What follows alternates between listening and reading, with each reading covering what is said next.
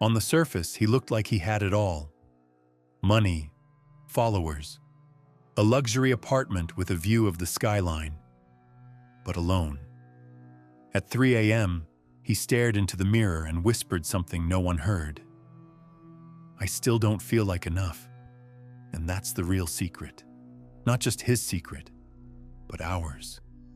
Because whether it's money, a career, a relationship, or that dream body, most people chase their desires like addicts. But what if I told you the chase itself is proof you'll never catch it? What if I told you that every single thing you're trying to manifest is quietly repelled by the frequency you're in? You see, self-love isn't soft. It's not some weekend retreat or bubble bath. It's spiritual warfare. And if you don't learn to master it, the world will do the opposite. It'll master you. This is the spiritual science of self-love, and you've been lied to about what it really means. Act 1. You can only have what you already are. They keep telling you, visualize it, affirm it, chase it. More money, more love, more success. But here's the truth nobody tells you. The moment you chase something is the moment you prove you don't have it. You want a relationship because you feel alone. You want money because you feel lack. You want success because deep down, you feel like a failure. And the universe? It doesn't speak words. It speaks frequency. And in that language, your desire says one thing: I don't have it yet. You can only have what you already are. When you embody love, love shows up. When you are abundance, money follows. When you feel whole, success doesn't complete you. It confirms you. But here's where most people get stuck. They think, when I get it, I'll feel better. Not true. You feel better first, or you never get it at all. Because manifestation doesn't come from your wants. It comes from your wholeness. And self-love? It's not a feeling. It's a frequency. It's not in the vision board. It's not in the affirmations. It's in the moment you stop chasing the thing and become the thing. You want the world to love you. But do you even like you? That's where it starts. Act number 2. The war within. Self-punishment, lack, and the addict's loop. Every time something doesn't go your way, you punish yourself. Not with a whip, but with a whisper. Why'd you say that? You always mess this up. You're not enough. And the whispers grow louder in silence. It's not your boss. It's not your ex. It's not the universe. It's you. And here's the lie you've been sold. Most of the world mistakes this self-punishment for progress. They think guilt is holy. They think shame is discipline. They think being hard on yourself is the same as growth. But what if I told you that the real reason your manifestations never arrive is because your inner voice blocks them at the door? You don't need another vision board. You don't need another affirmation.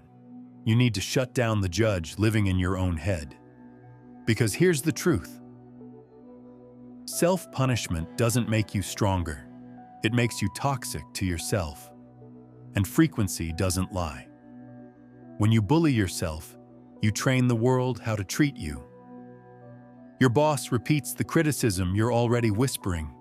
Your partner mirrors the doubt you already project. The universe simply hands you the receipt for the energy you ordered. I'm not good enough. I don't deserve it. Maybe next time. That's not humility. That's sabotage. And here's the twist. The universe isn't punishing you. It never was. You are. But what if I told you there are 5 silent killers living inside of you right now, and they're the ones holding you hostage? Act 3. The 5 silent killers of self-love. Most people think self-love is soft, but in reality, it's war. And these 5 silent killers, they're assassins. Assassins dressed like friends. Assassins that live in your head rent-free. 1. Self-forgiveness. Without forgiveness, you're dragging corpses into your future. Every "I should have known better" is a chain. Every replayed memory is a noose. You think you've moved on, but deep down, you're still standing in the wreckage. Here's the truth.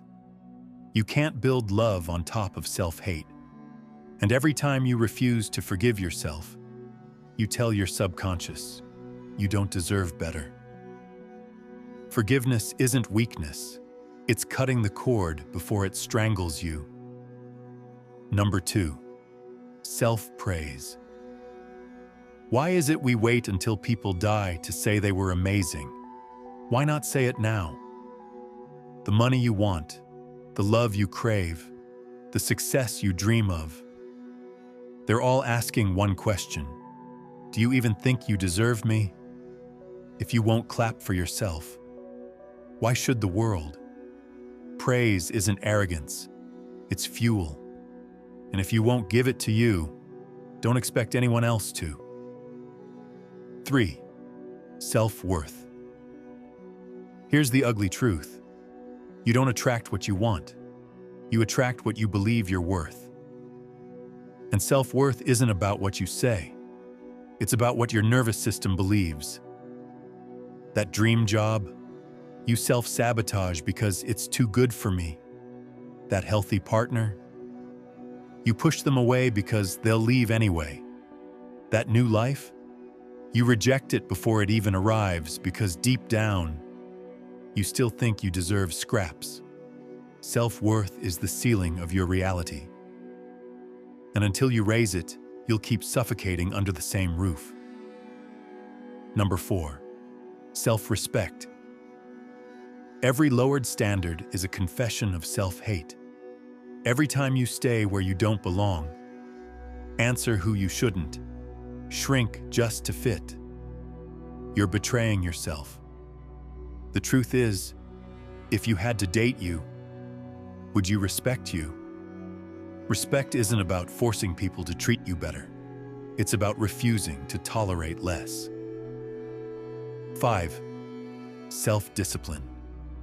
Self-discipline isn't punishment. It's protection. Every time you break a promise to yourself, you weaken your own authority. You chip away at the one foundation manifestation rests on: self-trust. Without self-trust, you have no power. Because if you don't believe your own word, why should the universe? Discipline is love in motion. And without it, you'll keep repeating the same cycle. Wanting, hoping, quitting, failing. These aren't weaknesses, they're assassins. And until you master them, you'll keep wondering why life never mirrors back the love you seek. Act number 4. The mirror effect. Everyone's a mirror. Your boss, your ex, that stranger who cut you off in traffic. They're not random. They're reflections. If you keep meeting the same patterns, the same disrespect, the same betrayal, the same rejection, it's not coincidence. It's resonance. The world doesn't see you as you are. It sees you as you see yourself. That's why you can leave your job, move cities, even change partners. But the patterns follow you, because the one thing you can't escape is the frequency you carry. This is what Neville meant when he said, "People echo what we whisper to them in consciousness." So the question is, what have you been whispering? Have you been whispering, "I'm replaceable, I'm not worthy, I'm invisible"? Then don't be surprised when the world repeats it back. But here's the twist. Change the whisper, and you change the mirror. It's not magic, it's reflection. The moment you change the way you see you, the world has no choice but to adjust. Because reality is not fixed, it's feedback. And feedback always bends to the frequency you send. Act number 5. The cure. Be the love you seek. You want someone to love you, But how do you treat the people closest to you? You want the world to adore you, but you can't even stand to be alone in silence. You want admiration. But when was the last time you praised yourself? After doing something hard?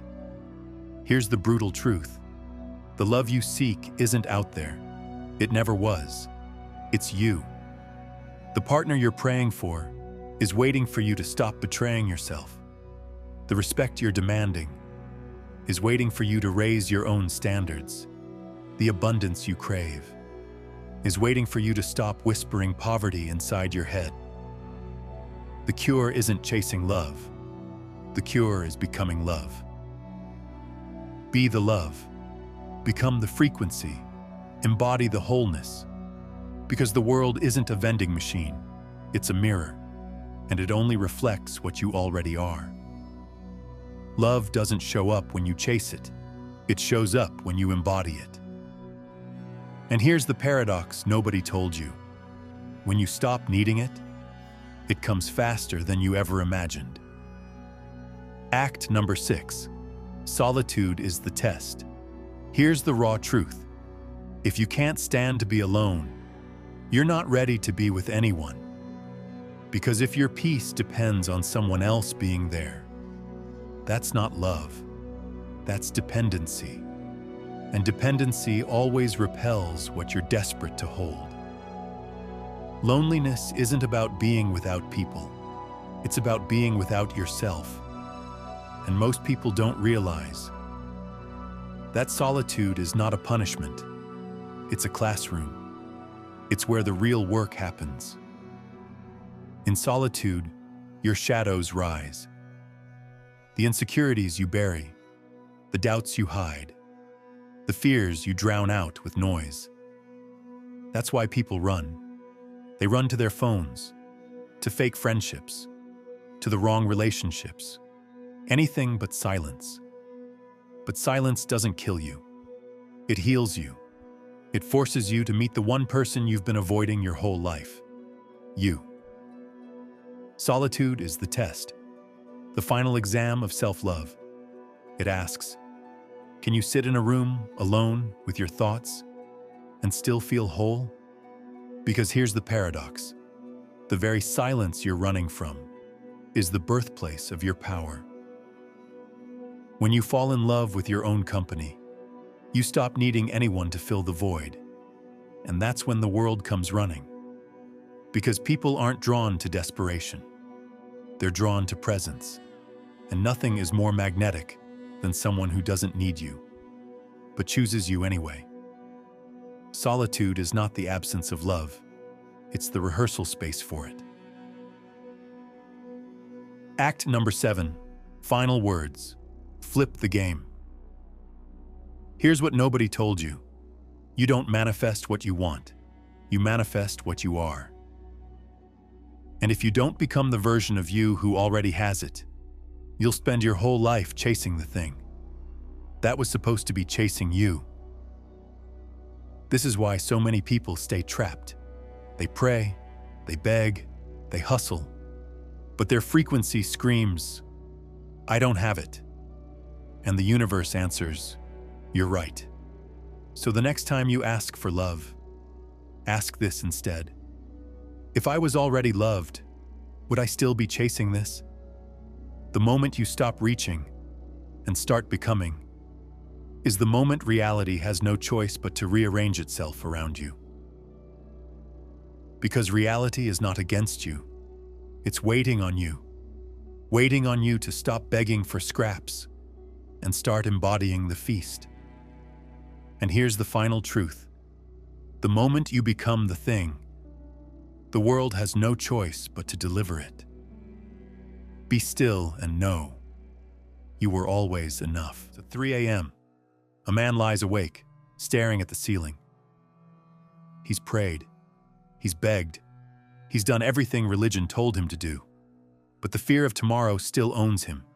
And he's not alone. Because millions of people feel the same. Every night, every morning. The truth is, the real God most people worship isn't in heaven. It's the problem in front of them. Worry has become their god, stress has become their altar, and fear, their daily prayer. But what if I told you, you were never meant to bow to those things? What if I told you, you were created to rule over them? Today, we're pulling back the veil, because you were made a creator, and religion made you forget. Here's the part nobody tells you. You weren't created to crawl through life in fear. You weren't designed to wake up every morning just trying to survive. You were designed to rule over reality, to speak life into existence, to be the author, not the victim. But from the moment you could think for yourself, you were trained to hand that power away. Religion told you, you're nothing without God. You're a sinner, a servant, always in debt to some invisible judge in the sky.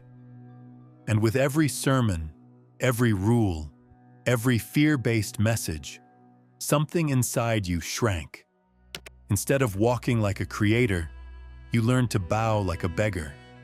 Instead of commanding reality, you learned to plead with it. That was the lie.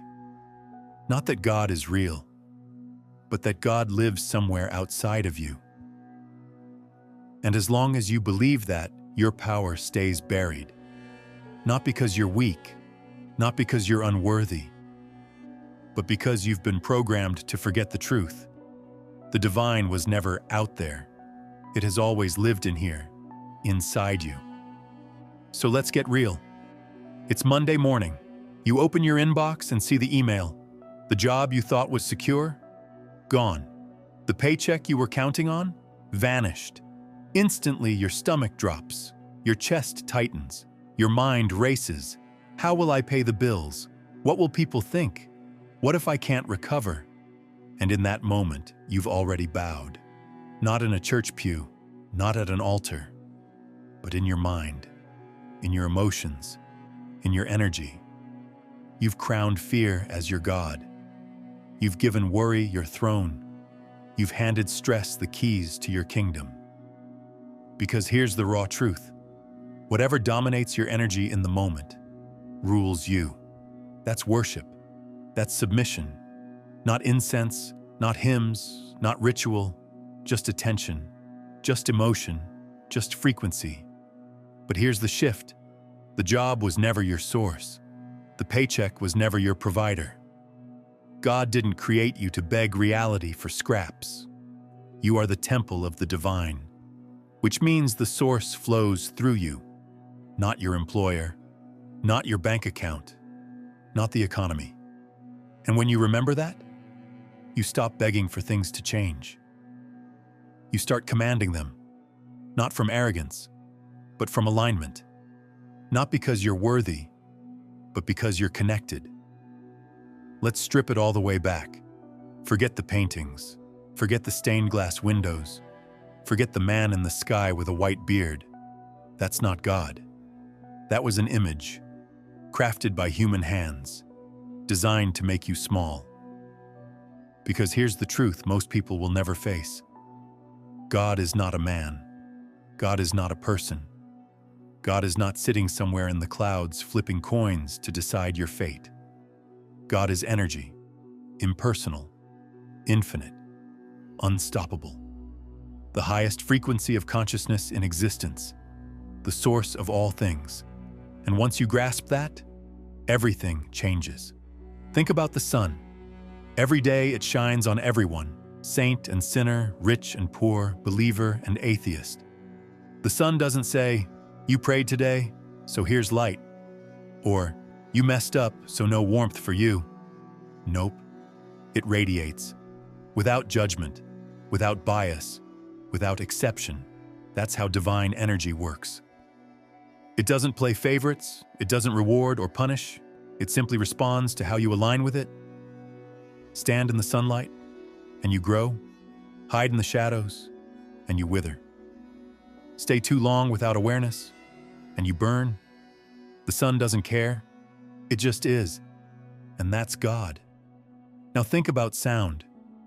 In a studio, if you strike a tuning fork at a certain frequency, Anything in the room that matches that frequency will begin to vibrate. Not because it's good, not because it's worthy, but because it's in resonance. That's how divine energy responds. The moment your life matches the vibration of peace, you experience peace. The moment your thoughts sink into fear, you magnetize fear. It's not personal. It's not punishment. It's physics of the soul. And the Bible actually says this outright, though religion rarely explains it. Acts 10:34. God is no respecter of persons. Do you see it now? God doesn't operate by personality, not by religion, not by class, not by race, not by wealth. The divine responds to alignment, to vibration, to frequency. But here's the danger. However you define God is exactly how you'll experience God. If you've been taught God is a strict, distant judge, you'll live under guilt and survival mode prayers. If you've been taught God is only out there, you'll always live begging, never embodying. But if you begin to see God as abundant, boundless, ever-flowing energy, suddenly life feels different. Provision shows up. Guidance shows up. Peace begins to follow you. Not because God likes you more, but because you finally stopped resisting what was always flowing. Picture two people standing in the same storm. One is panicking, crying out, begging God to save them. The other is calm, grounded, steady. Same storm, same wind, same rain, but different definitions of God. One sees God as punishment, as wrath, as distance, and so the storm owns them. The other sees God as energy that flows through them, and so they rise above the storm. That's not luck. That's not favoritism. That's resonance. Here's the raw truth. God doesn't pick and choose. God doesn't punish. God mirrors. Your vibration determines what you experience. Your conviction determines what shows up. Fear creates darkness. Peace creates light. Resentment creates destruction. Gratitude creates abundance. So here's the wake-up call. Stop begging for God to change your life and start aligning with the frequency that already shapes it. Because the divine doesn't respond to begging. It responds to resonance, to conviction, to frequency. And once you embody that, your entire reality begins to shift. There's a verse in the Bible most churches will never touch. You won't hear it in Sunday sermons. You won't find it on inspirational posters. Because if people really understood it, the entire religious system would start to crumble. Ready? Here it is. Isaiah 45:7. I form the light and create darkness. I make peace and create evil. I, the Lord, do all these things. Listen to that again slowly. I form the light and create darkness. I make peace and create evil. I, the Lord, do all these things. Now wait a second. This doesn't fit the story you were raised on, does it? You were told, God equals only good, devil equals only bad. Heaven and hell locked in an eternal boxing match. But Isaiah explodes that idea. Here's God saying outright, I am the source of it all, the good, the bad, the peace, the chaos, the light, the darkness. That one verse destroys the neat categories religion built for control. Think about fire. One spark can warm your home. One spark can burn it to the ground. Is the fire good? Is the fire evil? Nope, it just is. It's power. And how you use it determines what it becomes. That's God. Or take water. It nourishes crops, it quenches thirst, it sustains life. But that same water can flood cities, wipe out villages, drown ships. Is water good? Is water evil? Neither. It's force. It's energy. And that's the divine. So why did religion hide this truth? Because it's dangerous. If you realize God isn't a man with moods, but the totality of energy itself, You stop playing the game of fear. You stop thinking the devil is hiding under your bed.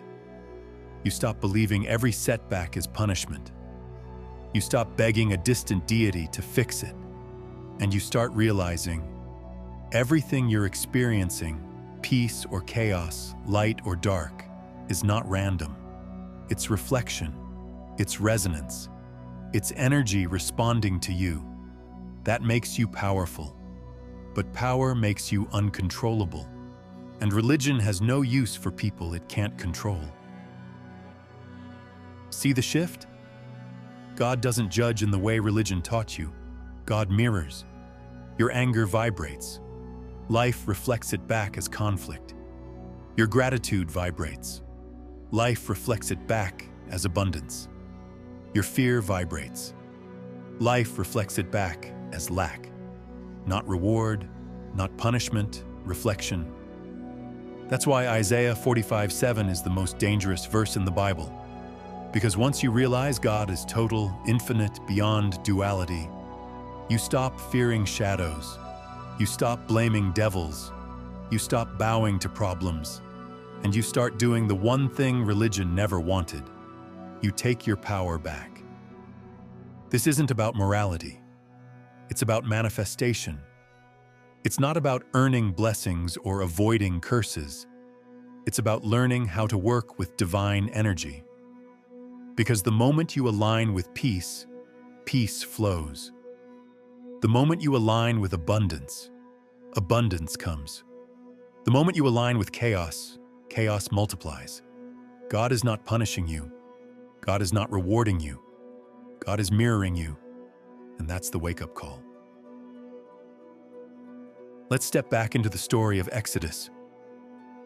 Moses standing before Pharaoh. The Israelites enslaved, bound in chains, living in fear of a ruler who controlled every breath of their lives.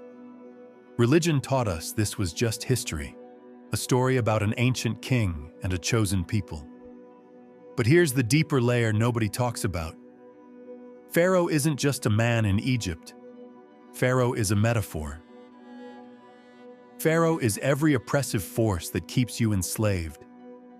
Pharaoh is the weight of fear pressing down on your chest at 3 a.m.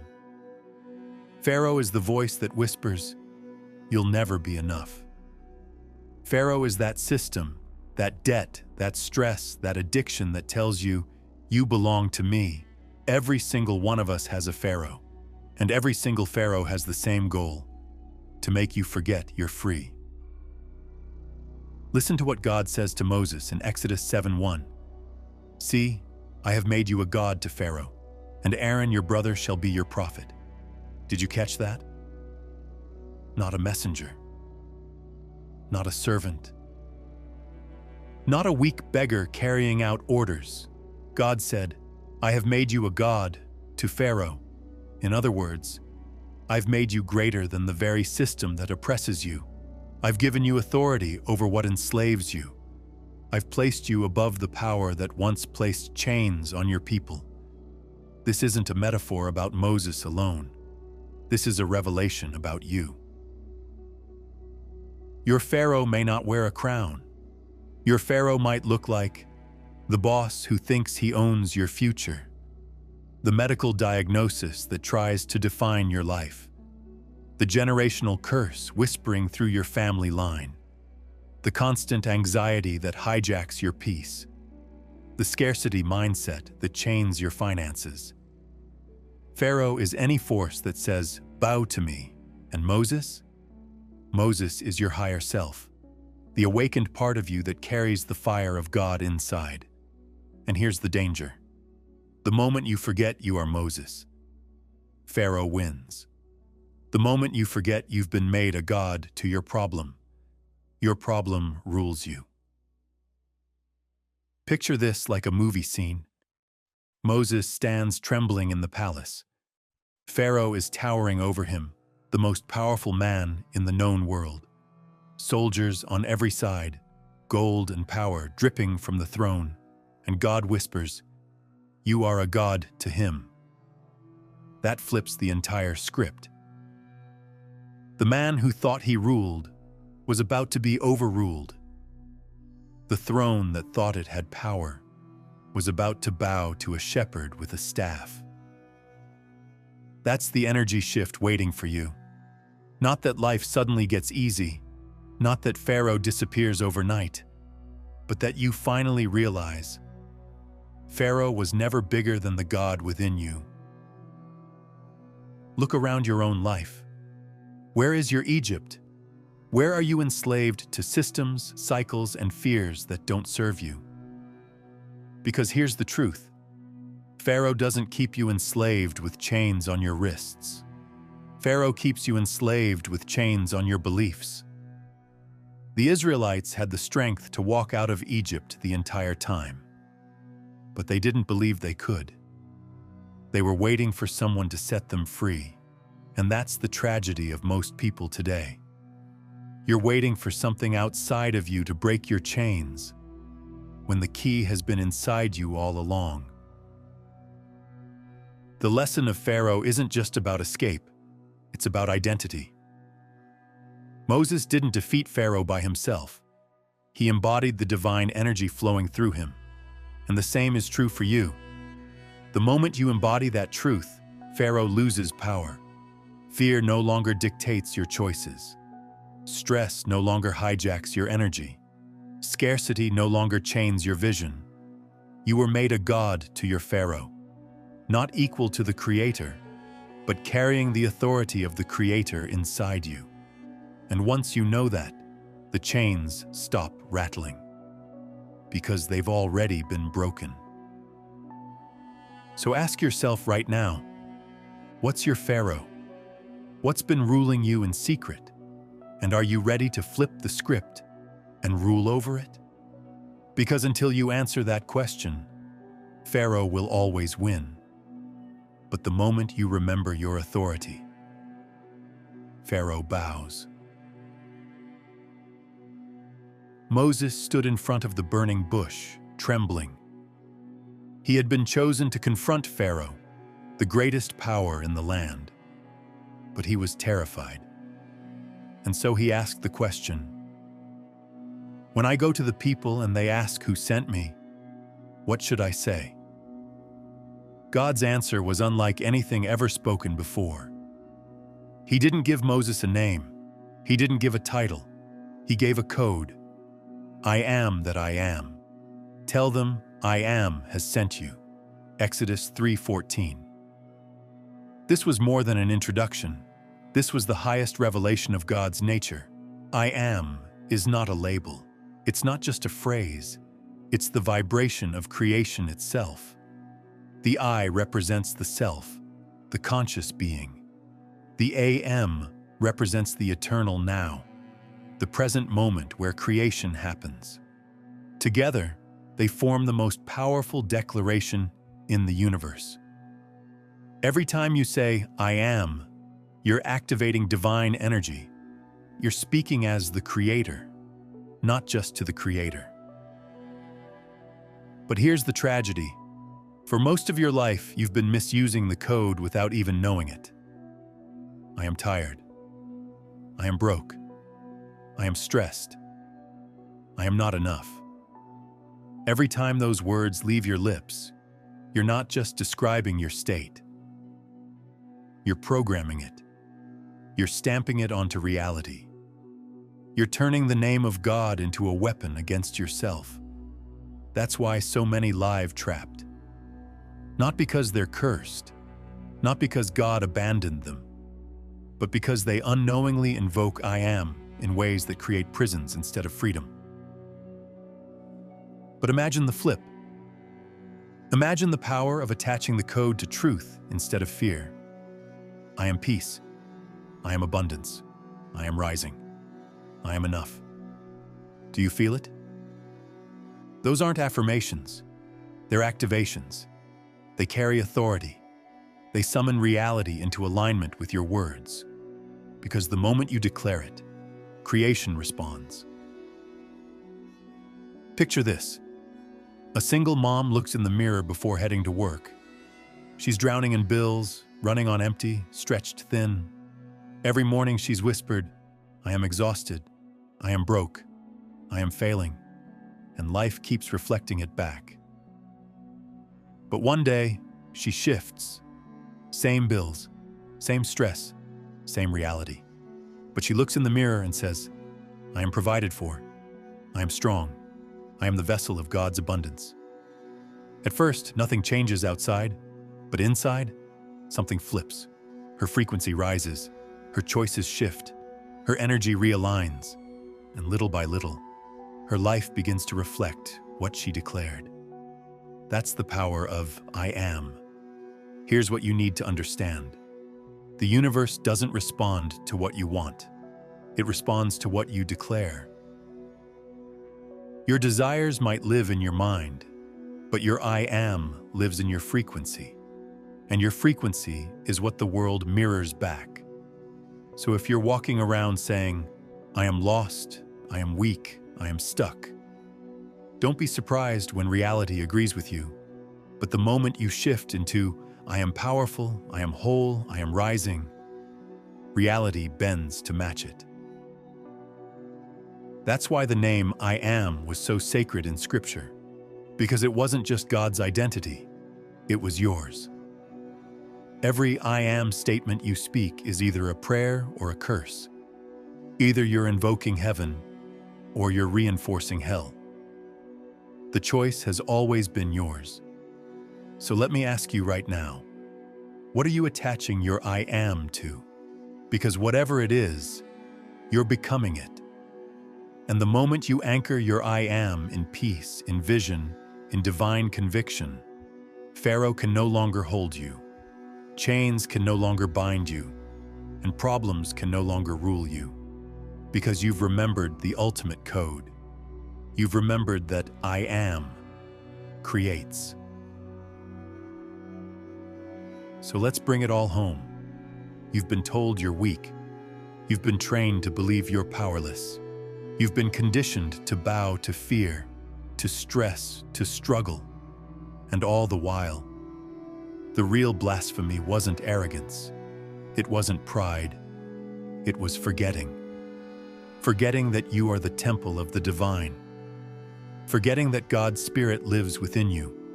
Forgetting that every I am you speak reshapes reality. Whatever rules you, runs you. Whatever frequency you bow to becomes your God. And whatever you attach your I am to creates your life. Fear will keep you enslaved, but conviction will set you free. Because the Creator never left you empty-handed. He placed the code within you. He gave you the power to command storms, to part seas, to rise above Pharaoh. Not as a beggar of blessings, not as a prisoner of problems, but as a co-creator of reality. Picture Moses standing before the Red Sea. Behind him, Pharaoh's army is pressing in. In front of him, the waters are impossible to cross. Fear is screaming. Doubt is pounding. But he raises his staff, and the waters obey. That wasn't just history. That was a blueprint. Because the same divine energy that moved through him moves through you. So here's the question only you can answer. What are you declaring today with your I am? I am broken, or I am whole. I am weak, or I am strong. I am stuck, or I am rising. Because whatever it is, reality will bend to it. This is the moment to reclaim your throne, to silence Pharaoh, to stop worshiping problems, and to walk in the godhood you were born with. So speak it with me now, wherever you are. I am rising. Say it until it vibrates through your bones. Say it until the chains of fear rattle and fall. Say it until Pharaoh bows. Because you are not the storm. You are the calm that commands it. You are not the victim. You are the creator. And the moment you remember that truth, religion can no longer chain you. Fear can no longer silence you, and no Pharaoh can hold you. God made you a creator, religion made you forget. But today, you remember. Cut through the noise. Everyone's out here begging God to keep them safe physically, but spiritually, mentally, they're wide open, exposed, vulnerable. Truth is, most people's prayers for protection are just desperate pleas masked as faith. But let's get real. Faith isn't begging. Faith is certainty. If your internal world is shaky, if you're anxious at 2 a.m., fearful about losing relationships, panicking over your finances, no security system or prayer will protect you. You're wide open. Think about it. Why do some people walk untouched through storms that destroy others? Luck? Favor? Nah. They're dwelling in something you're not. They're living vibrationally protected. Let me put it bluntly. Until you master vibrational security, life will keep rattling you. Anxiety, loss, instability. You'll keep wondering why God isn't protecting you. But what if the problem isn't God? What if it's your vibration? Lean in. I'm about to show you exactly how to become spiritually untouchable.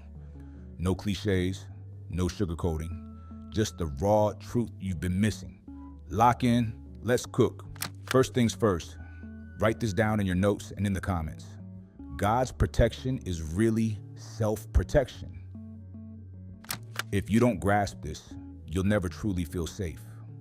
What I'm trying to say is, God's protection isn't some invisible shield floating above you. It's the strength and peace you choose to carry inside. If you don't learn how to protect your own mind and spirit, you'll always feel unsafe, even if nothing's actually threatening you. Kendrick Lamar gets it. His music bleeds this truth. Songs like Fear, Alright, and God aren't just bangers, they're confessions of spiritual survival. In Alright, he raps, I'm at the preacher's door, my knees getting weak, and my gun might blow, but we gonna be alright. That's the raw collision of faith and self-protection in a world that doesn't care if you break. Now, let's get into the real teaching. 1 Corinthians says, you are the temple of God, and God's Spirit dwells within you.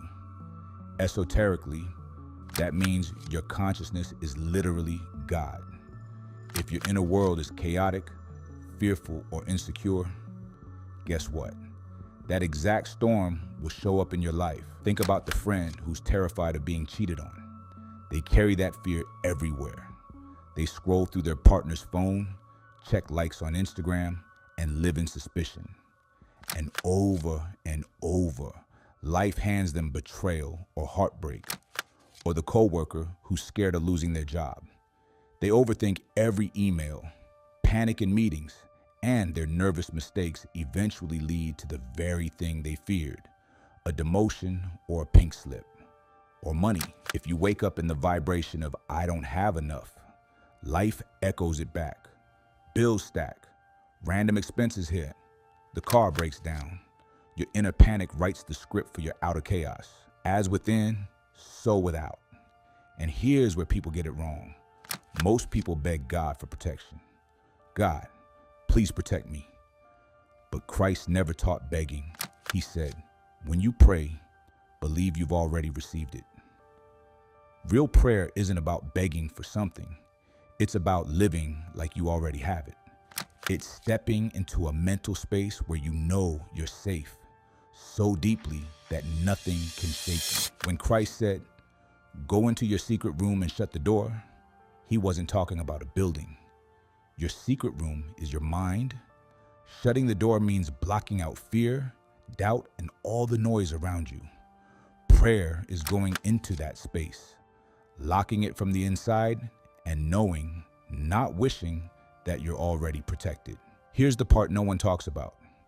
If you ask for protection, you're admitting you don't have it. And you can't create abundance from a place of lack. Look around at the world right now. Wars are brewing. AI is rewriting reality. The ground itself feels unstable. If you don't have inner protection, this chaos will eat you alive. But if your consciousness is aligned with God, calm, steady, unshaken, your life becomes untouchable.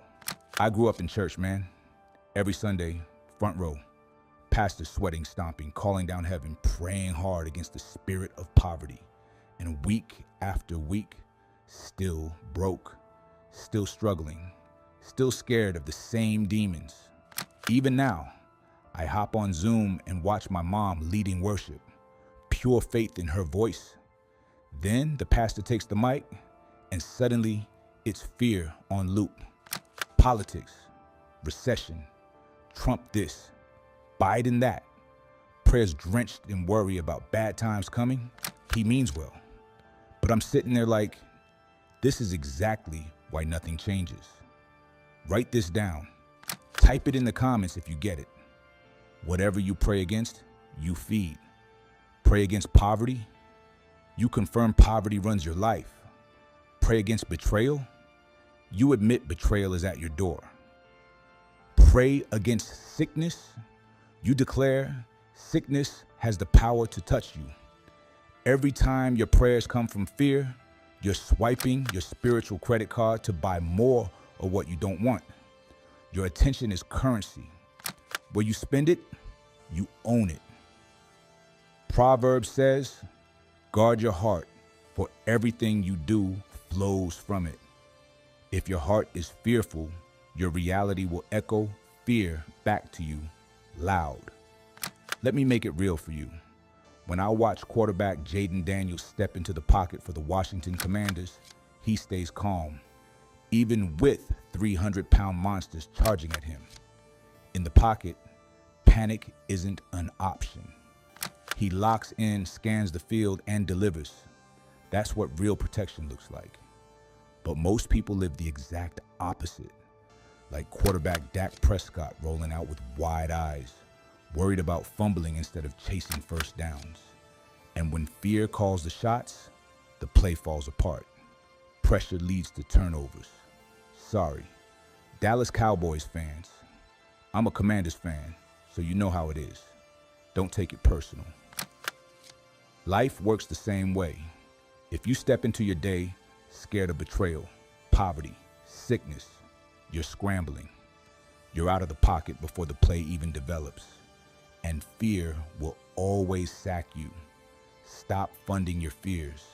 Stop giving attention to the thing you claim you want to escape. Because the second you do, life will run the exact play you were afraid of. And you'll watch it unfold in slow motion. Be brutally honest right now. Are you praying or secretly funding your fears? Because the answer isn't just important, it's shaping your reality right now. And if you think that's heavy, hold tight. It gets deeper. Christ said, treat others how you want to be treated. But here's the part people miss. That rule isn't just physical, it's mental and spiritual too. Physically, be kind, be generous. Mentally, stop judging. Stop trashing people in your head. Spiritually, drop the envy. Release the quiet anger. Radiate love. Why? Because energy boomerangs. Quantum physics calls it entanglement. Esoterics call it the law of return. Whatever you send out, thought or feeling, comes back, usually stronger. Write this down. Every thought and feeling toward others is a request to experience it yourself. You want to receive love? Then you have to broadcast love. Want loyalty? Keep your word. Show up when you say you will, and defend people when they're not in the room. You can't pray for peace while scrolling, judging, and silently hating. Look at Steph Curry. Over a decade in the NBA, underestimated, doubted. But have you ever seen him wallow in petty beef? Nope. He stays smiling, working, giving glory, moving with gratitude. The result? MVPs, rings, endorsements. His life is a reflection of his projection. Steady, disciplined, untouchable. Flip it. Look at Kanye West. Genius, no debate. Music, fashion, culture shift. But when his public energy turned dark, hostile, chaotic, the field boomerang, partnerships gone, public backlash, energy debt came due. This law doesn't sleep. Being jealous is like paying a bill every time someone else succeeds. You lose, they don't. Calling someone stupid, even in your mind, is like stamping that word on yourself. Staying angry, that's like holding a burning coal in your hand, waiting for the other person to get burned. You can see this online every day. Mr. Beast doesn't waste time trashing people.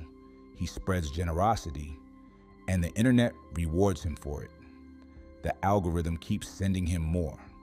Life works the same way. What you put out comes back. Attention is currency. What you send out into the world is the contract you sign for. When someone throws shade at you, pause. Feel that heat in your chest. Flip it. May you be held. May you be healed. That's not weakness. That's spiritual Aikido. You didn't meet their storm. You changed the weather.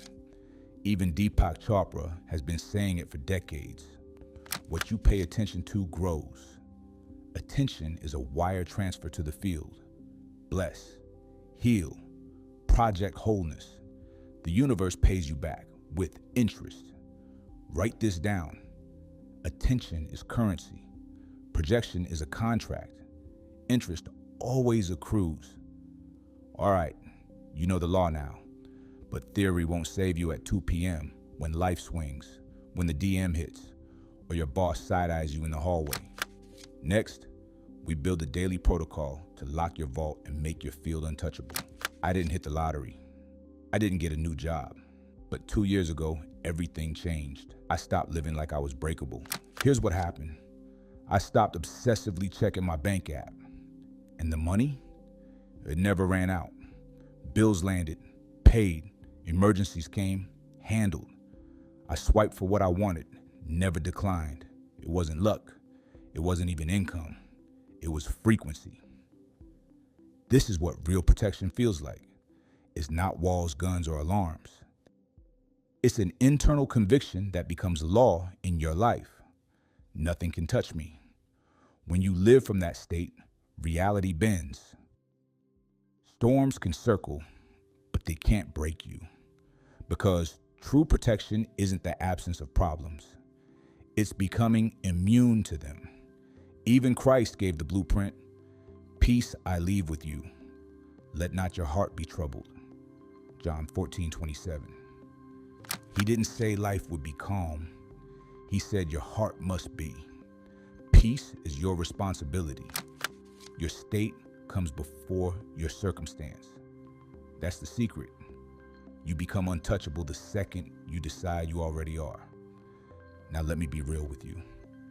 This isn't just some motivational talk. I made this video because the world is spinning out. Wars brewing. Artificial intelligence replacing jobs. News selling fear like it's candy. And everyone's looking for protection. But society programmed you to look outside yourself. Pray harder. Buy more. Run faster. Hide deeper. Nah. The truth is this. You are your own protection. Your mind is the temple. Your emotions are the shield. Your frequency is the fortress. If you're here, you're not here by accident. Your frequency brought you here. And if this resonates, it means you're ready to stop living breakable. So here's the final charge. Become the solution to every fear. Stop asking. Stop waiting. Decide. Well, a curse now is any demonic assignment that has been handed down from one generation to the next. Now, the world lives with curses, and they claim curses all the time, but they don't realize what they're doing. They don't really know that these are real. But for instance, you've heard a lot of statements like, well, we've had a lot of history of heart disease in our family. My grandfather died of a heart attack, and so did both of his brothers, and now his son has a heart attack. Well, you may have heard, we just have a hot temper. It just runs in our family. We'll get really mad and blow up, and then we'll get over it in a hurry. Well, those are curses. They're demonic assignments now handed down from one generation to the next through the bloodline. What if I told you your life was never yours? That your biggest problems, your deepest suffering, might not even belong to you at all? What if the shame you carry, the poverty you can't escape, the heartbreaks you keep repeating, were not accidents, but the invisible fingerprints of someone else's past? They call it a generational curse, a dark inheritance, a sentence passed down from blood to blood for centuries.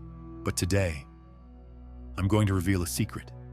Generational curses don't exist, at least, not the way you've been led to believe. And the truth is far more terrifying and far more liberating than any curse. Let me ask you something. Do you ever get the feeling that no matter how hard you try, your life keeps circling the same drain? That every step forward, some invisible force shoves you 3 steps back? That you're living in a movie where someone else already wrote the ending? Let me tell you a secret. That's not an accident. They call it generational curses. But the story you've been told isn't the whole truth, because the real curse doesn't come from a witch or a demon or the devil himself. It comes from something far more dangerous, something hidden inside you. Think about it. Why do some families pass down not just wealth, but divorces, addictions, disease, poverty, mental illness? Why does it seem like some people are born under a black cloud, and no matter how hard they hustle, they die under that same cloud? Why do you keep falling for people who hurt you, just like your mother did? Why do you spend money faster than you make it, just like your father? Why do you keep telling yourself, "This ends with me," only to wake up and realize you're living the same script all over again? And here's the darkest part. Nobody wants you to ask these questions, because if you did, you might figure out the truth, that the curse isn't supernatural. It's psychological, it's cultural, it's systemic, and it's profitable for the people who rule your world. Let's talk about how deep this rabbit hole goes. In Africa, they'll blame the witch doctor. In Latin America, it's brujería, spells cast with chicken bones and whispered prayers. In Asia, it's karma. In America, they slap fancy labels on it: generational trauma, family dysfunction, cycles of abuse, different continents, different words, same invisible chains. Because whether you live in a hut or a high-rise, one thing is true: if they can convince you you're cursed, they can control you. Religion tells you, suffer now. Your reward comes later. Politicians tell you, vote for me, I'll save you from your curse. Therapists tell you, come talk every week. Maybe in 10 years, you'll be free. But nobody tells you the truth, that the chains around your neck aren't forged by demons or spirits or some unseen enemy. They're forged inside your own mind. So why does the curse feel so real? Because it's not imaginary. It's real, but not in the way you've been taught to believe. It's real because your entire nervous system has been trained to look for pain. It's real because your subconscious mind can't tell the difference between your memories and the memories of your ancestors. It's real because your brain releases the same chemicals every time you relive your parents' stories. It's real because your entire culture is designed to keep you repeating history while someone else profits from your suffering. Let me make it simple. Generational curses exist, but not in the way you think. They're not magic. They're not voodoo. They're not some secret hex carved into an old tree in your village. They're invisible patterns, encoded in the language you speak, the stories your family tells, the emotions your parents couldn't process. If you were born into poverty, you learned to believe money is evil or impossible to keep. If you grew up around violence, your nervous system learned chaos feels like home. If you were raised hearing stories of heartbreak, you probably push away love before it can abandon you. And here's the most sinister part. It's not just your family, it's the entire system. Because curses aren't just personal, they're political. The system wants you to believe you're cursed because of your skin color, or your gender, or the neighborhood you grew up in, or the country stamped on your passport. Because if you believe that, you'll stay small, you'll stay obedient. You'll keep buying things to soothe your pain. You'll keep working jobs you hate. You'll keep fighting battles that aren't yours. And every time you try to break free, they'll whisper in your ear, "Careful. Don't anger the spirits. Don't tempt the devil. Don't question the system, or the curse will follow you." Here's the real curse: believing that someone else owns your future. Because the truth is, no witch, no priest, no politician, no devil has the power to curse you without your consent. The curse isn't a spell, it's a story. And as long as you keep telling that story, your life will keep replaying the same ending. So the real question is, who taught you the story you're living? And why do they want you to keep believing it? Because if you ever figure out that your reality is nothing but frequency, and that you hold the dial, the curse ends. Today, I'm going to show you how to turn the dial. So let's get one thing straight. Generational curses exist, but not the way you've been told. Because what you call a curse is actually something far more scientific, far more measurable, far more dangerous. It's called frequency. You see, everything in your life, every dollar you've earned or lost, every lover who stayed or left, every moment of triumph or heartbreak, it all comes down to the frequency you're vibrating at. Sound like New Age nonsense? Let me explain. Imagine you're driving in your car. You spin the radio dial. At one station, you hear hip-hop.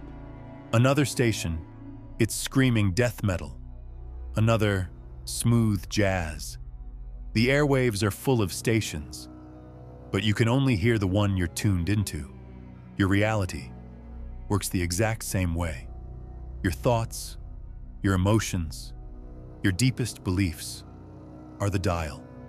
The frequency you choose determines the life you hear and see. Now imagine, your entire family was stuck on the same station. Maybe it's the poverty station, the abuse station, the addiction station. Maybe it's the life is hard station. And the crazy part? They don't even know they're tuned in. They just keep singing along to the same tragic playlist. Because here's the sinister truth. Your frequency is inherited. If your mother believed life was suffering, guess what frequency you grew up hearing? If your father believed love always ends in betrayal, guess what frequency you started tuning into? But let me blow your mind further. This isn't just philosophy, this is science. There's a field called epigenetics. It's one of those words that sounds boring, until you realize it might explain every curse your family ever told you about. Epigenetics proves your ancestors' trauma doesn't die with them. It writes itself into your biology. It can turn genes on or off based on experiences like famine, violence, terror. Let me put it another way. Your great-grandmother survived a war, starved for weeks, watched people die. Your cells remember that terror. Your DNA carries the echoes of her fear. And so today, you panic every time your bank balance dips. You feel unsafe, even in a safe room. You sabotage relationships, even when nobody's hurting you. That's not a curse from the devil. That's your ancestors' energy, running on repeat, through your nervous system, And if you don't know how to change your frequency, you'll live out their stories as if they're your own. Here's the real cosmic joke. People think they're victims of black magic, while unknowingly casting the same spells over themselves every single day. Because if your mind is tuned to chaos, it'll find chaos everywhere. If it's tuned to poverty, it'll filter out every opportunity. If it's tuned to betrayal, you'll find enemies in every friend. And while you're busy looking for witches, or blaming your star sign, or cursing the devil, the real enemy is whispering in your head. Stay tuned to this station. Don't change the dial. This is who you are. This is your fate. But here's the secret. Frequency is not fate. It's just a dial. One you've been programmed to forget you can turn. And the greatest tragedy? Most people go their entire lives listening to static, wondering why happiness feels out of reach, why money slips away, why love always ends in flames, all because nobody taught them one thing. You choose your frequency. 2, I'm going to teach you how. Because when you change your frequency, the so-called curse dissolves, like fog under sunlight. Because the curse was never real. It was just a song, playing on the wrong station. Let's talk about something most people will never dare ask. Who benefits from you believing you're cursed? Because let me tell you something about the world you live in. Your suffering is profitable. Think about it. If you're convinced that you're doomed by fate, you'll keep handing over money to anyone who promises to break the curse. Churches selling salvation for tithes, priests and pastors charging for deliverance, psychics and tarot readers promising to cut soul ties, witch doctors brewing potions in smoky rooms, even therapists quietly racking up hours while you keep reliving the same story. Because here's the uncomfortable truth. If you ever figured out that your so-called curse was just a frequency, one you could change, the entire economy of fear would collapse overnight. Fear is the world's oldest currency. It built kingdoms, it funded religions, it started wars, and it keeps billions of people exactly where the system wants them: small, terrified, obedient.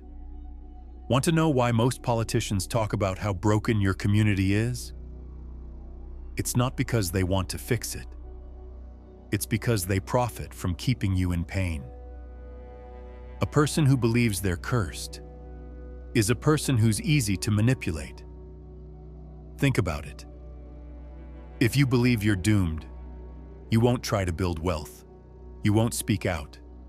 You won't rebel. You'll stay in line, praying for crumbs. Because the system thrives on one simple formula. Convince them the curse is real, and they'll pay anything for freedom. And while you're busy fighting demons that don't exist, or blaming witches who never hexed you, or crying over generational curses, someone else is cashing the checks. Ask yourself this: why do movies and books and religions love stories about curses? Because curses keep you afraid. And people who are afraid don't realize they're powerful. Because the biggest secret of all is that there's no one outside you with the power to curse you. Let me tell you something that sounds almost blasphemous. More people are cursed by themselves than by any witch. You see, a witch's greatest tool isn't candles or pentagrams. It's suggestion. If someone plants the idea in your mind, you've been cursed, and you believe it, guess what happens? Your subconscious takes over, and your life reorganizes itself to prove the curse is real. The witch doesn't have to lift another finger. You finish the job yourself. So who profits from this? Religious leaders who need you afraid. Gurus who sell you overpriced healing courses.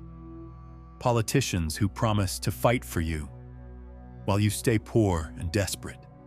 Entire industries built on your trauma. Because as long as you believe you're cursed, you'll keep buying potions. You'll keep giving tithes. You'll keep voting for saviors. Nobody wants you to realize the truth, that your reality is your mental equivalent. Your world is a mirror, reflecting your innermost beliefs. So if you're convinced you're cursed, your life becomes the evidence. That's the perfect con. The prisoner builds the cell, locks the door, then blames a witch for the key. This is why the system invests so much energy in keeping you afraid, because fear keeps you easy to control. Fear keeps you broke. Fear keeps you compliant. Fear keeps you consuming. But here's the bombshell. No one can bewitch you without your permission. Not a witch, not a demon, not the devil, not your ancestors, not the government. Your subconscious mind is the ultimate gatekeeper. So the next time someone tells you you're cursed, ask yourself, who profits if I believe this? Because the moment you realize the game, you can refuse to play. And when you refuse to play, the curse ends. So here's the part nobody wants to hear. The witch you fear the most lives inside your own skull. Because no matter how many candles someone lights, no matter how many rituals they perform, the real battlefield is your subconscious mind. That's why the scariest curses are the ones you cast on yourself. Let's make this crystal clear. Your subconscious runs your life. It controls your breathing, your heart rate, your emotions, your reflexes, your deepest urges. And here's the chilling part. It also controls your reality. Most people think they're awake, that they're consciously deciding everything. But science proves otherwise. Studies show up to 95% of your daily behavior is driven by subconscious programming. Think about that. 95%. You think you're choosing the partners you date, the jobs you take, the money you earn. But really, your subconscious is choosing for you. It's like a hidden operating system, running in the background. And here's where it gets dangerous. Because your subconscious doesn't know the difference between truth and lies. It just accepts whatever you feed it. So if someone tells you you're cursed and you believe it, your subconscious files that away as fact. And once it believes you're cursed, it starts bending your reality to match that belief. Now, here's the terrifying part. Who programmed your subconscious in the first place? Most people don't realize their first programmers weren't witches, weren't demons, weren't the devil. They were your parents. When you were a child, your brain operated in a state called theta, a hypnotic trance. From ages 0 to 7, everything went in, unfiltered. Your parents' voices became your inner voice. If your father said, "Money doesn't grow on trees," your subconscious locked that in. If your mother said, "Men can't be trusted," your subconscious wrote it as law. If your grandparents said, "Our people always struggle," guess what story your subconscious started telling you? And the worst part, you never questioned any of it. Because at that age, you didn't even know you could question it. So while you're praying to break the curse, or blaming witches in the shadows, your subconscious is simply running the old script. That's why it doesn't matter how many affirmations you chant, or how many crystals you buy, or how many rituals you perform. If your subconscious is programmed with beliefs of lack, pain, failure, or victimhood, it will keep producing a reality That matches the curse you believe in. Your subconscious doesn't care about justice, or fairness, or how hard you try. It only cares about one thing. What do we believe is true? So here's the real enemy: your inherited programming. Because until you rewrite the code, you're living a life you didn't even choose. Your parents shaped it. Your culture shaped it. Your childhood traumas shaped it. And now, it's your job to decide whether the curse continues or ends with you. Because if you don't face your subconscious, you'll become your parents. Same fears, same struggles, same heartbreaks, same chains. That's why I said earlier, your parents had more power over your reality than God. Because God is an observer, a frequency, a neutral field. But your parents programmed the hardware, and until you learn to hack your own mind, you'll keep running the same damn software, and the curse will keep living through you. So the question is this: are you brave enough to face the witch inside your own mind? Because that's the only way to break the curse. So now you know. The witch isn't out there. She's in your subconscious. The question is, how the hell do you escape? Because let's be honest, knowing you're cursed by your own mind feels even more hopeless. At least when you blamed witches or demons or the devil, there was someone to fight. But how do you fight? Your own programming. Here's the truth nobody tells you. Your subconscious isn't evil. It's not trying to destroy you. It's trying to keep you alive. It's just running an outdated map of who you are. But that map was drawn by your parents, your culture, your childhood pain. And if you never redraw it, you'll keep driving in circles. Think of it like this. Your subconscious is the world's most loyal bodyguard. It wants to protect you from pain. But the way it defines safety is based on your past. So if chaos was normal in your childhood, your subconscious believes chaos equals safety. If scarcity was normal, your subconscious believes money is dangerous. If heartbreak was normal, your subconscious believes love is a threat. It's twisted, but that's how the brain works. So when you try to change, your subconscious resists, not because it wants to curse you, but because it thinks this new life might kill us. So how do you escape the prison? You have to become your own programmer. Because here's the first rule of freedom. You make the laws of your reality. Not witches, not demons, not your parents, not the government. You. And there are 5 pillars you have to master to rewrite your fate. Beliefs, identity, attention, emotional convictions, thoughts. Let's break them down. 1. Beliefs. Ask yourself, do my beliefs serve the life I want or the life I fear? If you believe life is struggle, guess what you'll experience? If you believe money corrupts, you'll sabotage every opportunity.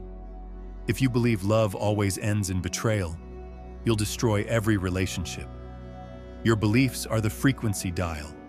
Change the station, change your life. 2. Identity. Ask yourself, who am I, and who did my parents tell me I was? Most people never ask this question. They live out identities, handed to them like secondhand clothes. You're shy. You're just like your father. People like us don't get rich. Who told you who you were? And do you still want to be that person? Because identity is the script for your entire existence. Change the character, and the story changes too. 3. Attention. Where is your attention going every day? Because wherever your attention goes, your energy flows. Most people's attention is glued to the worst-case scenario. scrolling news feeds filled with disaster, replaying old arguments, counting every dollar they don't have. Your attention is the steering wheel of your reality. If you keep staring at the wall, don't be surprised if you crash into it. 4. Emotional convictions. This is the big one. Your subconscious doesn't respond to logic. It responds to emotion. If your emotions scream danger, it doesn't matter how many affirmations you repeat. Your subconscious only cares about feelings, not words. So ask yourself, what emotional truths am I living by that keep me small? Is it safer to stay invisible? Is it safer to stay broke? Is it safer to be alone than risk being hurt? Because until your emotional convictions change, nothing changes. 5th, thoughts. Your thoughts are electrical impulses. Each one carries a frequency. One fearful thought can drop your vibration instantly. One empowering thought can shift you into a new timeline. So ask yourself, are my thoughts aligned with the life I want or with the prison I'm trying to escape? Because your thoughts are signals to the universe, and the universe always responds. These 5 pillars are how you break the curse. They're how you escape the prison of generationally misdirected energy. But let me warn you, this isn't easy. Because every time you try to change, your subconscious will whisper, "Don't do it. We're safer here. Remember the curse." But here's the truth. The curse only survives if you keep believing in it. Because the walls of your prison are made of thoughts. Your chains are forged from beliefs. And the witch who curses you is your own reflection. So if you want to escape, you'll have to become ruthless. Ruthless enough to question everything. Ruthless enough to kill off old versions of yourself. Ruthless enough to declare, the curse ends with me. Because once you start changing your frequency, the curse can't survive. Because the so-called curse was just a program, and you are the coder. So you've learned the curse isn't real, that it's just a story, playing on repeat inside your subconscious. But here's the next level of the game. The curse and the blessing are the same thing. Sounds insane, right? But let me show you why it's true. There's a universal law, so powerful, so hidden, that most people go their entire lives, never even knowing it exists. It's called polarity. Polarity says everything in the universe is the same energy, just vibrating at different speeds. Hot and cold are the same thing. Light and darkness are the same thing. Wealth and poverty are the same thing. Good and evil are the same thing. The only difference is the rate of vibration. Let me give you an example. Think of water. Freeze it, and it becomes ice. Heat it up, and it turns to steam. But it's always water, just vibrating at different speeds. Now, apply that to your life. Your so-called curse and your greatest fortune are the same energy. One vibrates slowly, weighing you down, locking you in loops of fear. The other vibrates so fast, it lifts you into a new reality. That's why people who hit rock bottom sometimes become unstoppable. They've been living in ice, but suddenly, the heat turns up, and what once imprisoned them becomes their power, because the same energy that destroyed their life now fuels their rise. This is why you hear stories of people who survived abuse, becoming healers, people who grew up poor, becoming millionaires, people who faced betrayal, becoming icons of loyalty. They didn't escape the curse, they transmuted it, because the curse and the blessing are two sides of the same coin. So let me shatter a lie that keeps billions trapped. Some people are born cursed, and some are born blessed. Wrong. Everyone is born with the same raw energy, but most people stay stuck on the dark side because they never learn how to flip it, because flipping it takes consciousness, and consciousness takes courage. Here's how polarity works. When you're drowning in fear, there's courage hidden inside it. When you're lost in heartbreak, there's unconditional love hiding underneath. When you're buried in poverty, there's wealth waiting to be claimed. The trick is to look inside your curse and ask, what's the opposite hidden in here? Because if you can find the opposite, you can start tuning your frequency to that higher vibration. The same childhood trauma that made you afraid of people could make you an expert in human psychology.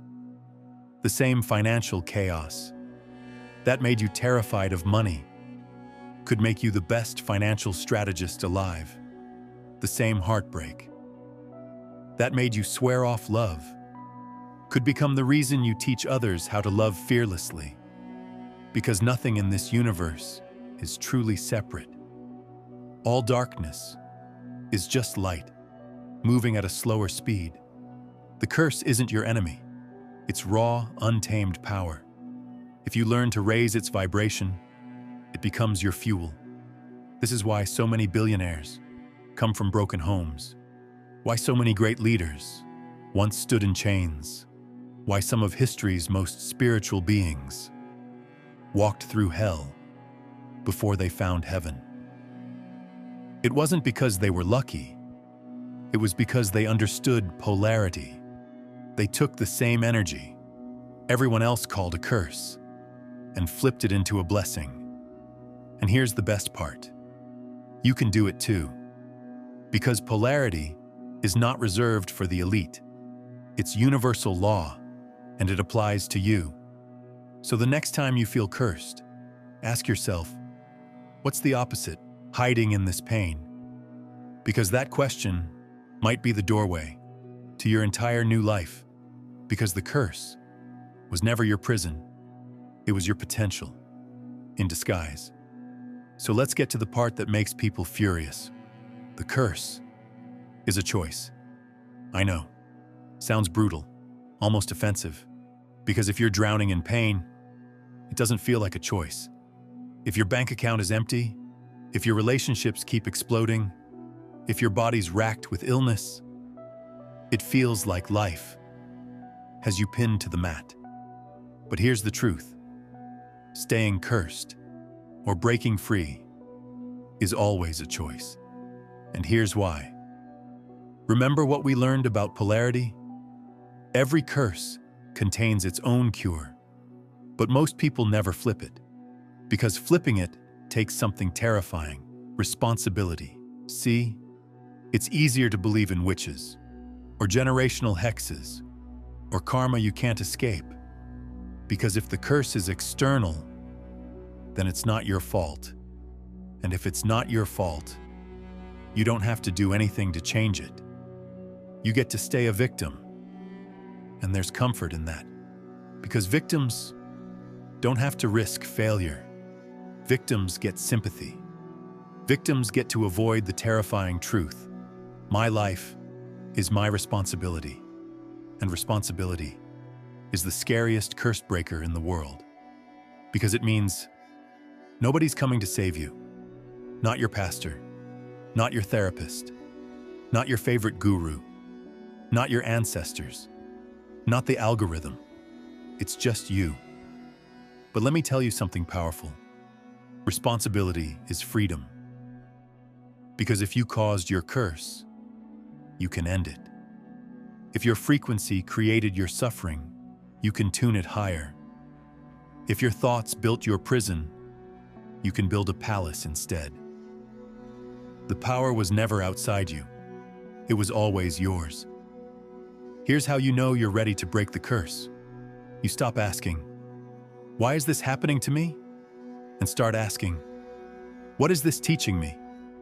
You stop saying, "I'm cursed," and start saying, "I'm the curse breaker." Because the moment you take responsibility, the curse loses its grip. Responsibility changes your frequency. Responsibility transforms chaos into clarity. Responsibility turns inherited trauma into generational wealth. Because when you claim responsibility, you stop feeding the old vibration, and your entire reality starts shifting. Let's get practical. If you believe you're cursed financially, stop repeating, "I'm broke because my family's cursed." Instead, ask yourself, what beliefs am I holding that keep me in poverty? Where am I spending money to numb my pain? What frequency am I broadcasting every time I think about wealth? If you believe you're cursed in love, stop saying, "No one ever stays." Instead, ask, what identity am I living out that keeps attracting chaos? What emotional convictions make me sabotage intimacy? What new frequency would I have to tune into to receive real love? Because the only real curse is the refusal to look inward. People stay cursed, not because witches are powerful, but because most people are afraid to confront themselves. Because confronting yourself means sacrificing who you used to be. And sacrifice is terrifying. But here's the cosmic irony. If you don't sacrifice your old self, you'll sacrifice your entire future instead. So the real choice is this. Do I stay loyal to my old pain? Or do I become loyal to the new life I want to create? Because you can't have both. The curse is a choice. And once you choose to break it, no witch, no demon, no generational trauma can hold you back, because the curse was never real power. It was just a story. You were hypnotized to believe. And the moment you choose to stop telling that story, the curse dies. So let's go even deeper. You know the curse isn't real. You know it's frequency. You know it's your subconscious running an old script. But let me show you the ultimate power move. You can flip the curse into its exact opposite. Not just escape it, not just cope with it, but transform it into your superpower. And the key to that is polarity. Let's rewind for a second. Remember, a curse and a blessing are the same energy at different speeds. Ice and steam, same water, different vibrations. Pain and power, same energy, different vibrations. The secret is this: whatever imprisons you contains the seed of your freedom. So if you've spent your life drowning in fear, guess what's waiting on the other side? Courage. If you've been buried in poverty, guess what lives inside you already? The codes for wealth. If your life has been one heartbreak after another, guess what your soul was trying to teach you? How to love without fear. The system doesn't want you to know this, because if you ever realized that your curse was your training ground, nobody could control you ever again. Let me show you how polarity works. Picture a battery, a positive end and a negative end. Both sides are necessary. Together, they create power. Your pain isn't meaningless. It's potential energy, waiting to be flipped, because the bigger your darkness, the bigger your capacity for light, the greater your fear, the deeper your courage, the harsher your struggle, the more unstoppable your triumph. The universe operates on balance, so whatever curse you've inherited is the raw material for your empire. Let's get practical. If your curse is financial chaos, flip it. Ask yourself, what has poverty forced me to learn that wealthy people ignore? How has scarcity made me resourceful? What emotional blocks must I clear to become magnetic to money? Because the person who survives poverty can build generational wealth, stronger than anyone born into comfort. If your curse is endless heartbreak, flip it. Ask yourself, what has rejection taught me about loving myself? What patterns keep replaying that I can finally break? How can I become the person I've always wanted to love? Because people who've been shattered in love often become the greatest healers of others' hearts. If your curse is fear of speaking out, flip it. Ask yourself, why was my voice silenced as a child? What would happen if I told the truth? Who could I liberate if I liberated myself first? Because people who once hid in silence often become the most powerful voices of their generation. This is why polarity is the law the elites never want you to learn. Because once you know that every curse contains its opposite, you become unstoppable. Because you stop fearing darkness. Instead, you mine it for gold. Here's how you start. Whenever you feel trapped in a curse, ask yourself one question. What is the equal and opposite power hidden inside this pain? And don't just ask it intellectually. Feel it. Visualize it. If you're drowning in anxiety, see yourself moving into calm power. If you're choking on scarcity, see yourself in overflow. If you're sinking in shame, see yourself radiating pride. Because polarity isn't just philosophy, it's a technology. When you flip the charge, your frequency changes. And when your frequency changes, reality starts rearranging itself. Around the new signal, people appear. Opportunities drop in your lap. Doors swing open that you thought were locked forever, because the universe can't ignore a shifted vibration. But let me warn you, this shift isn't comfortable. Because when you flip your polarity, your old life will start falling apart. People will leave. Old jobs will feel unbearable. Comfort zones will explode.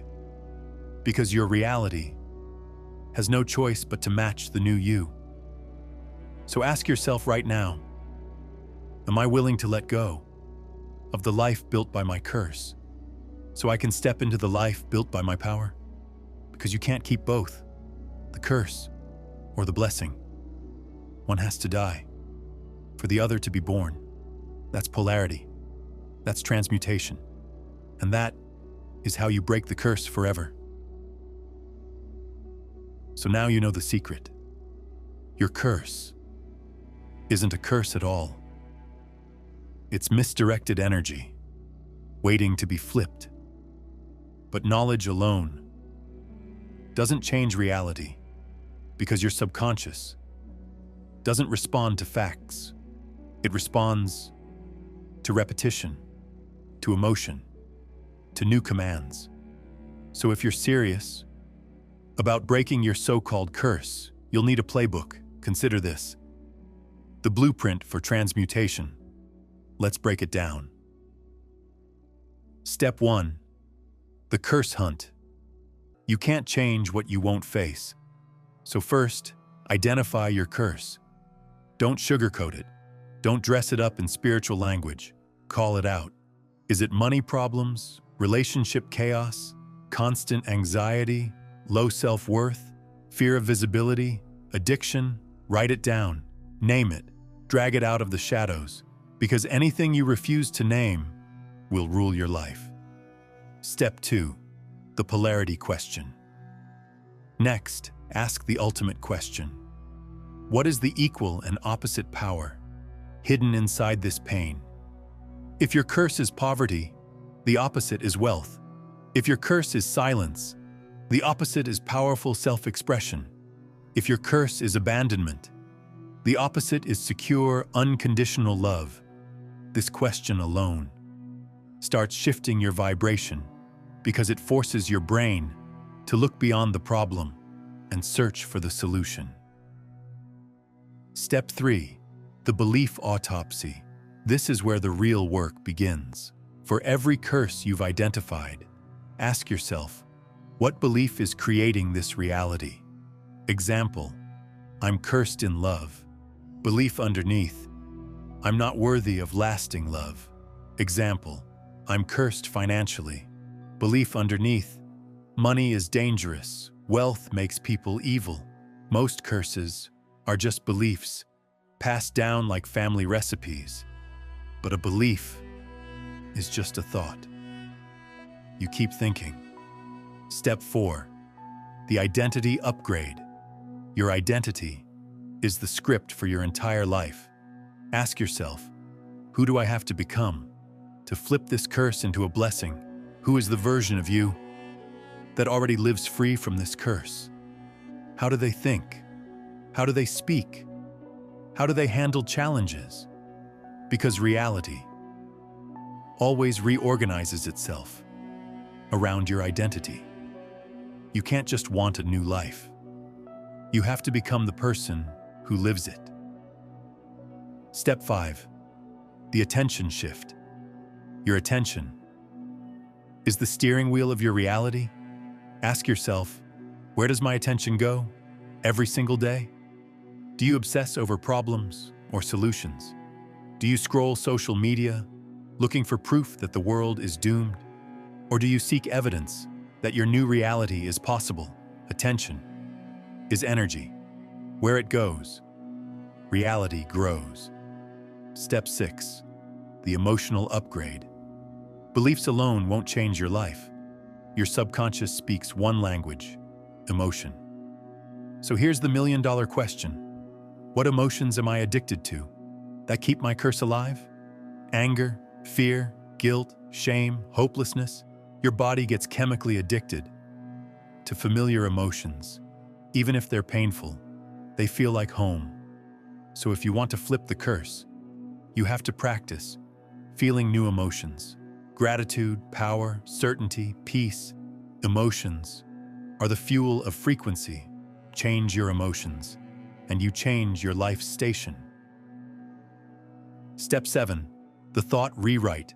Finally, rewire your thoughts. Every thought you think is a signal you broadcast to the universe. If your thoughts are stuck on fear, you'll attract fear. If your thoughts spiral in lack, you'll block abundance. So challenge every thought.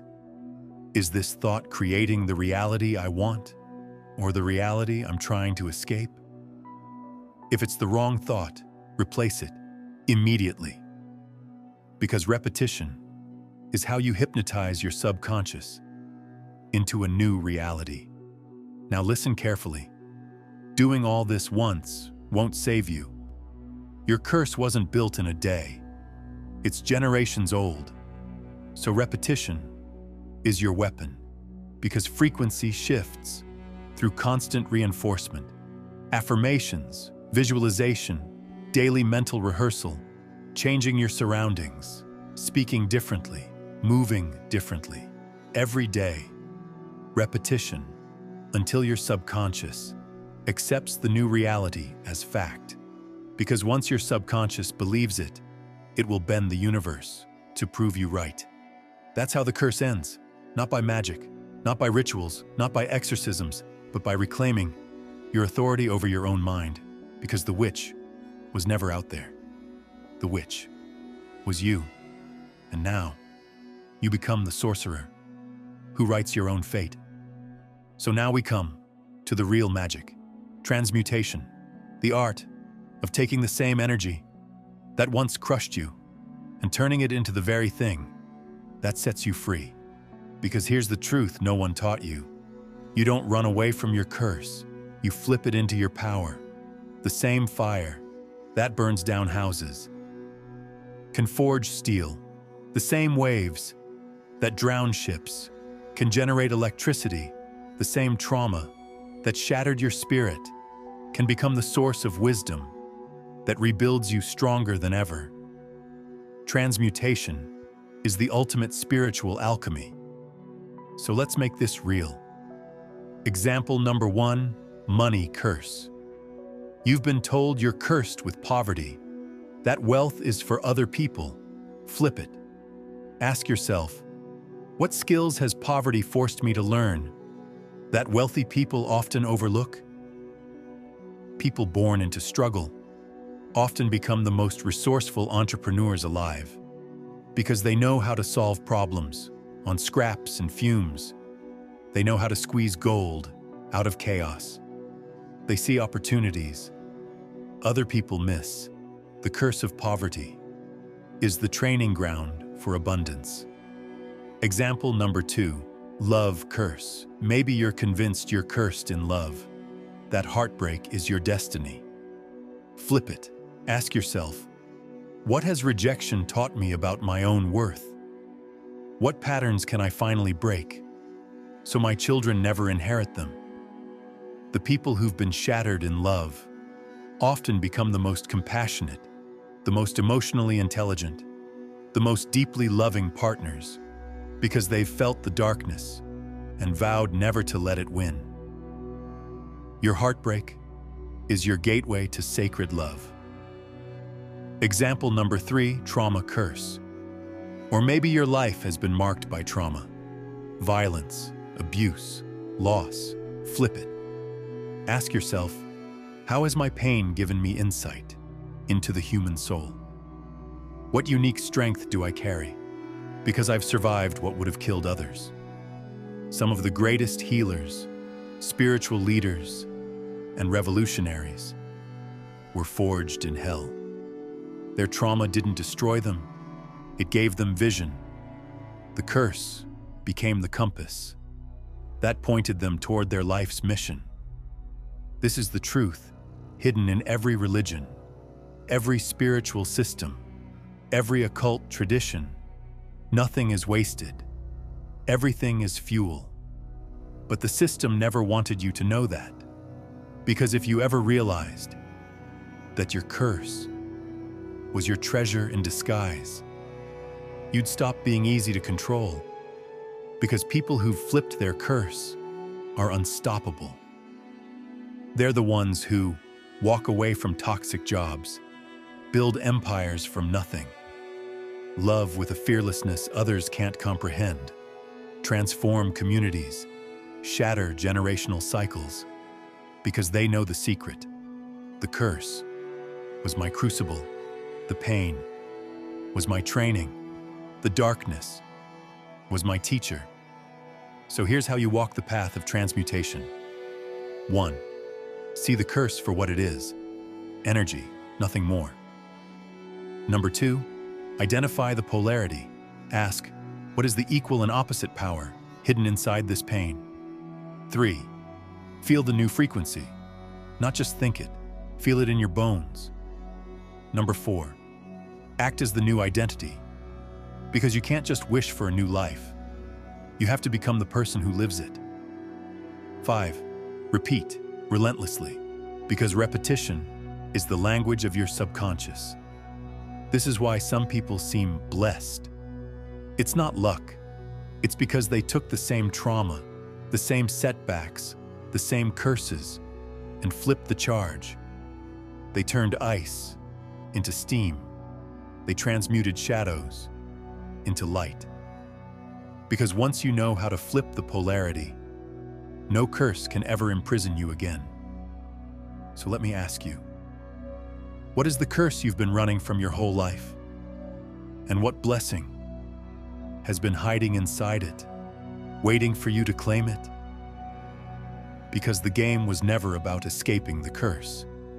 It was always about mastering it. Because the curse was your call to power. And the moment you answer it, you become unstoppable. So here we are, the end of the road. Or maybe the beginning. Because after all this, there's still one final secret that changes everything. You are not cursed. Read that again. Let it hit you. You are not cursed, no matter what your family said, No matter what your culture believes, no matter what the witch, the priest, or the prophet told you, your reality is not controlled by invisible forces outside you. Your reality is the echo of one thing, your own consciousness. And the only real curse is the story you keep telling yourself. Let's drop the mask. The witch you feared was your own mind. The devil who haunted you was your own doubt. The curse that bound you was your own belief that you were powerless. That's the final secret. The chains are illusions. The prison doors were always unlocked. The key was in your hand the whole time. People ask me, why so many spiritual teachers? Why so many mystics speak in riddles? It's because they know no one can save you but you. The moment they try to fix you, they rob you of your own divine authority. Because the truth is, you are the curse breaker. You are the one your ancestors prayed for. You are the end of every generational pattern. You are the new blueprint your bloodline has been waiting for. But only if you choose to be, because freedom isn't comfortable.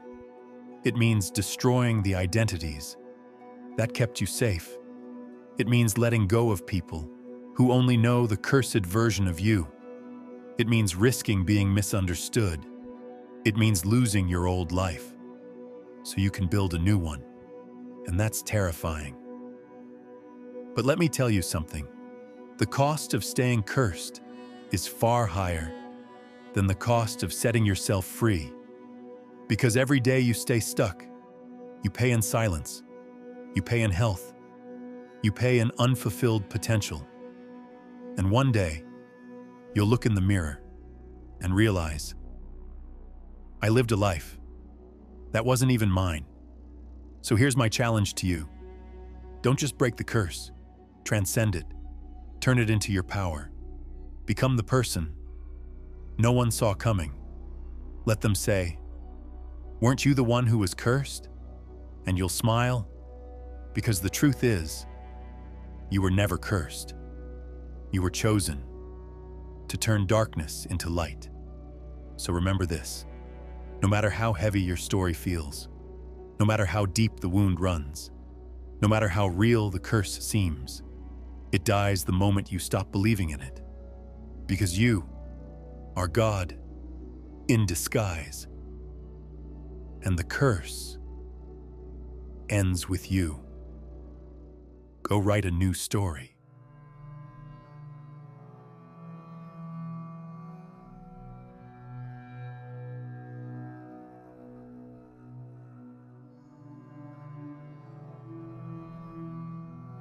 Imagine tomorrow. The world hits reset. Every dollar divided equally among 8 billion people. Sounds fair, right? But here's the truth. Within a few years, all the money would be right back in the same hands as before. Why? It's not budgeting, or saving, or investing. Those help, but they're not the reason. It's something deeper, invisible, unseen. Something the world's richest people know and hope you never discover. Money is a spiritual game, and if you don't learn the rules, you'll keep losing. People love the word spiritual. It's everywhere. Yoga mats, meditation apps, hashtags on Instagram. But here's the truth nobody tells you. Spiritual doesn't mean holy or good. There's plenty of darkness that's spiritual. Wars have been fought in the name of spiritual truths. Millions manipulated by unseen forces cloaked as faith. Entire kingdoms rose and fell over who claimed to speak for God. Because spiritual doesn't mean righteous, it means unseen. And that's where the real power always hides. See, we live in a world obsessed with what's visible. How much cash in your wallet, what car you drive, your bank balance on the screen, but the ultra-rich. They play a different game. a hidden game. They know money isn't physical. It's not paper, not metal coins, not numbers on a screen. Money is energy. Think about it. Matter looks solid, but physics proved it's not. Atoms? 99.999% empty space. Particles? Just vibrating waves of potential. And those waves are pure consciousness. And consciousness is energy. So the world around you, the cars, the skyscrapers, the stacks of cash, it's all just condensed energy. The Bible said it thousands of years ago. For by him all things were created, in heaven and on earth, visible and invisible. Colossians 1:16. But here's the question. If money is energy, who controls it? That's where it gets sinister. Because while the masses obsess over dollars and cents, the elites have always focused on energy, secret societies, ancient teachings hidden in vaults, financial systems built not on fairness, but on power. They know something the average person doesn't. If you control energy, you control money. And if you control money, you control the world. Religions may argue over God's name, but every faith agrees on this. God created everything. Every molecule, every frequency, every stream of energy. The Hermetic principle of polarity says everything has two sides, light and darkness, good and evil, abundance and lack. So if money is energy, then it's part of the God force. That means money is neither evil nor holy. It's neutral, a tool, a force waiting to be directed by whoever has the strongest will. But here's the trap. For centuries, you've been programmed to think money is dirty, or evil, or reserved for the lucky few. Meanwhile, the powerful have been studying how energy shapes reality, because they know the ultimate secret.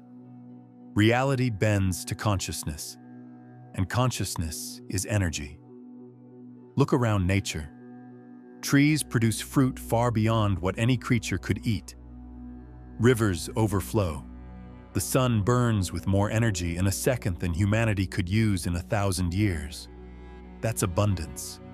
That's the true nature of creation. The earth is the Lord's, and the fullness thereof. Psalm 24:1. And here's what they desperately don't want you to believe. You carry the same divine spark as creation itself. You're not meant to scrape by. Abundance is your birthright. But as long as you think money is just paper, as long as you fear wealth, as long as you stay trapped in guilt and shame, the system wins. Because the system doesn't just tax your income, it taxes your mind. So here's the question the elites hope you'll never ask. If money is energy, and energy flows where intention goes, whose intention are you living out right now? Yours or theirs? Because money is spiritual, and if you don't learn how to command that energy, you'll spend your life working for those who do. So here's the question no one wants you to ask. What actually is money? Is it paper? Is it coins? Is it numbers on a screen? Sure, those are the forms money takes. But that's just the costume, a clever disguise, to keep you blind to the real game. Because here's the forbidden truth. Money is not paper, or metal, or digital code. Those things are illusions, stage props in a global magic trick. A trick designed to keep you obedient and small. Let me tell you how the trick works. Once upon a time, money was gold and silver, heavy, tangible, valuable. But carrying coins wasn't convenient, so banks offered paper receipts instead. Those pieces of paper said, "This note can be exchanged for gold." People trusted those notes. Until one day, governments quietly erased the fine print. Gold was gone. All that was left was paper. Worthless, unless people believed in it. And that's the key word. Belief. See, money only has power because we agree it does. You believe your paycheck has value. You believe a $100 bill buys groceries. You believe numbers in a bank account mean security. But those are all stories, shared hallucinations, mass hypnosis. And here's the sinister part. The same people who print the money also print the narrative about what money is worth. Central banks, politicians, media giants, they decide who gets cheap loans, who goes bankrupt, what industries rise, which ones die. They don't just manage money, they manage your beliefs. Because the elites know one thing the masses don't. Control the narrative, and you control the flow of money. On the surface, money looks physical. Paper, coins, digital screens. But underneath, money is energy. Think about it. Why does cash feel powerful in your hands? Why does your heart race when your bank account drops too low? Why does the idea of being rich make some people feel guilty and others feel unstoppable? Because money is emotional, and emotion is energy. Every dollar carries an energetic charge, a vibration, a frequency. And here's the truth they've hidden for centuries. Every exchange of money is an exchange of energy. When you buy food, you're not buying calories. You're buying a feeling of safety. When you buy a phone, you're buying connection. When you buy a luxury car, you're buying status. It's all feelings. And feelings are vibrations. They exist on invisible frequencies. So the real secret is this. It's not about money. It's about energy. That's why we call it currency. Current means flow. Water flows, electricity flows, air flows, and so does money. We store money in banks, like rivers gather in riverbanks. We say, let's make it rain, swimming in cash, drowning in debt. Even our language exposes the truth. Money has always been about energy flowing. But here's the dark twist. While the masses hustle for dollars, the elites have been studying how to manipulate energy. They've turned money into a tool of spiritual warfare. Because whoever controls your emotions controls your wallet. And whoever controls your wallet controls your future. So ask yourself, who benefits from me thinking money is just paper? Because as long as you believe money is physical, you'll never realize the real game. Money is spiritual energy, and whoever masters that energy rules the world. Here's the part they really don't want you to understand. Money isn't just an external game, it's an inner one. Think about this. Why is it called income? Because it comes in from within. The outside world you see, the dollars in your bank account, the opportunities in front of you, the debts chasing you, all of it is just a reflection, a mirror showing you what's happening inside your mind. As he thinketh in his heart, so is he. Proverbs 23:7. Every dollar you have, every crisis you've faced, every stroke of luck you've celebrated, they're all shadows cast by your subconscious beliefs. And here's the sinister part. The system doesn't just trap you in financial slavery, it traps you in mental slavery.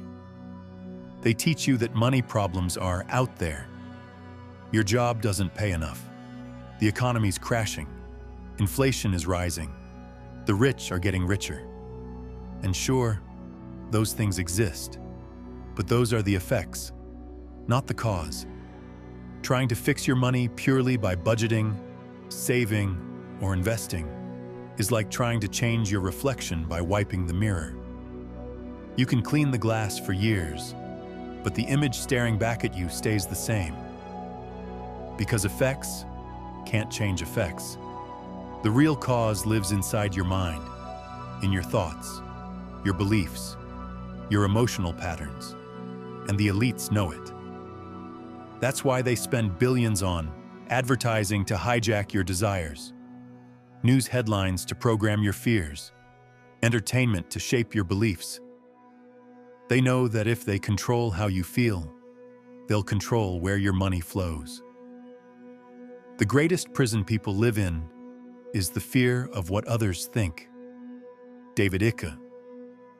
It's not just about dollars and cents. It's about identity. The rich think differently because they feel differently. They walk into a room with certainty. They believe money flows to them. They believe they're worthy of abundance. Meanwhile, the masses live under invisible chains.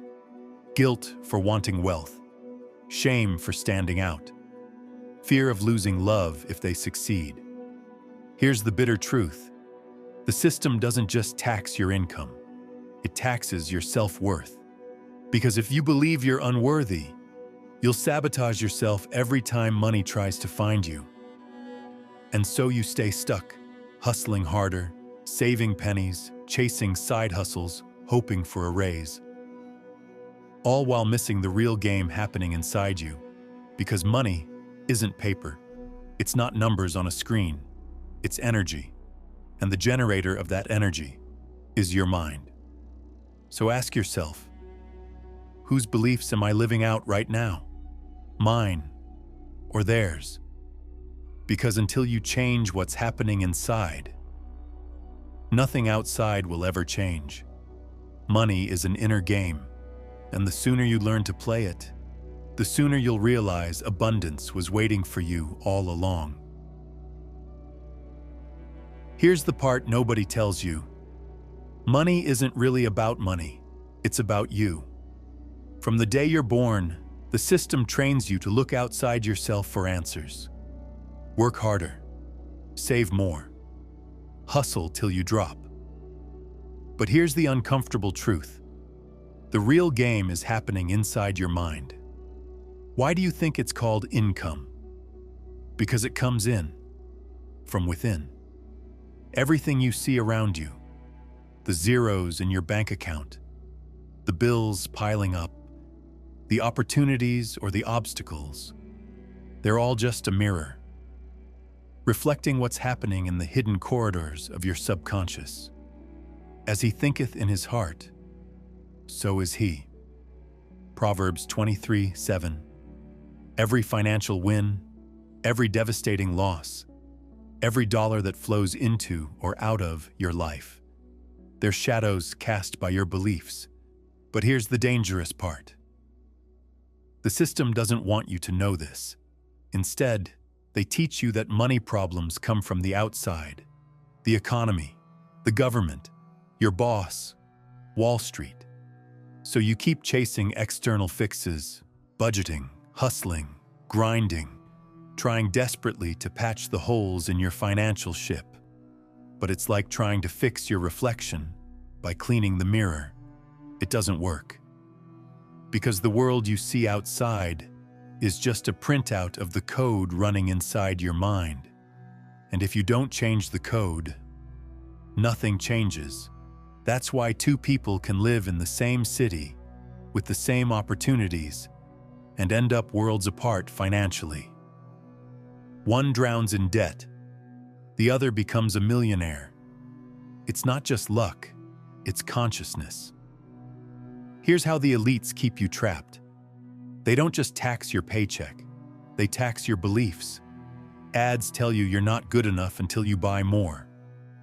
Headlines pump fear so you feel unsafe, and spend to feel better. Movies show the rich as villains, so you feel guilty for wanting more. Because if they control how you feel, they control where your money flows.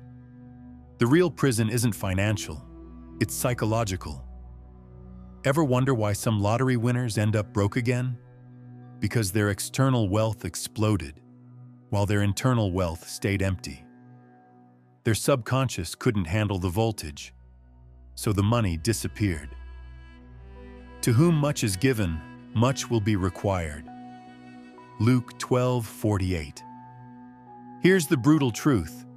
Your financial thermostat is set by your self-image. If you see yourself as someone who struggles, life will make sure you keep struggling. If you see yourself as someone who deserves abundance, doors will open where there were once walls, because money isn't paper or metal or digital code. It's energy, and the conductor of that energy is you. So the real question is, whose beliefs are you living by right now? Yours or theirs? Until you change the beliefs inside you, nothing will change outside you. Money is an inner game, and once you master it, you'll realize abundance was yours all along. Here's the truth nobody wants to admit. Most people only see money one way, as survival. Ask almost anyone, "What's money for?" And they'll say, "To pay the bills, to keep the lights on, to make sure my kids eat, to keep a roof over my head." Money becomes oxygen, a lifeline, a ticking clock always counting down to the next financial emergency. It becomes the invisible chain around your neck, tugging you back every time you try to breathe. And that's exactly where the system wants you, trapped in your reptilian brain. The reptilian brain is ancient, primitive. It doesn't care about dreams, or creativity, or abundance. It only cares about one thing: survival, food, shelter, safety. That's all it knows. Because when you're stuck in survival mode, you're easy to control. You'll say yes to soul-crushing jobs. You'll stay silent when you should speak up. You'll accept crumbs instead of demanding the feast. That's why every headline screams, "Recession coming," layoffs everywhere, skyrocketing prices. The rich are hoarding everything. Because fear is the ultimate currency. Here's the sinister trick. If you're afraid enough, you'll hand over your freedom, just for a moment of security. And that's the game. Whatever you believe money is, becomes your reality. Because centuries ago, the church and the ruling class discovered a brilliant secret. If you convince people that poverty is holy, they'll stay poor willingly. Meanwhile, kings built golden palaces. Popes wore robes encrusted with jewels. Priests lived in abundance, while preaching that the poor were closest to God. It was the perfect system. Keep the masses obedient. Keep wealth concentrated. Hide the truth that abundance is divine. But let's be clear, there's nothing holy about being poor. Poverty does not bring you closer to God. It doesn't make you purer. It doesn't make you spiritually superior. Beloved, I wish above all things that thou mayest prosper and be in health. 3. John 1:2. God never intended his children to live in lack, because lack is not the language of creation. Look at nature. Trees overflowing with fruit, oceans brimming with fish, stars burning with more energy than humanity could ever use. The universe screams one word: abundance. So here's the real conspiracy, convincing you that wanting more is evil, because if you stop wanting more, you stop reaching higher. And that's how they keep the world divided into rulers and ruled. Who benefits when you believe poverty is holy? Not you, not your family, not your community, only the elites. Because every time you believe wealth is sinful, you surrender your power and keep the system intact. So here's the challenge. Are your beliefs yours, or were they programmed into you? Because the harsh reality is this: false money beliefs are the blueprint of poverty. Until you rewrite them, nothing changes. But the moment you do, everything changes. Your reality shifts, your frequency rises, and abundance starts to find its way to you. Because money doesn't care about your guilt, or your fear, or your old beliefs. Money flows where belief allows it to go. So the real question is, what do you believe you deserve? Because the answer to that is your true net worth. Let me reveal the sneakiest weapon the system uses to keep you broke. It's not taxes, it's not inflation, it's not even fear, it's love. Sounds insane, right? But stay with me, because love has been weaponized. From the moment we're born, we crave two things above all: safety, belonging. As kids, our biggest fear wasn't hunger. It wasn't the cold. It was rejection. Being cast out from the tribe was once a death sentence. Our nervous system remembers. That primal terror still fires in our veins whenever we sense we might stand out or rise above the pack. And the system knows this. They've spent centuries perfecting how to keep you obedient. It's called the social contract. No one hands you a piece of paper. No one makes you sign it. But it's there, woven into every family, every friendship, every neighborhood. Don't talk too much about your wins. Don't make people feel bad. Stay humble. Don't think you're better than anyone else. So you keep your dreams quiet. You hide your ambitions. You downplay your success so your friends don't feel left behind. Because you're terrified that if you shine too brightly, you'll lose love. That's why people keep themselves small. Not because they want to, but because they're terrified of what success might cost them. Here's how it plays out. You start earning more. Friends call you a sellout. You drive a nicer car. Family says you've changed. You talk about big dreams. People tell you to be realistic, and slowly, piece by piece, you shrink. You bury your gifts. You bury your light. You bury your destiny. All to keep one thing: approval. Here's the genius of the system. They don't have to chain you physically. They just have to make you afraid of standing alone. Because if you're terrified of being different, you'll stay locked in the same frequency as everyone else. You'll make just enough to get by. You'll never talk about abundance. You'll settle for crumbs instead of demanding the feast. Because elevation is social suicide. Most people want more money, but deep down, they're afraid of what more money might cost them. Losing friends, family gossip, being judged, being envied, so they sabotage themselves, not consciously, but quietly, invisibly, from the inside out. Because to be wealthy means to be different, and different feels dangerous. But here's the truth. No one tells you. The price of abundance is standing alone. People will call you arrogant, selfish, materialistic. But let me ask you this. Would you rather be broke and loved, or abundant and free? Because the system wants you poor and polite, quiet and compliant, dreamless and manageable. Here's the ultimate test. Can you stand in your truth, even if it costs you belonging? Because until you're willing to pay that price, you'll stay stuck in the same frequency as everyone else. But the moment you break the social contract, you step into your true power. The whispers will start. Who does he think he is? She's so full of herself. They've changed. Let them whisper. Because the same people who criticize you today will one day ask you for help or beg you for advice. So here's the real choice. Will you shrink to keep everyone comfortable? Or will you rise and make them uncomfortable? Because one path leads to mediocrity, the other leads to abundance. And the question you have to ask yourself is, which one am I willing to pay for? The cost of abundance is the courage to stand alone. Here's a brutal truth that shatters most people.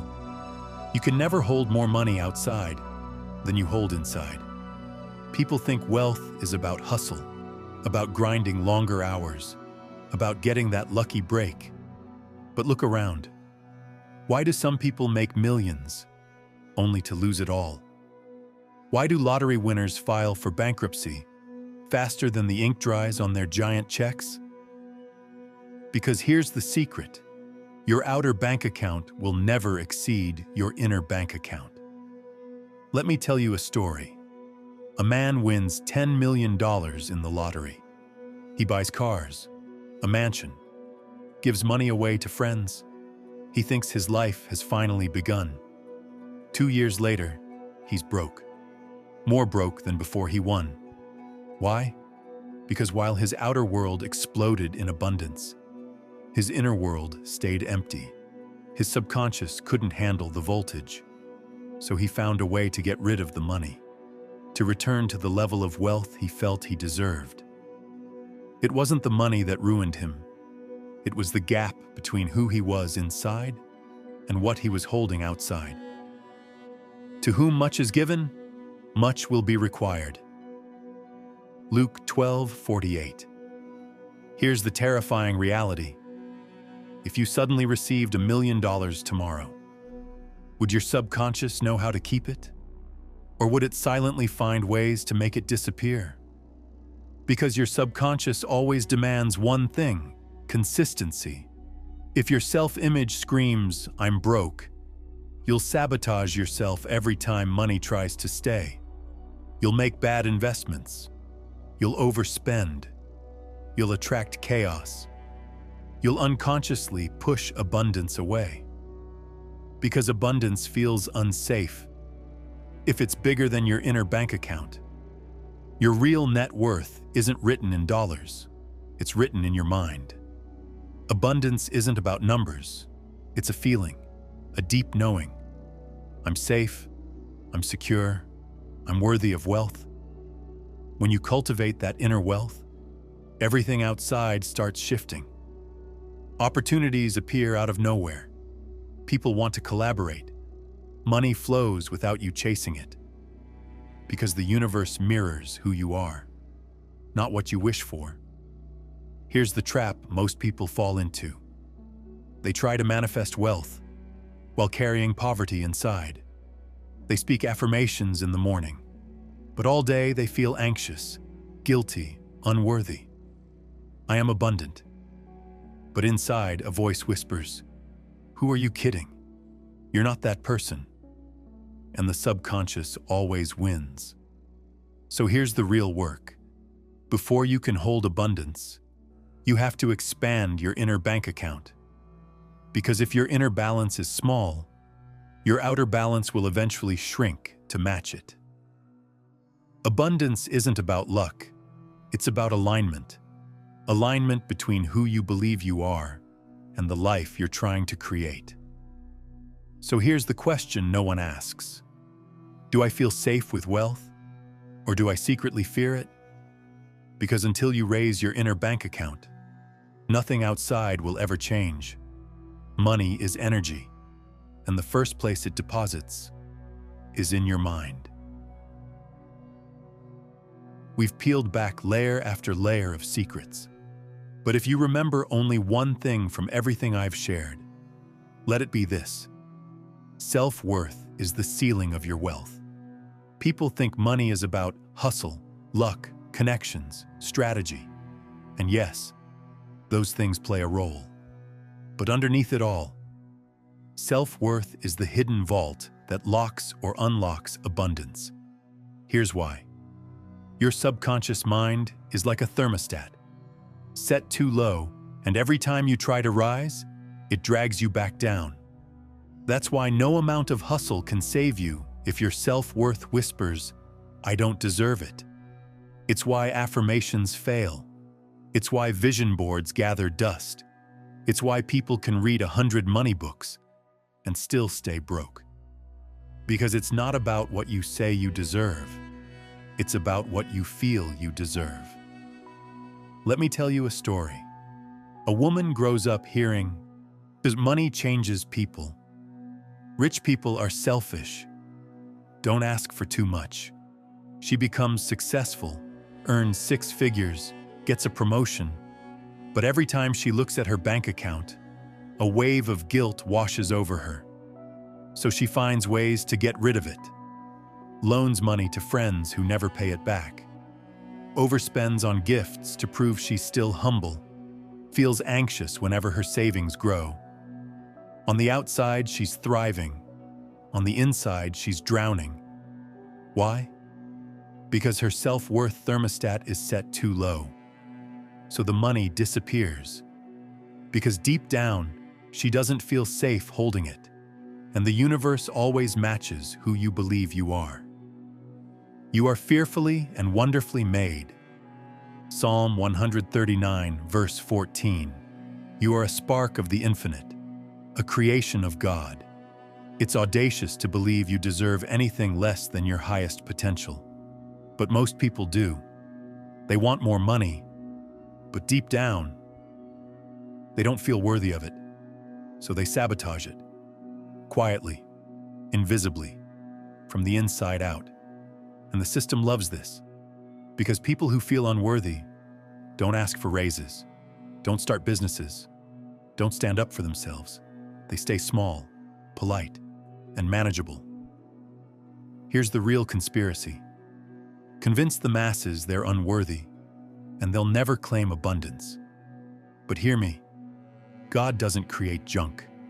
God doesn't create mediocrity. Now unto him that is able to do exceeding abundantly above all that we ask or think. Ephesians 3:20. You were designed for abundance. It's your birthright, but it will never manifest until your self-worth rises to meet it. Here's the ultimate question. When you close your eyes, do you see yourself as wealthy, or do you feel like an imposter? Because that feeling is the gatekeeper of your entire reality. So before you chase the next strategy, the next side hustle, the next investment tip, start here. Raise your self-worth, because self-worth is the vault where abundance is stored. Everything else is just noise. And here's the divine truth. As you believe, so shall it be done unto you. So ask yourself, once and for all, what do I truly believe I deserve? Because the answer to that is your true net worth. So now you know the truth. Money was never just paper or coins or numbers flickering on a screen. Money is energy, and energy is spiritual. For centuries, the elites have guarded this secret like a sacred scroll. They built systems, institutions, and entire religions to keep it hidden. They convinced you that money is evil, that poverty is holy, that wanting more is greedy, all while they quietly learned to command energy and shape reality itself.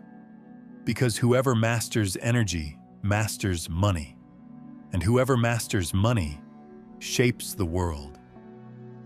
But here's what they didn't count on. That you'd wake up, that you'd start to question every belief they planted in your mind, that you'd look at the system and whisper, this isn't real. Because once you understand the spiritual game, you're no longer easy to control. You stop hustling for scraps. You stop begging for raises. You stop shrinking to fit into small boxes built by small minds. Instead, you begin to create. Because abundance isn't reserved for the chosen few.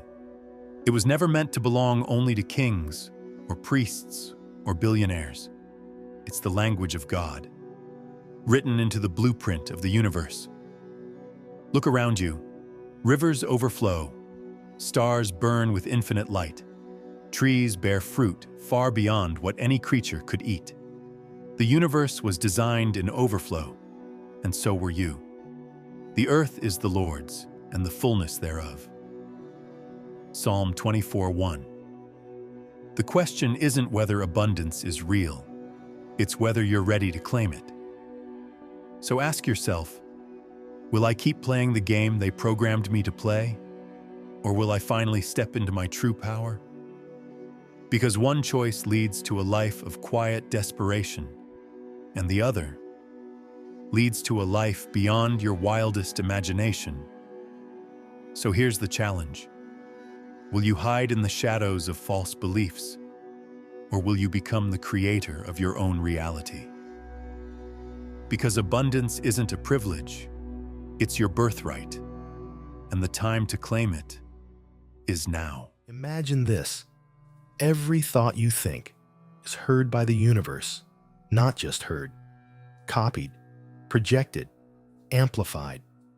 What if your reality isn't reacting to you, but replaying your own hidden code back at you? You think the universe is neutral. You think it's fair. But the universe has a psychology. And once you understand how it thinks, you'll never see reality the same way again. Most people walk through life believing reality is random. Bills show up. People betray you. You tell yourself, shit just happens. But what if I told you reality is happening because of you? Not in some fluffy, positive vibes Instagram way. I'm talking about a ruthless machine. So precise, so calculating. It takes your inner chaos and scripts your outer world. The ancients whispered it in temples.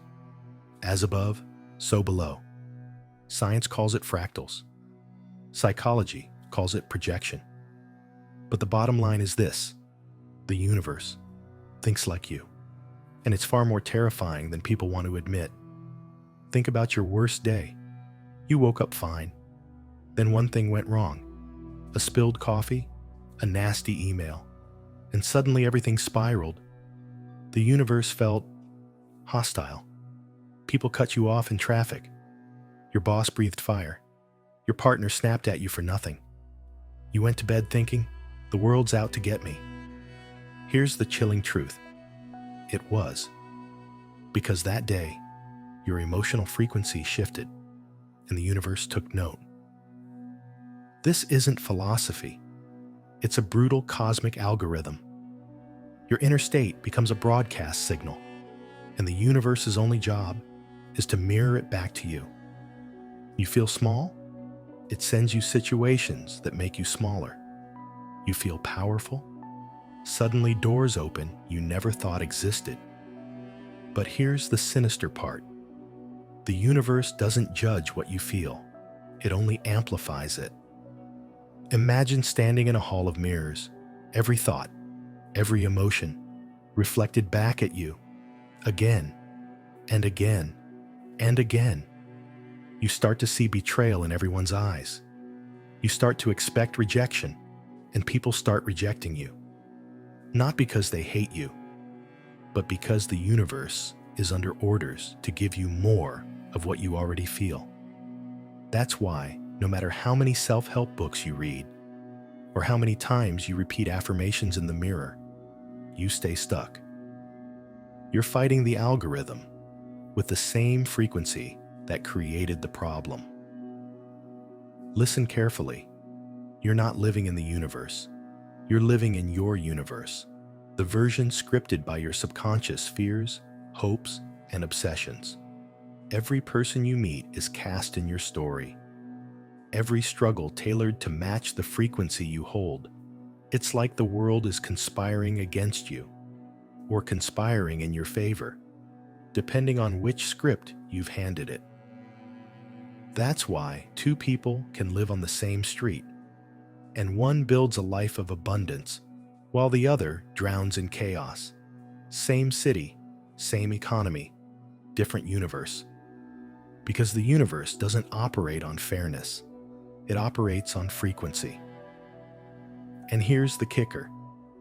The universe doesn't care if you believe this or not, because belief is just another frequency, and disbelief gets mirrored back as a world where you stay trapped in the same loops forever. So the question becomes, what are you broadcasting? Because until you figure that out, the universe will keep thinking exactly how you think, and your reality will stay the same. There's a hidden law so old, it predates every scripture, every temple, every forgotten civilization. A law so ruthless, it will turn your life into heaven or hell. And here's the kicker. It's running whether you believe in it or not.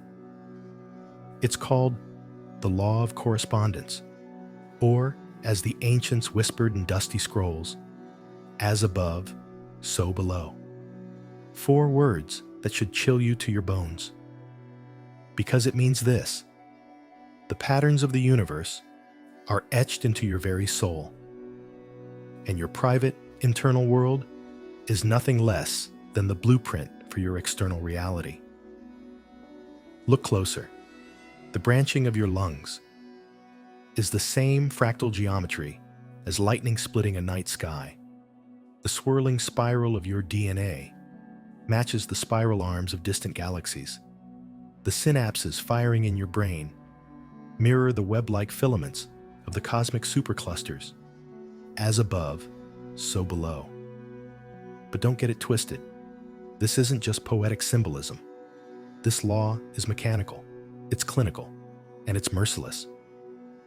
Because here's the truth. If your inner world is chaos, your outer world must mirror that chaos. It's not karma, it's not punishment, it's physics. Ever wonder why? When your heart is broken, even sunlight feels like a weapon. Why, when you're anxious, every stranger seems to glare at you? Why, when you're drowning in guilt, the smallest mistakes feel catastrophic? That's the law of correspondence. Answering your internal frequency with external reality. Here's a real-world example. You start a business, full of excitement. You're riding high until the first obstacle hits. Suddenly, self-doubt creeps in. I'm not good enough for this. Who am I to succeed? And boom, deals fall through. Clients ghost you. Unexpected bills slam you out of nowhere. It feels like reality itself has turned against you. Because it has. Another example. You believe deep down that love always ends in pain. So what happens?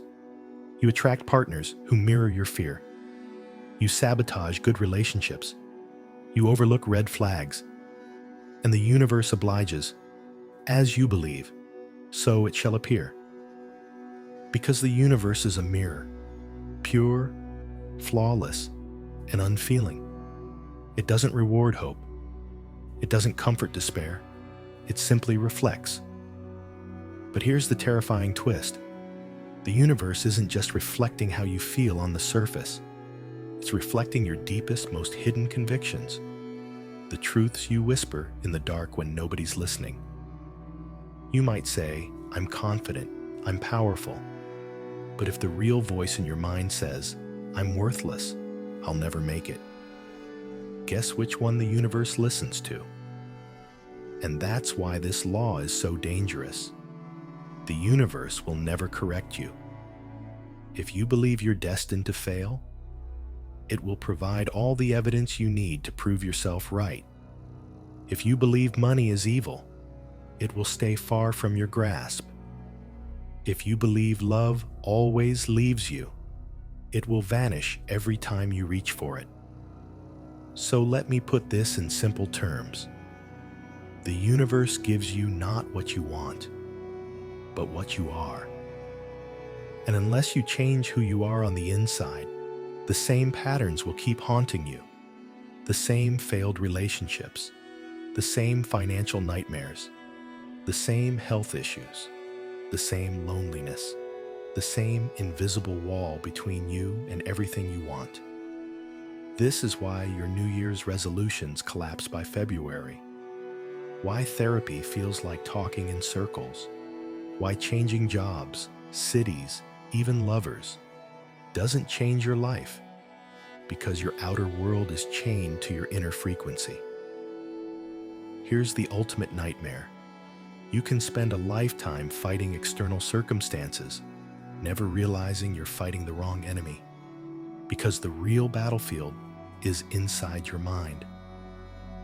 So let me ask you one question.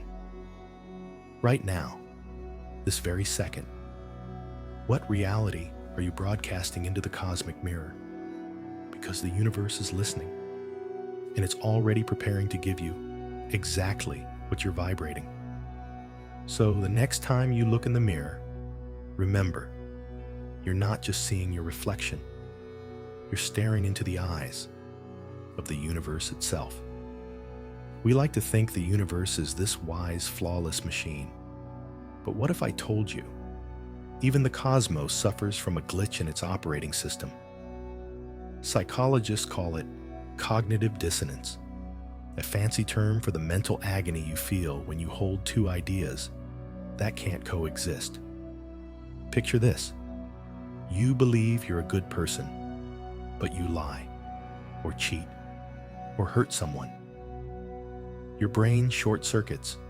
Wait, how can I be good if I did something bad? It's like trying to stand on two icebergs drifting apart. So what do humans do? We delete the conflict. We make excuses. We rewrite memories. We bury truths we can't face. But here's where it gets darker. The universe does the same thing. You might think, that's impossible.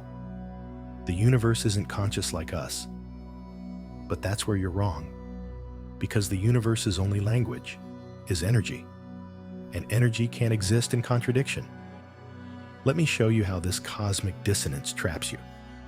Imagine this. You decide, I'm going to become wealthy. I deserve abundance. Great. That's your new frequency. But lurking beneath the surface, your old beliefs whisper, money corrupts, rich people are evil. I'll lose my friends if I succeed. Now, the universe has a problem. It's receiving two frequencies that violently clash. On one hand, you're radiating wealth. On the other, you're pulsing out fear, guilt, and shame. So what does the universe do? It freezes. It stalls. It flickers like a faulty light bulb. Opportunities appear, then vanish. Money comes in, then evaporates. Relationships spark, then self-destruct. Because the universe, just like your mind, can't hold two contradictory realities, so it panics. And 9 times out of 10, it defaults to the stronger frequency. Spoiler alert, the stronger frequency is almost always your fear. Why? Because fear carries massive emotional charge. And remember, the universe listens to your emotions, not your words. You might tell yourself, I deserve love. But if your emotions scream, I'm not worthy, guess which signal the universe magnifies? Think back to all those times. You tried to level up, but life slammed you back down. That wasn't bad luck. That was cognitive dissonance, a cosmic tug of war between your new desires and your old identity. It's why people sabotage themselves. The dieter who accidentally binges, the entrepreneur who never launches the business, the lover who picks fights right as things get serious. Because change threatens your old reality, and the universe will defend the old frequency, like a fortress. Let's go deeper. In psychology, when you threaten someone's belief, their brain lights up as if they're under physical attack.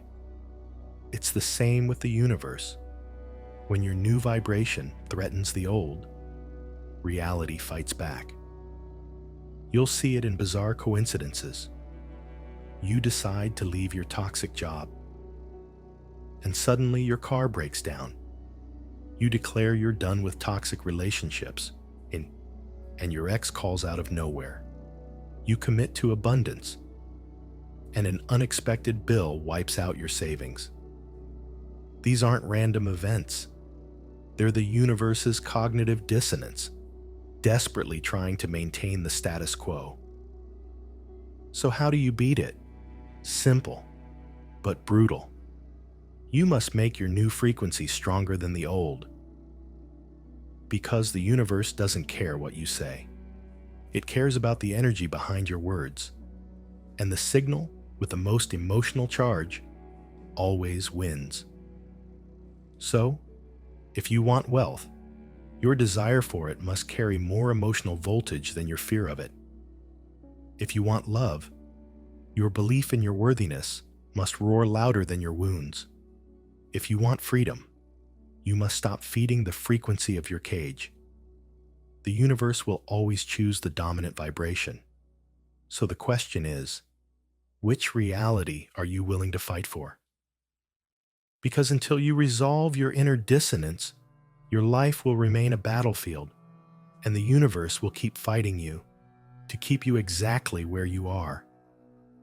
There's a saying, seeing is believing. But the real truth is that believing is seeing.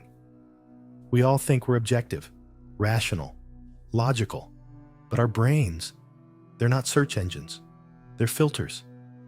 Every day we're bombarded with billions of bits of data. Light, sound, smells, tiny microsignals from the world around us. Your brain can't handle it all, so it sifts through the chaos and serves you the reality you already believe in. This is called confirmation bias, and it's the reason two people can look at the same world and live in two completely different universes. Let's get real. A woman who believes all men are dogs scrolls past 1,000 happy couples, but stops dead on one viral post about a man who cheated on his pregnant wife. A man convinced he's destined for failure ignores every compliment, but obsesses over one critical remark. A conspiracy theorist sees proof of the plot in every random coincidence. Why? Because we're not seeing reality as it is. We're seeing reality as we are. And here's where the cosmic plot twist hits. The universe has its own confirmation bias. Think about it. If you believe the world is hostile, the universe will keep delivering evidence to prove you right. You'll meet rude strangers. Your boss will undermine you. Bills will appear out of nowhere, and you'll say, "See, the world's against me." But if you believe life conspires in your favor, opportunities start popping up. Strangers help you. Things just work out. It's not magic, it's frequency. Because here's the cosmic rule nobody tells you. The universe can't show you what you refuse to believe. If you believe love hurts, the universe filters out partners who cherish you. If you believe money's evil, you'll unconsciously sabotage every chance to earn it. If you believe you're unlucky, the universe politely agrees. Want proof? Ever start researching a car you're thinking of buying, and suddenly you see it everywhere? It's not because there's more of that car on the streets. It's because your reticular activating system, the brain's frequency filter, turned it on. It's the same way your phone's algorithm works. Click on one conspiracy video, and tomorrow, your feed is a rabbit hole of government secrets and alien sightings. The universe has an algorithm too, and it's constantly asking one question: what signal are you focusing on? If you focus on rejection, life hands you rejection letters. If you focus on scarcity, you'll see empty wallets everywhere. But if you dare to focus on abundance, or love, or purpose, the universe reprograms the algorithm, and reality starts to shift. This is why changing your life feels impossible, because you're not just fighting your past, you're fighting the universe's algorithm. Your mind and the universe are partners in crime. They'll keep filtering reality until you're locked inside the same old movie, over and over again. So, here's the billion-dollar question. What movie are you stuck inside? The victim story? The struggle narrative? The heartbreak saga? Or the hero's journey? Because until you change your inner story, the universe has no choice but to keep showing you reruns. The scariest part? You're the director, the writer, the editor, and the audience, all at once. So ask yourself, what truth do you keep looking for? Because whatever it is, the universe will find it for you. Ever heard of the placebo effect? A sugar pill that cures pain, a fake surgery that heals real wounds. Doctors have documented it for decades. Belief alone can bend biology. But here's the bigger secret they don't teach in school. The placebo effect doesn't just live inside your body. It rules the entire universe. Let me show you how deep this rabbit hole goes. A man believes he's cursed. He walks into job interviews certain he'll fail, speaks timidly, avoids eye contact. The employers sense something's off. He's rejected, and he leaves convinced, "See, I'm cursed." Another person believes they're unstoppable. They apply for the same job, smile, speak confidently. They radiate conviction. People feel it. They're hired on the spot. Same world, different universes. Because here's the cosmic truth. The universe responds to your conviction. Let's talk about faith. Religion taught us faith means trusting in something you can't see. But real faith isn't passive, it's conviction, a fierce inner certainty that bends reality around it. A placebo isn't magic, it's a blueprint. It proves that matter obeys mind, that atoms dance to your beliefs. Because the placebo effect is simply this: conviction changes reality. Think of people who survive terminal illness after being told they're cured, even when they weren't. Or athletes who smash records because they believe they're unbeatable. Conviction is the hidden force behind every miracle you've ever heard. It's not superstition. It's science. It's metaphysics. It's the coding language of the universe. Here's why. Emotion fuels conviction. The stronger the emotion behind your belief, the faster the universe obeys. Imagine two people trying to manifest wealth. One casually repeats affirmations, "I'm rich," but inside, they're terrified of bills. Their words mean nothing. Their dominant emotion is fear. Meanwhile, another person sees themselves wealthy. They feel the joy, the gratitude, the certainty. They're vibrating at the frequency of abundance. That's the person the universe listens to. The placebo effect on a cosmic scale means this: if you're utterly convinced you're meant to win, the universe starts rigging the game in your favor. But there's a darker side too. People die of curses, not because the curse is real, but because they believe it's real. They wither under shame, guilt, or hopelessness until their bodies follow suit.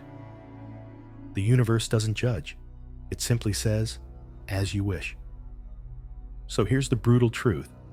It's not the world holding you back. It's your lack of conviction. The universe can only amplify what you truly believe, not what you say, not what you wish, what you believe, deep in your bones. Want to test it? Pick one belief about yourself. Convince yourself it's true. Feel it, own it, breathe it. Then watch reality warp to match it. Because the universe is the biggest placebo pill of all. Ever notice how the moment you're thinking about buying a red car, suddenly red cars are everywhere? At stoplights, in parking lots, passing you on the highway. It's as if the universe planted them there just to mess with you. But the truth is even more disturbing. They were always there. You just couldn't see them. Psychologists call it the Baader-Meinhof phenomenon, or the frequency illusion. Once something enters your awareness, your mind starts filtering reality to find more of it. It's not magic. It's your brain's reticular activating system, your internal search engine. But here's what they don't teach you in school. Your reticular activating system doesn't just show you cars.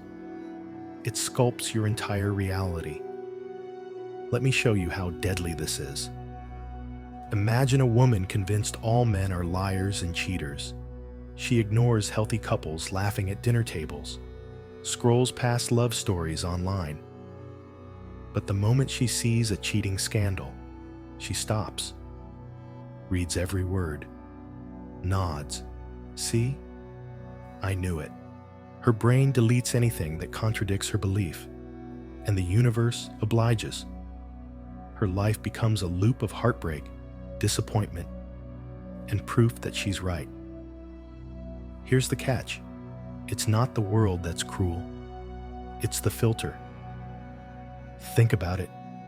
You believe there's no opportunity for people like you? Suddenly, job postings look like scams. Business ideas feel doomed. Connections slip past unnoticed. Meanwhile, someone else, same city, same economy, believes opportunity is everywhere.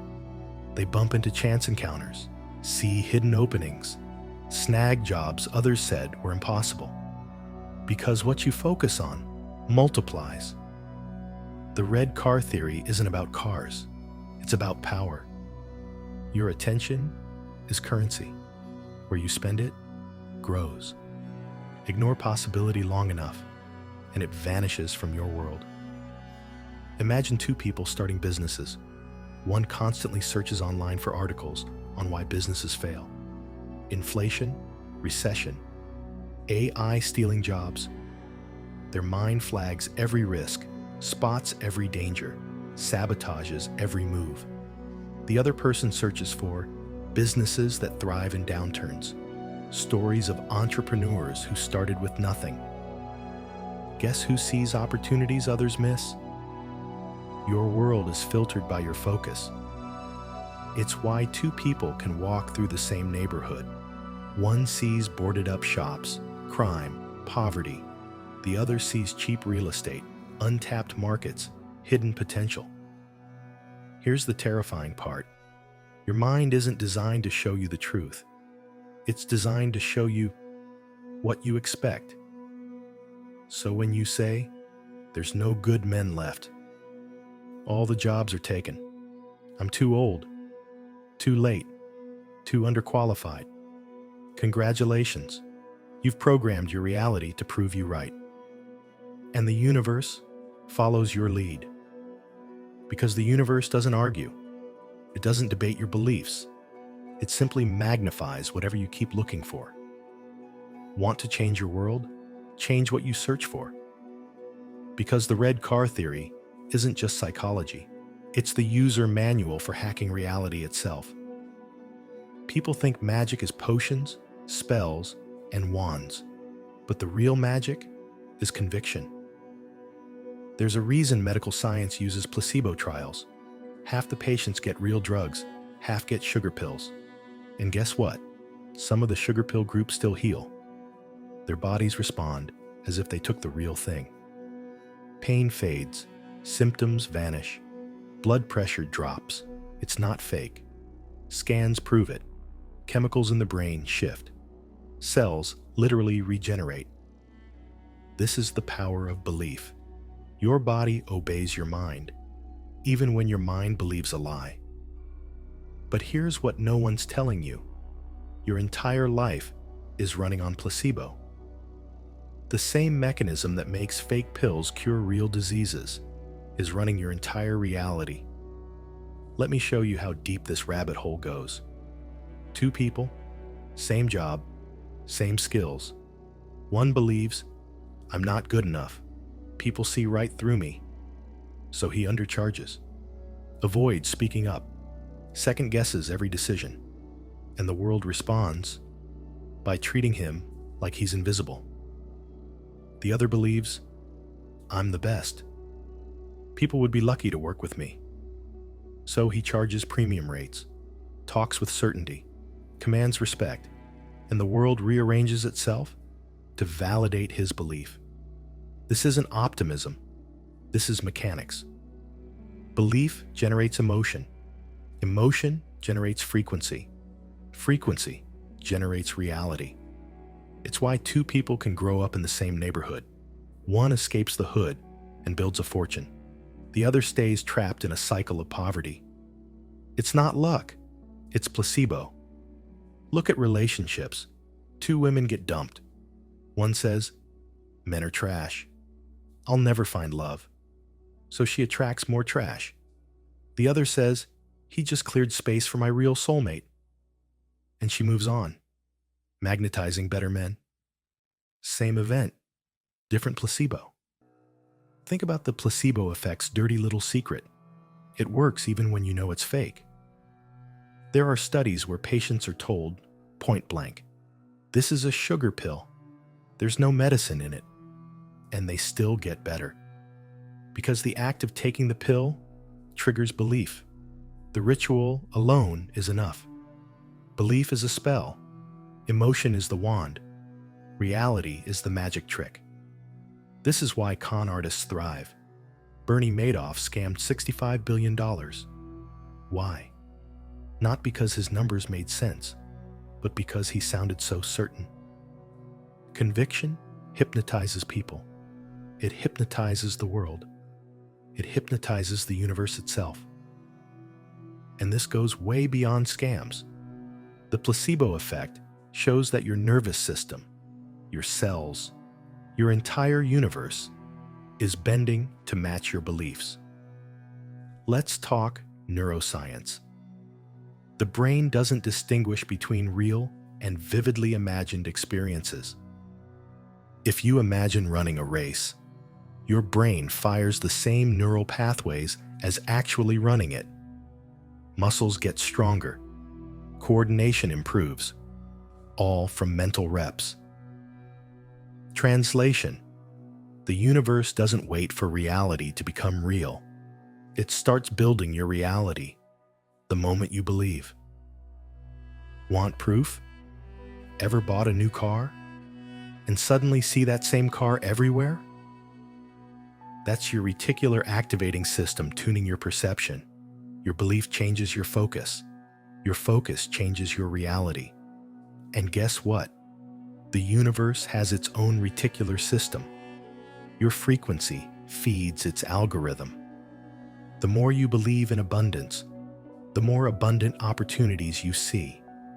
The more you believe the world is cruel, the more cruelty you encounter.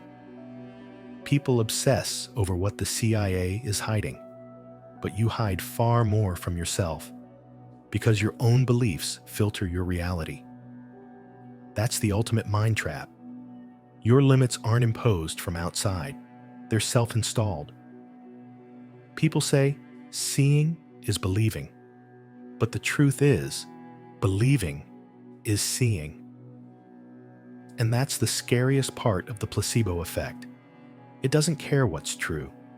It only cares what you believe deeply enough. The entire universe is like a giant stage, and the role you play is cast by the script in your mind. So ask yourself this: what belief could I install that would change my entire world? Because if fake sugar pills can cure real cancer, imagine what your belief could do for your business, your relationships, your destiny. And that is the universe's dirtiest secret. Reality belongs to those who believe in it first.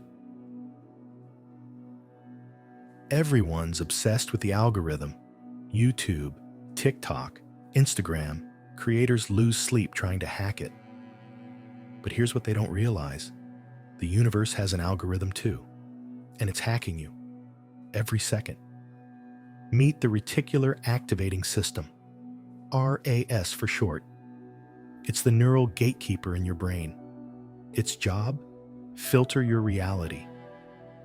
You're surrounded by trillions of bits of sensory data every second. Your skin feels the room's temperature. Your ears pick up distant conversations. Your eyes catch flickers of motion in your periphery. But you'd go insane if you noticed all of it. So the RAS decides what you see and what you don't. It tunes your perception like a radio. Whatever's on your mind becomes your station. That's why when you want a Tesla, you see Teslas everywhere. Or when your friend is pregnant, suddenly the world is full of baby bumps. Nothing changed except your filter. But here's the dark side. Your filter doesn't just show you cars or babies. It shows you the world you believe exists. Think about this. If you believe people can't be trusted, your RAS filters out kindness and highlights betrayal. If you believe making money is impossible, your brain ignores opportunities and locks onto obstacles. You'll walk right past your dream client because your mind is tuned to a frequency of lack.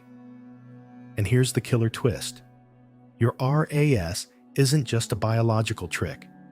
It's the gateway to the universe's algorithm. As above, so below. Just like YouTube's algorithm feeds you more of what you watch, the universe's algorithm feeds you more of what you focus on. Your thoughts are keywords. Your emotions are engagement signals. Reality becomes your customized feed. Look at your life right now. Your bank account, your relationships, your daily stress, all of it is your feed. It's why people stuck in scarcity loops keep seeing bills, while the wealthy keep spotting investment opportunities others miss. Same world, different filters. Ever wondered why some people see angels and others only demons? Same universe, different search terms. Your reticular system is an algorithm, but the universe's reticular system is an amplifier. Focus on fear, and the universe serves you more fear. Focus on gratitude, and it rains blessings. Here's the terrifying part. Your RAS will defend your current reality, even if it's destroying you. It's like Stockholm Syndrome. You're loyal to your prison because it's familiar. And that's why change feels like chaos. When you try to shift your frequency, your RAS fights back. It starts screaming, "This isn't safe." Who do you think you are? This isn't you. And you snap back to the same old world. The universe doesn't resist you. Your own reticular system does. Here's how deep it goes. If you want to change your life, you have to train your algorithm. Start noticing abundance instead of lack. Start scanning for love instead of betrayal. Start seeking evidence that life can change overnight. Because what you look for, you will find, and the universe will. Keep feeding it to you in an infinite loop. This is why spiritual teachers say, act as if, because acting as if trains your algorithm. Change your RS, and you change the universe's search results. That's the truth no one wants you to know. You are both the user and the algorithm. And the scariest part? Your algorithm is programmed by you. Here's the final question. If you could search for any reality, what keywords would you type in? Because the universe is listening, and it's about to serve you your next video, your next life. Here's the punchline. The universe isn't some distant cosmic machine. It's you. Everything we've uncovered, the magnifying, the maintaining, the filters, the feedback loops. That's your own mind wearing a cosmic mask. The scary part? You're not just living in the universe, you're creating it. Remember the law of correspondence? As above, so below. As within, so without. That's not poetry. It's the secret operating system of reality. The storms in your life, the blessings, the chaos, the miracles, they're all echoes of your own frequency. And the universe isn't resisting you out of cruelty.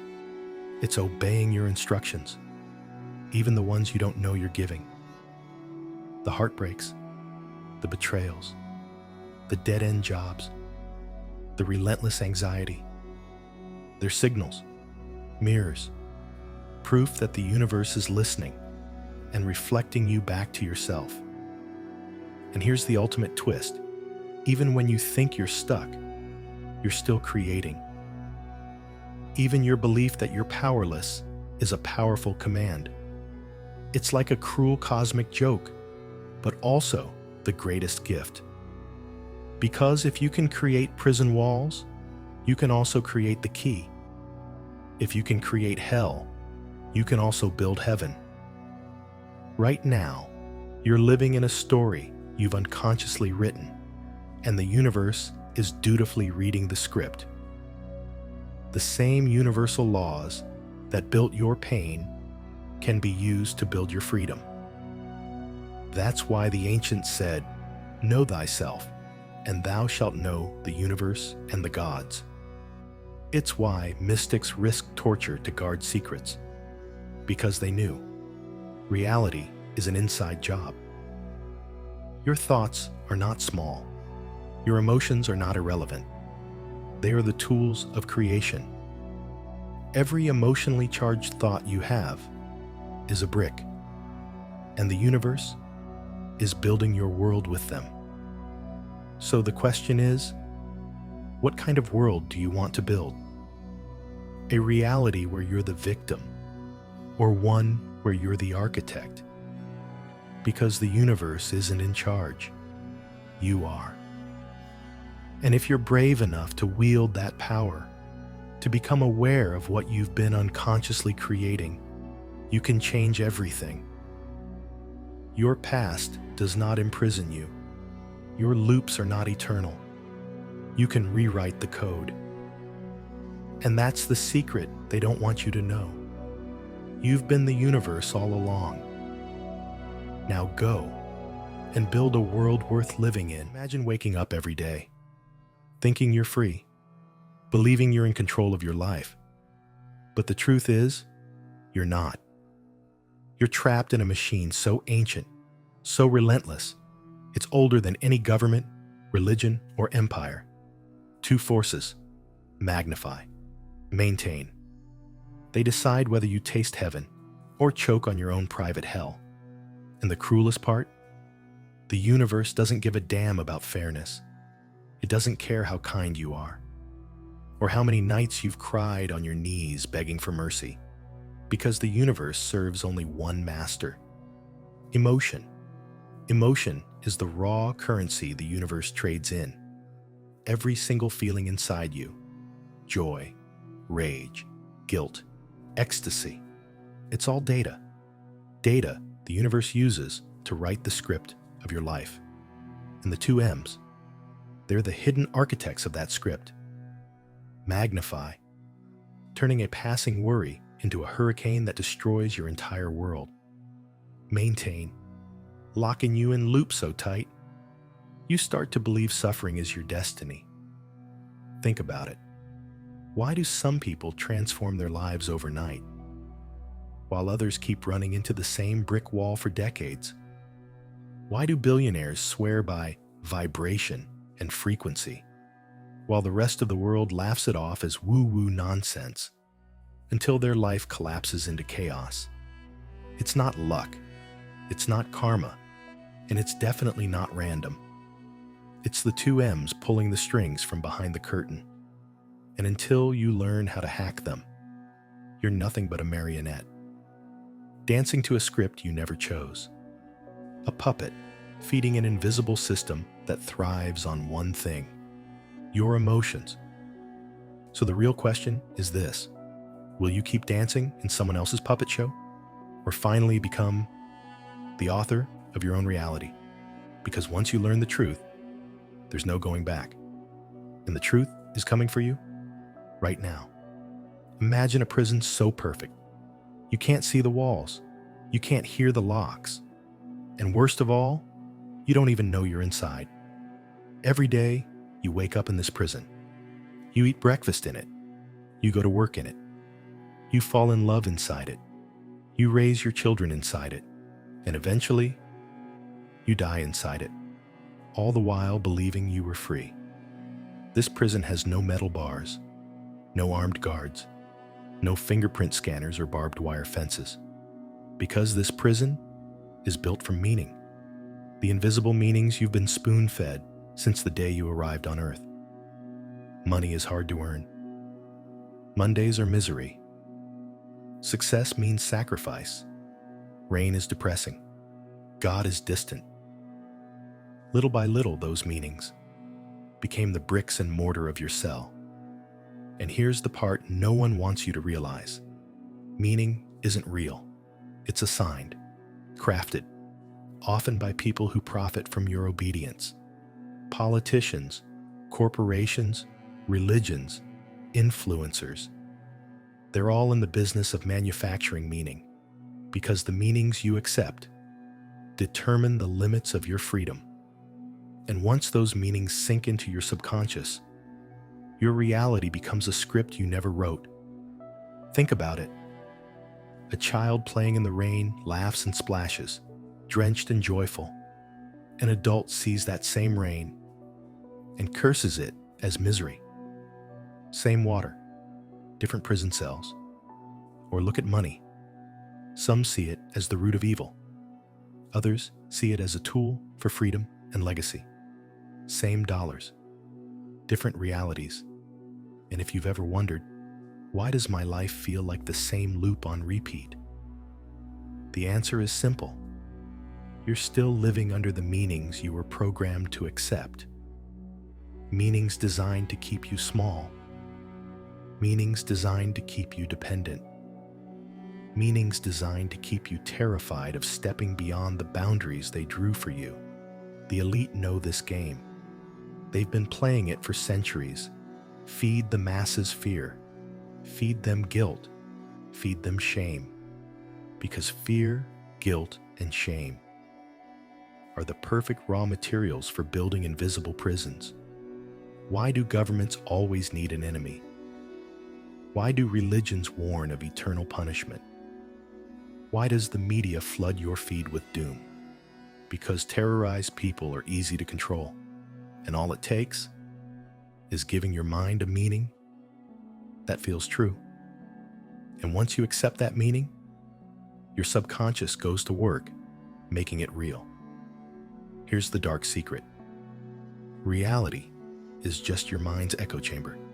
It reflects back whatever you believe. Believe rain is gloom. Rain becomes gloom. Believe money is evil. You'll repel money. Believe love always ends in betrayal. You'll sabotage every relationship you touch. Reality doesn't argue. It obeys. And the worst part? You don't even realize the walls have closed around you because they look like normal life. You call it just the way things are. Or that's life. Or welcome to adulthood. And you keep waking up inside the same cage, wearing a smile, while your dreams wither like a plant starved of sunlight. But here's the part that should terrify and liberate you. Meaning is programmable. You can rip the old labels off reality and write new ones. Rain means money pouring into your bank. Mondays mean new opportunities. Conflict means your old self dying so a new self can rise. And when you change the meaning, the entire universe has to change with it, because the universe is nothing but a giant mirror, reflecting back the frequencies you send it. And the guardians of that mirror? Two silent laws coded into the system of reality: magnify, maintain.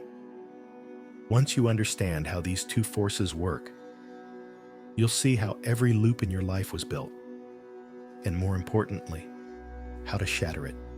So get ready, because the walls of this invisible prison are about to crack. So you're living in a prison you can't see. Good. Now let me show you the first jailer keeping you locked inside. It's the first hidden law of reality: magnify. And it's more ruthless than any dictator that's ever ruled a nation. Because magnify doesn't care who you are. It doesn't care how spiritual you claim to be, or how many vision boards you've taped to your fridge. Magnify just obeys the signal you send. And here's how it works. Your emotions are like radio frequencies broadcast into the universe. In the universe, it's the world's biggest echo chamber. except it doesn't just echo back the same volume, it turns the volume up. A whisper of fear becomes a scream of disaster, a flicker of insecurity, turns into an avalanche of rejection, a spark of anger, sets your whole life on fire. That's magnify. Let me show you how subtle and sinister it really is. You wake up late. You mutter, "Today's going to be rough." Suddenly, traffic's a nightmare. Your boss sends you a snarky email. Your phone dies right before an important call, and your brain whispers, "See? I knew it. Congratulations. You just sent a signal to the universe." And Magnify made sure it came true. And it's not random, because the universe has one prime directive: I will make you right. If you believe you're unlucky, the universe will become your partner in crime, proving your story over and over again, because your emotional frequency is a command to reality. And here's where it gets darker. Magnify isn't just about your personal bad days. It's the reason entire civilizations rise and fall. Entire empires collapsed because rulers were gripped by paranoia. Financial markets crash because enough traders feel fear simultaneously. Wars begin because entire nations magnify a single idea. They're the enemy. Magnify doesn't care if the feeling is true. It only cares that it's felt. And when enough people feel the same thing, the entire matrix of reality bends to fulfill it. Look at the news. Every day, headlines crafted to trigger fear. Politicians craft messages to magnify anger. Corporations magnify insecurity, so you'll buy more. Because fear and insecurity are profitable. And the masses, they keep tuning in, pumping emotional fuel into the machine, feeding the echo chamber. This isn't some fringe conspiracy theory. It's physics. Energy attracts energy. Emotions are energy in motion, and the universe's only job is to reflect back the vibration you send. The ancients called it karma. Psychologists call it confirmation bias. Physicists call it quantum entanglement. Same law, different names. Magnify doesn't just punish negativity, it also multiplies the positive. Feel gratitude. Life showers you with unexpected gifts. Feel love. Strangers suddenly smile at you. Feel abundance. Money shows up from places you didn't expect. But here's the problem. Most people don't know they're transmitting anything at all. They think they're just reacting to life, when in reality, they're broadcasting instructions to the universe. And here's the dark irony. The more evidence Magnify gives them, the more convinced they become that their prison is reality. See, Mondays always suck. See, people can't be trusted. See, the world is getting worse. And Magnify just keeps nodding its cosmic head, as you wish. Because it's not here to judge you. It's here to obey you. And the more momentum your feelings have, the louder Magnify screams your story into physical reality. Which means, if you want to change your world, you don't start with action. You start with feeling. Because Magnify is reality's amplifier. And once it cranks the volume up, that's when the second M arrives to lock your fate in place, the second jailer of your invisible prison. And that is where things get truly dangerous. So the universe magnifies your signal. That's dangerous enough. But the second jailer is the real architect of your invisible prison. It's the reason why one bad day turns into a bad month into a bad year, and eventually into a bad life. It's the reason people stay in toxic relationships, or trapped in the same job for 20 years, or broke, or addicted, even when they know better. This second force is the universe's quiet enforcer. Its job is simple. Keep everything exactly as it is. The second, M. Maintain. Here's how it works. Once the universe magnifies an emotion, it goes into lockdown mode. It decides, this is the frequency this person lives at. Let's keep them there. Because the universe, like any system, craves one thing above all: stability, even if that stability is pure hell. So it sends you more thoughts, more events, more people, all designed to keep you vibrating at the same frequency. You feel anxious. You'll see news stories confirming the world is dangerous. You feel unworthy. People around you will mirror that back. You feel betrayed. The universe will hand you new betrayals on a silver platter, not because it hates you, but because maintaining your frequency is the universe's way of keeping cosmic order. Let me give you an example. You have a string of bad days. You feel like life is out to get you.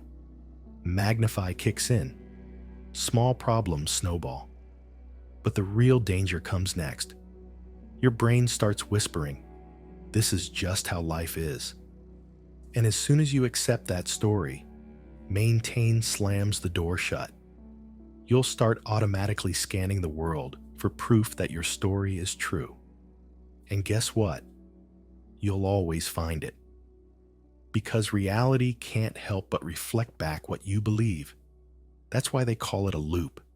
The same emotions trigger the same events, which trigger the same emotions, until decades pass and you're still telling the same story.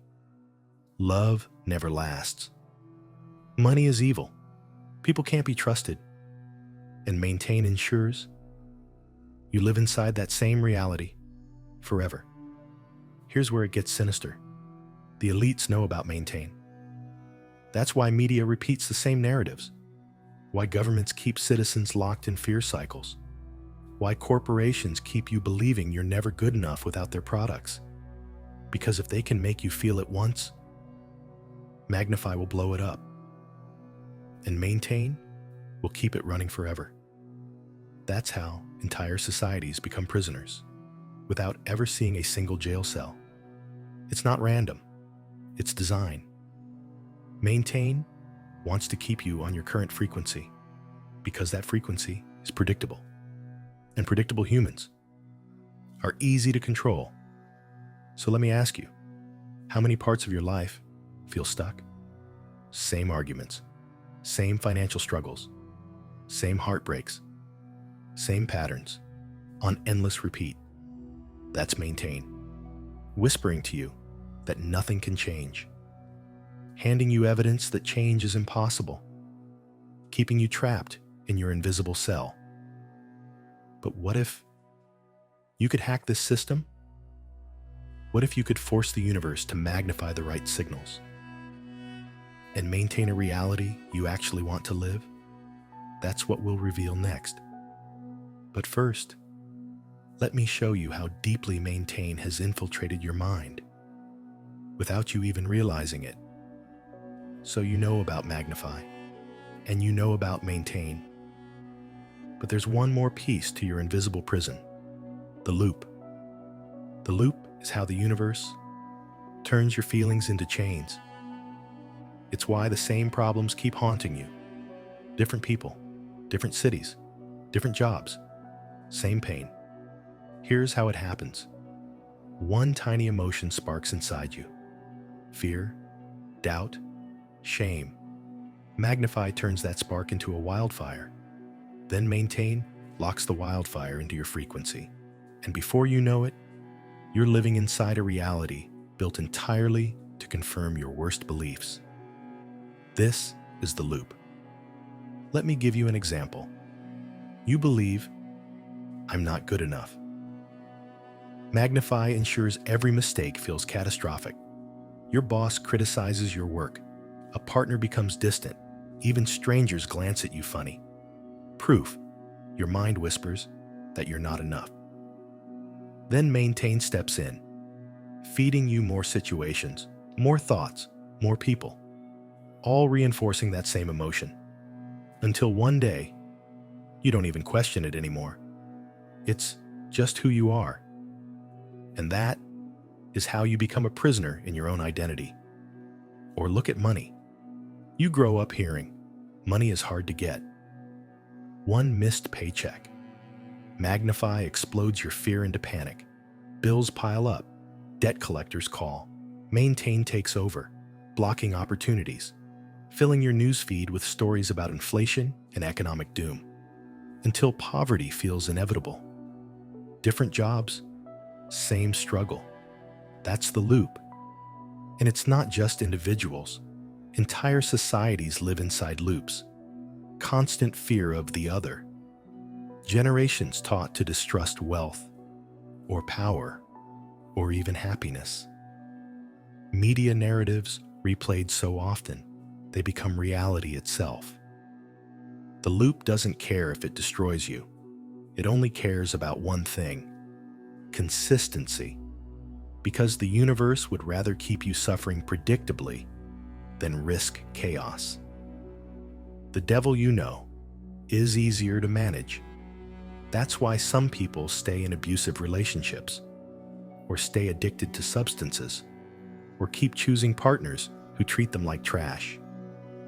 Because the familiar hell feels safer than an unknown heaven. The loop whispers, "At least you know how this story ends." And that's the most dangerous prison of all, because the loop feels like home. But here's the terrifying part. The loop is not fate, it's architecture. And anything built can be demolished if you know how to hack the code. And that is what we're about to reveal next. By now, you've met your jailers, magnify and maintain. You've seen how the loop keeps you chained in an invisible cell. And maybe you're wondering, am I screwed forever? Number. Because there's a crack in the prison wall, a loophole hiding in plain sight. And the secret is this: meaning is programmable. Think about it. Everything in your life that feels true was taught to you by someone else. Your parents, your teachers, your culture, your religion, governments, corporations. And guess what? They didn't necessarily know the truth. They were just repeating meanings that someone else programmed into them. Let me show you how deep this rabbit hole goes. You were told rain is gloomy, but in other cultures, rain means wealth, crops, life. So which is it? Gloom or gold?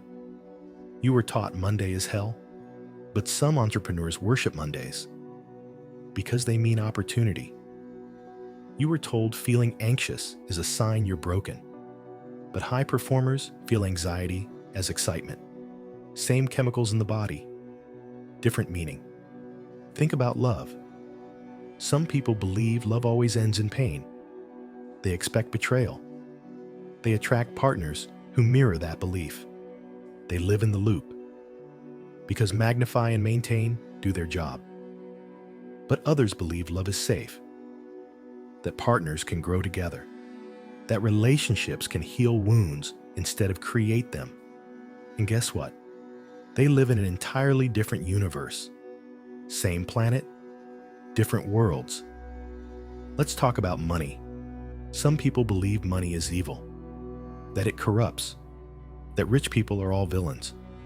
So they unconsciously push money away, even while desperately needing it. Others believe money is a tool, a resource that expands options, that allows generosity, and they become magnets for abundance. Why? Because their meaning tells magnify, send more, and maintain, locks it in. Or take health. Some people believe getting older means getting sick. It's all downhill after 40. They expect pain. So guess what they find? Pain. But others believe aging is wisdom, that bodies can heal, that health can improve at any age. And somehow, they stay vibrant when others fall apart. This isn't random, it's programmable. Everything you call truth is just meaning. And meaning is just someone else's story. Corporations know this. That's why they spend billions on ads to program you. This perfume means you're irresistible. This brand means you're successful. This phone means you're better than the people who own last year's model. And the loop eats it up. The system wants you stuck because stuck people are predictable, and predictable people are profitable. But here's the part they never tell you. Meaning can be rewritten. Let me show you how simple and radical this can be. Rain starts pouring.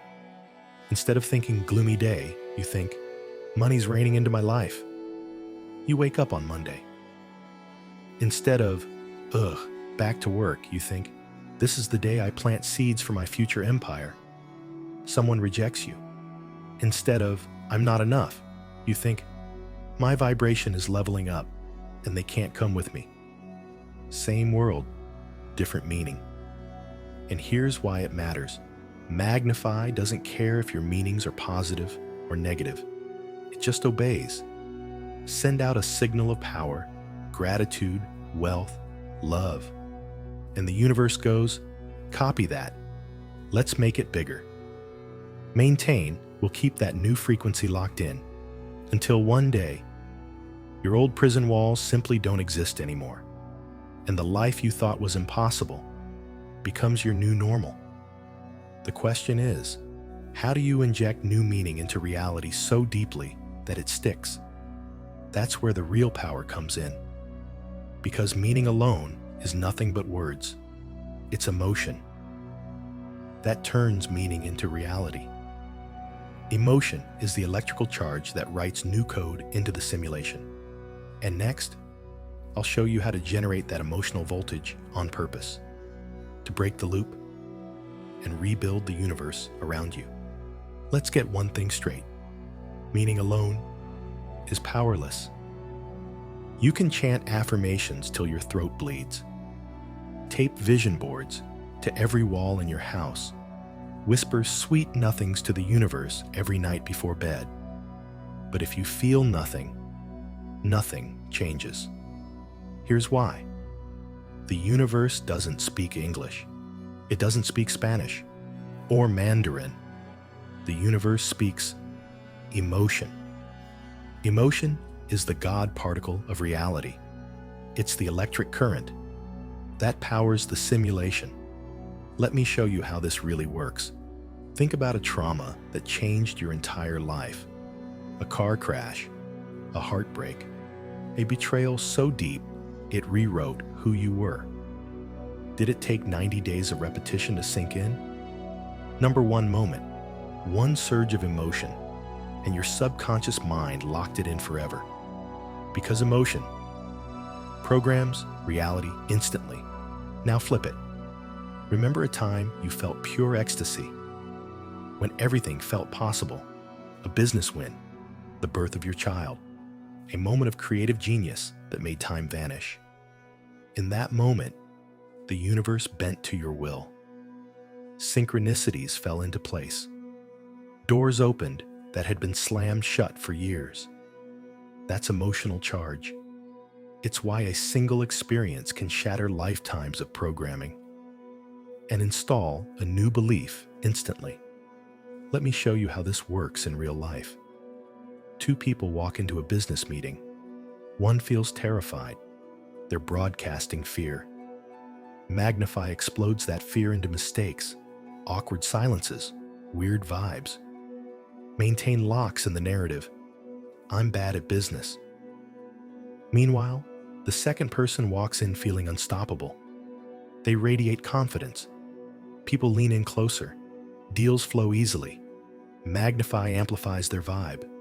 Maintain locks in a new story. I'm the kind of person who wins. Same meeting, two different universes, all because of one thing. Emotional charge. Let's talk about love. Someone breaks your heart. The pain is so intense, it sears itself into your subconscious. Now every new partner looks suspicious. You live expecting betrayal. And the universe, faithful to your signal, says, "As you wish," and hands you more heartbreak.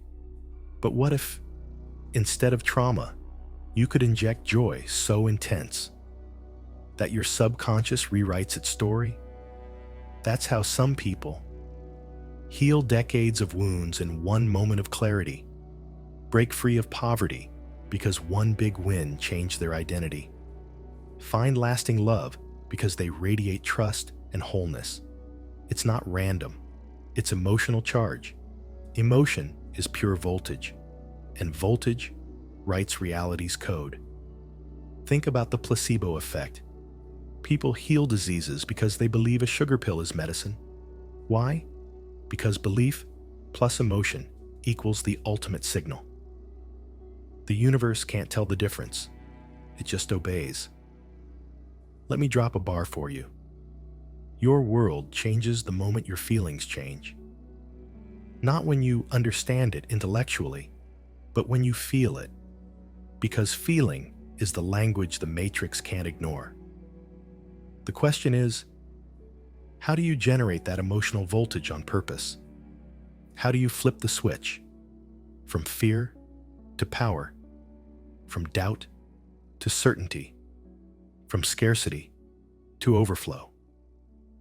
That's the next piece of this puzzle. Because once you learn to craft emotional charge, you become a god inside your own simulation.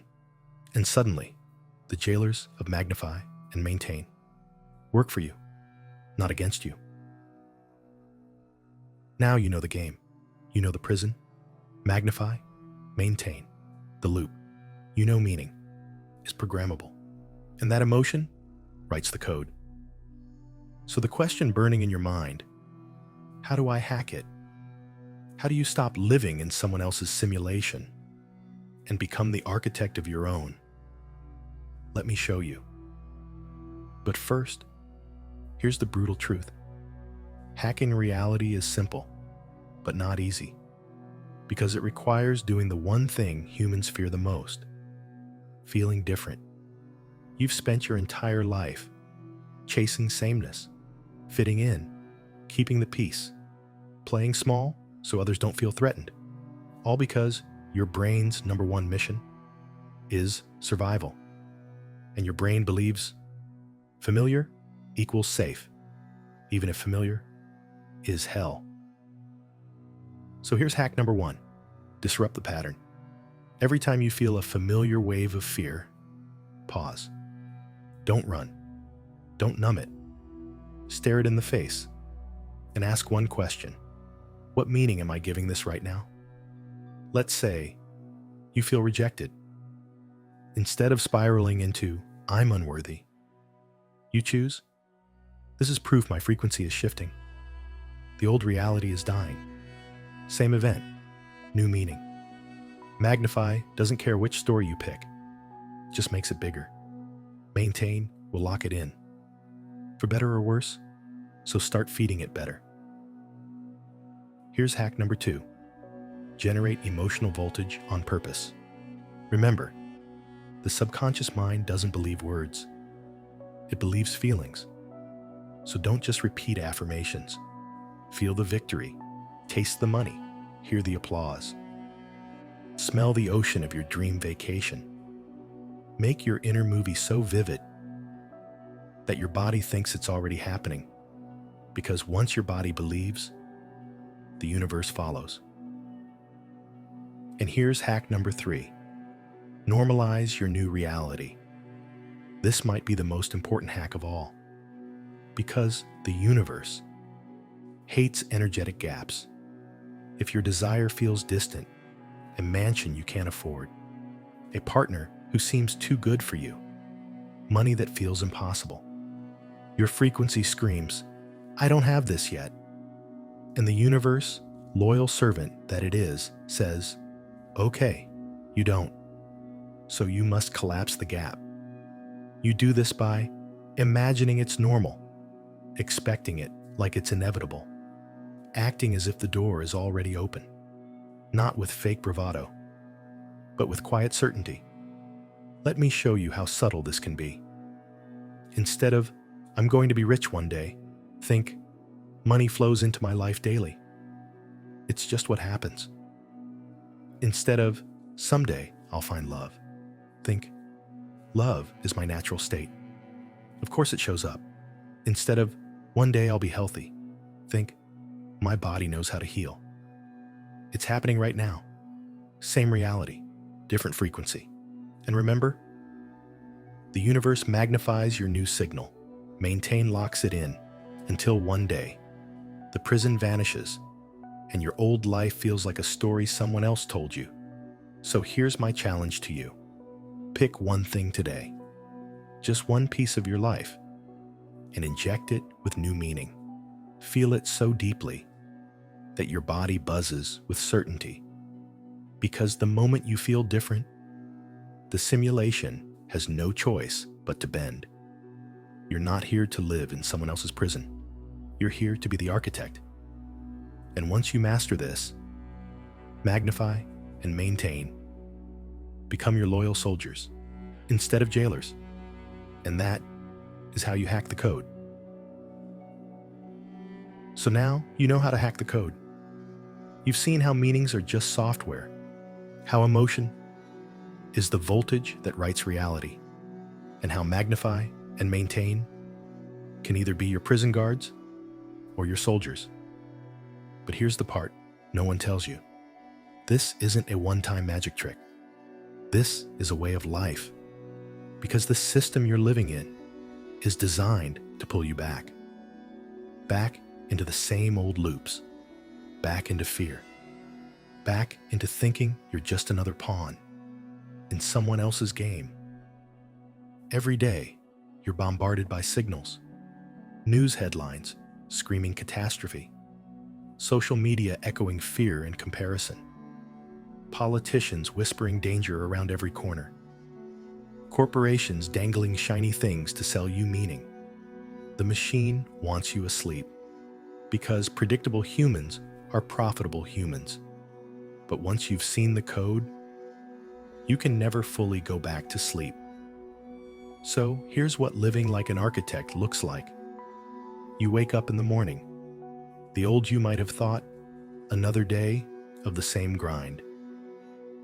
The architect wakes up and thinks, let's see how reality bends today. Someone cuts you off in traffic. The old you spirals into rage. The architect smiles and thinks, this is the universe stress testing my new frequency. A bill arrives you weren't expecting. The old you panics. The architect breathes deep and says, this is proof money's on the move. I'm about to receive more than I lose. Someone ghosts you. The old you feels worthless. The architect shrugs and says, my vibration's leveling up. Not everyone can come along. Same world, different movie. Because here's the secret. Your daily life is your temple. It's where you practice reality engineering. One thought, one feeling, one meaning at a time. And the more you practice, the stronger your signal becomes. Until one day, your life flips from reaction to creation. The architect doesn't wait for proof. The architect is the proof, and the world bows to that frequency. Let me show you what happens when you truly live like this. Synchronicities multiply. People show up at exactly the right time. Money appears through channels you never saw coming. Conversations turn into portals for new opportunities. Even setbacks become coded messages, showing you how to level up. Life stops feeling random and starts feeling rigged in your favor. But here's the final mind bender. Even the obstacles are secretly part of the hack, because obstacles are the universe's way of testing if your new frequency is real. The old you would say, see, nothing works for me. The architect says, good, show me the test. Let's prove this signal is unbreakable. Because the universe doesn't hand power to people who flinch. It hands power to the ones who can hold their vibration, even when everything looks like chaos. And that is how you escape the loop forever. You don't just know the hacks, you live them. You practice them in silence when no one's watching, until magnify and maintain. Become your loyal army, and the old matrix crumbles around you. Next, we'll step into the final chapter, where we talk about what it truly means to become a god inside your own simulation. Let's rewind to the beginning, to a world wrapped in invisible chains, a world where unseen forces pull your strings, and you call it life. The news feeds your fear, politicians auction your attention, corporations profit off your doubt, and the machine hums on, quiet, relentless, unseen. You thought you were just a passenger, that fate, luck, destiny were the drivers, but you were wrong, because the truth is, you're the driver, and all of it, the chaos, the coincidences, the patterns, are waiting for one thing, your signal. Let's make this clear. Everything you've suffered, the heartbreaks, the financial wipeouts, the betrayals so deep they stole your breath, they weren't punishment, they were code, warnings, signals from the simulation, telling you that your frequency was writing a reality you never truly wanted. But the moment you saw the code, you became dangerous, because you realized meaning isn't found, it's created. Emotion isn't random, it's the voltage that writes existence itself. And magnify and maintain are either your jailers or your soldiers. Let me show you the paradox the elites hope you never figure out. Your limitations are a story, nothing more. Poverty is a frequency. Loneliness is a broadcast. Chaos is a loop repeating itself because you keep feeding it. The matrix wants you asleep because sleeping gods are the easiest slaves. And here's the final twist no one wants to admit. The matrix never fully disappears. Even when you awaken, the tests come. The higher your signal, the more reality pushes back. Not because the universe hates you, but because it's checking. If your new frequency is real, you think you're done when you wake up? You've only begun. You'll still have days where money vanishes overnight. People you love betray you. Doubt coils around your throat like a snake. And the simulation whispers, "See? You were foolish to believe you could change." But here's the power of the architect. You refuse to flinch. You stare chaos in the face and say, "This is the death throes of my old timeline." Because that's all obstacles ever were. The dying screams of your old frequency, fighting to survive. Let me give you real examples. A man grows up believing, "I'm worthless." He's 45, alone, broke. He watches a single video, and something ignites. He starts feeling worthy for the first time.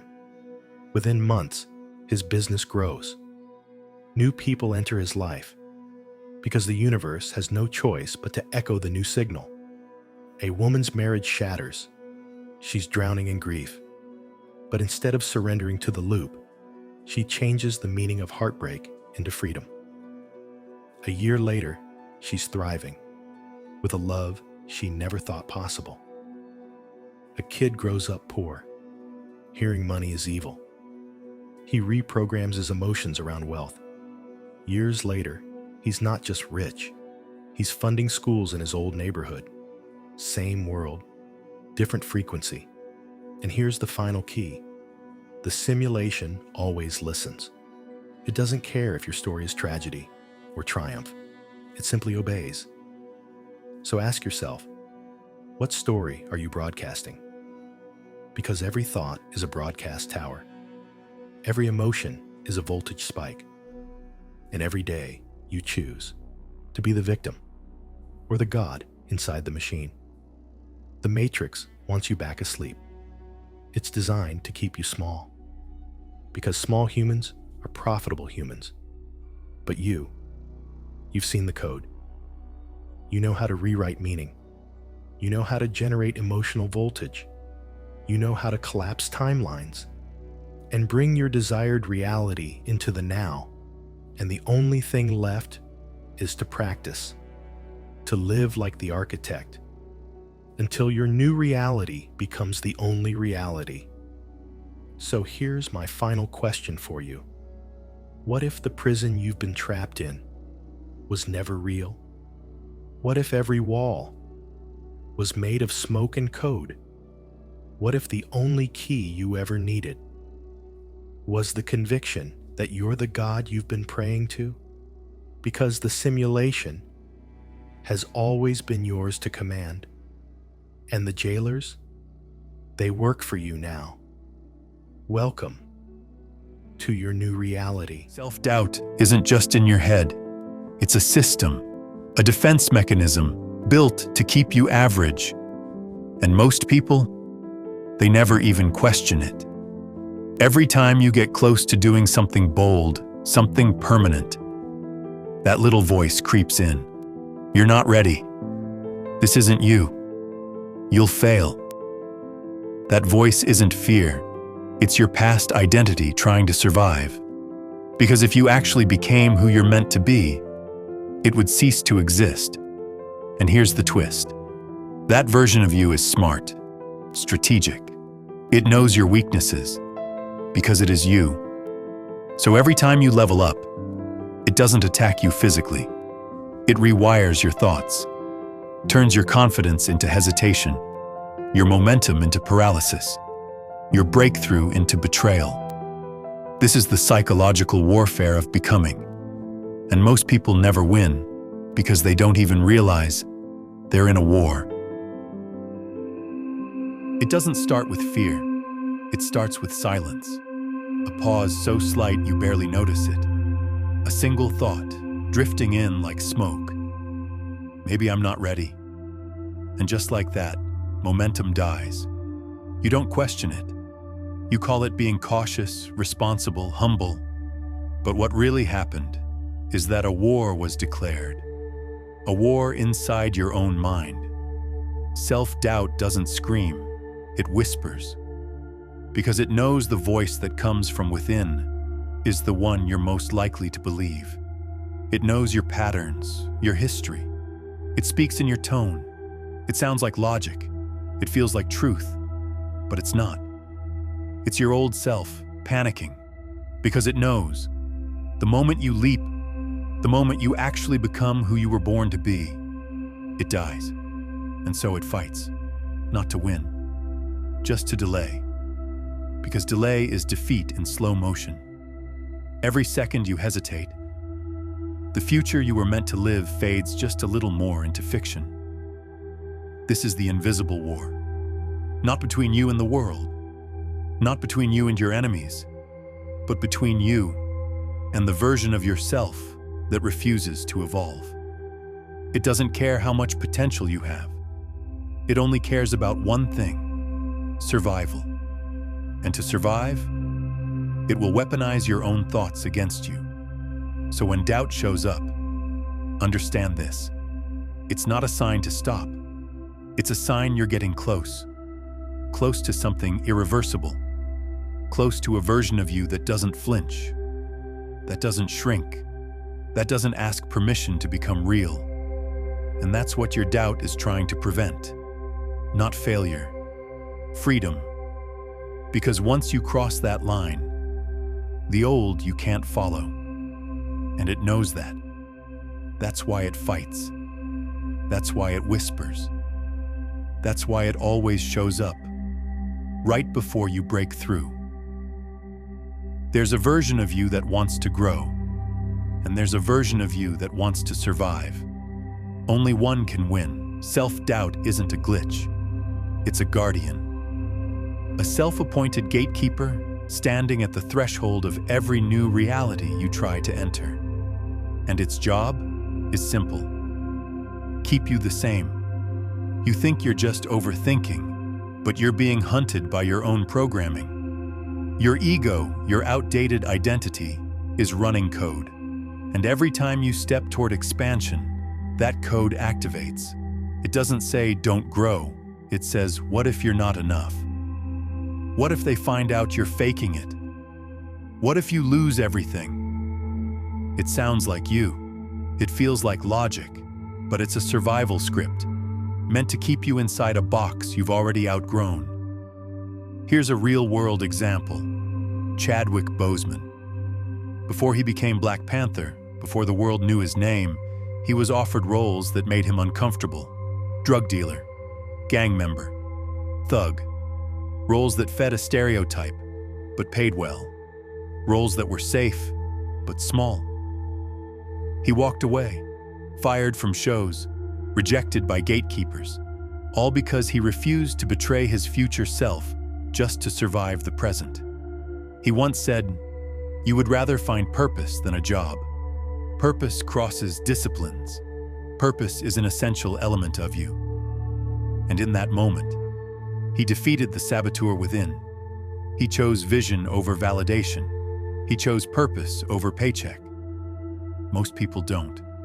Most people settle. Not because they lack talent or potential, but because the moment that inner voice says, you might lose everything, they listen. And the saboteur wins, without ever throwing a punch. That's the trap. You don't have to fail to be stopped. You just have to hesitate long enough to question your own destiny. That voice of doubt, it's not your gut. It's not divine guidance. It's your old identity, realizing it's running out of time. Because if you actually become this new version of you, the version that leads, speaks up, stands tall, the past dies. And like anything that senses its death, it doesn't go quietly. It disguises itself as reason. It mimics your voice. And it doesn't ask for much. Just that you wait. Just that you don't send that email. Don't take that step. Don't make that call. Just stay the same. But here's the truth. Self-doubt isn't about the future. It's about preserving the past. It's not fear of failure. It's fear of becoming someone your current self doesn't recognize. And that's why it feels like dying, because in a way, it is. Transformation is ego death. And your ego wants to live. So it fights, it delays, it negotiates, and it wins. Unless you know how to see it for what it really is. A dying version of you, trying to convince you it's still in control. But it's not. You are. You think it's just you, that you're the problem, that something inside you is broken. It's not. You were programmed to feel this way. From the moment you could speak, the system got to work, rewiring your inner world to distrust your own power. Doubt isn't personal, it's policy, and every institution you've ever trusted was in on it. School taught you to raise your hand, to wait for permission, to be chosen. It punished intuition. It rewarded obedience, not creativity, not courage, not clarity. And when you did speak up without being asked, you were told you were disruptive, too much, too confident. So you learned to shrink. Religion taught you that certainty is arrogance, that questioning authority is rebellion, that your power must be channeled through someone holier, wiser, ordained. You weren't taught to see the divine within. You were taught to fear it, so you learned to outsource your worth. Corporate culture sealed it. You got paid to be replaceable, promoted for playing safe, and punished for asking why. You were trained to suppress your voice, taught that ambition is dangerous unless it benefits the machine. Taught that self-trust is reckless unless it aligns with a policy manual. So you learned to comply. And now, you doubt yourself and think it's your fault. No, it's a design flaw, built on purpose. Because a person who doesn't doubt themselves is unpredictable. uncontrollable, unmanageable. And systems don't want individuals. They want assets. They want labor. They want silence. Here's the uncomfortable truth. You were never meant to fully believe in yourself. Not if it meant disrupting the status quo. Not if it meant becoming too independent, too fearless, too sovereign. So doubt was normalized. It was dressed up as humility, packaged as intelligence, marketed as caution. But behind the curtain, it's always been the same thing: control. Because if you trust yourself fully, you stop asking for permission, you stop waiting for approval, you stop following paths that were never designed for your soul. And the system can't afford that. It can't afford people who wake up, who break scripts, who realize that every time they said, "I'm not ready," they were echoing a lie that never belonged to them in the first place. Self-doubt is not your nature. It's a learned behavior, reinforced by repetition, sanctioned by society, backed by billions. It's a loop. And once you see the loop, you can break it. But first, you have to stop asking, "What's wrong with me?" and start asking, "Who profits when I play small?" Here's the part that hits the soul. Self-doubt isn't just psychological, it's spiritual. Every time you second-guess your worth, every time you question your power, every time you hesitate to act on what you know is right, you're not just rejecting a dream, you're rejecting God within you. In metaphysics, the self isn't your personality, it's not your resume, it's not your traumas, it's the divine spark, the timeless essence of you that existed before your name, your family, your story.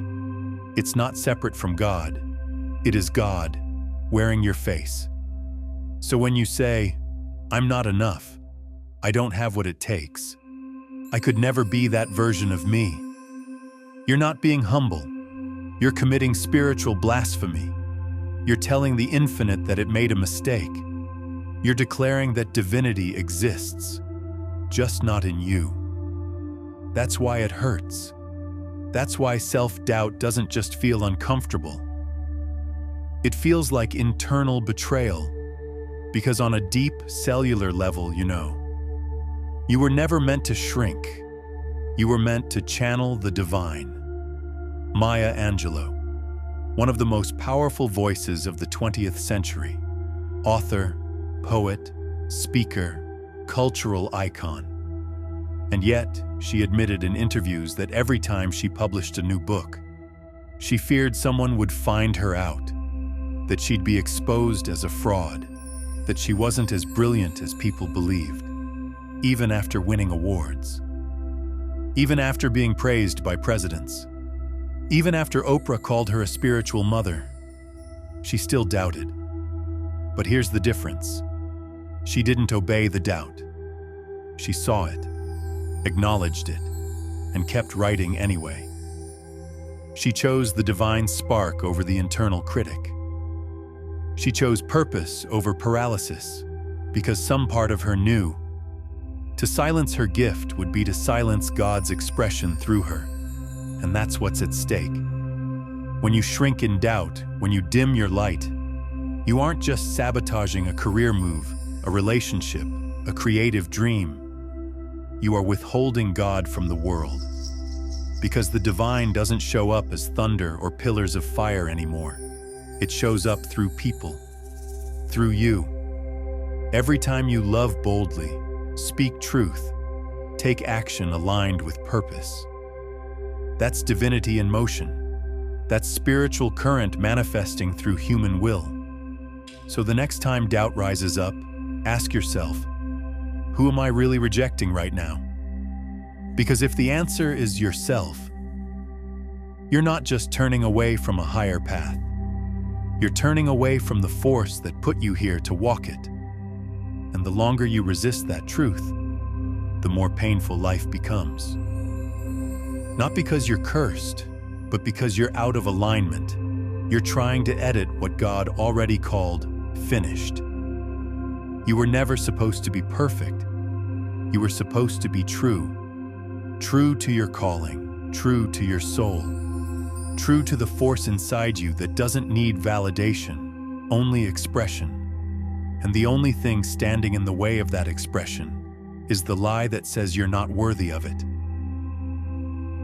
You're not imagining it. That pull to stay the same, that flood of panic the moment you try to break free, that voice screaming, "Stop, it's not safe." It feels alive, doesn't it? Because it is. What you call self-doubt isn't just a thought. It's not just a bad habit. It's not just trauma. It's an entity. Every belief you've ever held, every pattern you've ever repeated, every identity you've worn to survive creates form, not physical form, but energetic. And over time, it becomes something real. A living, breathing structure made of emotion, memory, and repetition. It knows your history, it knows your triggers, it knows your limits, because it was built from them. You didn't create it consciously. You created it through repetition. And now, it survives by feeding on fear. Every time you hesitate, it gets stronger. Every time you shrink, it gets louder. Every time you agree with the voice that says, "I can't," you feed the thing that's holding you back. This isn't metaphor. This is spiritual mechanics. You are a field of energy, consciousness wearing flesh. And just like the body builds antibodies to protect itself, your ego builds identities to defend the status quo. And those identities will do whatever it takes to stay alive, even if it means killing your future. This is why change feels like death. Because to shift into your higher self, you must destroy the scaffolding of who you used to be. And that scaffolding is alive, so it resists, not with violence, with strategy. It whispers, "You're not ready. This isn't you." They'll laugh. You'll lose everything. And here's the trap. It sounds like your voice, because it used to be yours, but it no longer serves your expansion. Now, it's a parasite. Here's the twist. You can't kill this entity by fighting it, because that gives it more energy. You kill it by starving it, by refusing to feed it fear, by choosing action over analysis, by replacing hesitation with movement. Every time you step forward while afraid, you cut off its food supply. Every time you act despite the voice, you reclaim territory.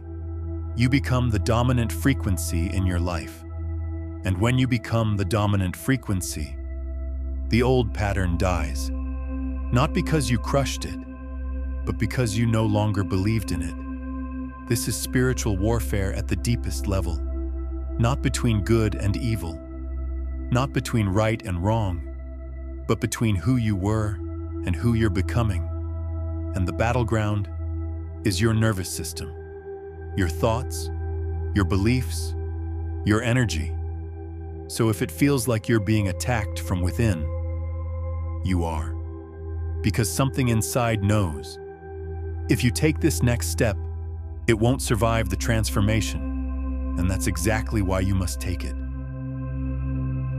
You've been taught to fear it, to fight it, to see it as a red flag, a warning sign, a stop signal from the universe. But here's the twist no one tells you. Self-doubt is not the enemy. It's the indicator, the confirmation, the signal flare from your nervous system that you are getting dangerously close to becoming who you were always meant to be. Let's break the illusion. You think doubt means stop, but in reality, doubt only appears when you're moving. It doesn't show up when you're stuck. It doesn't whisper when you're settling. It doesn't scream when you're hiding in comfort.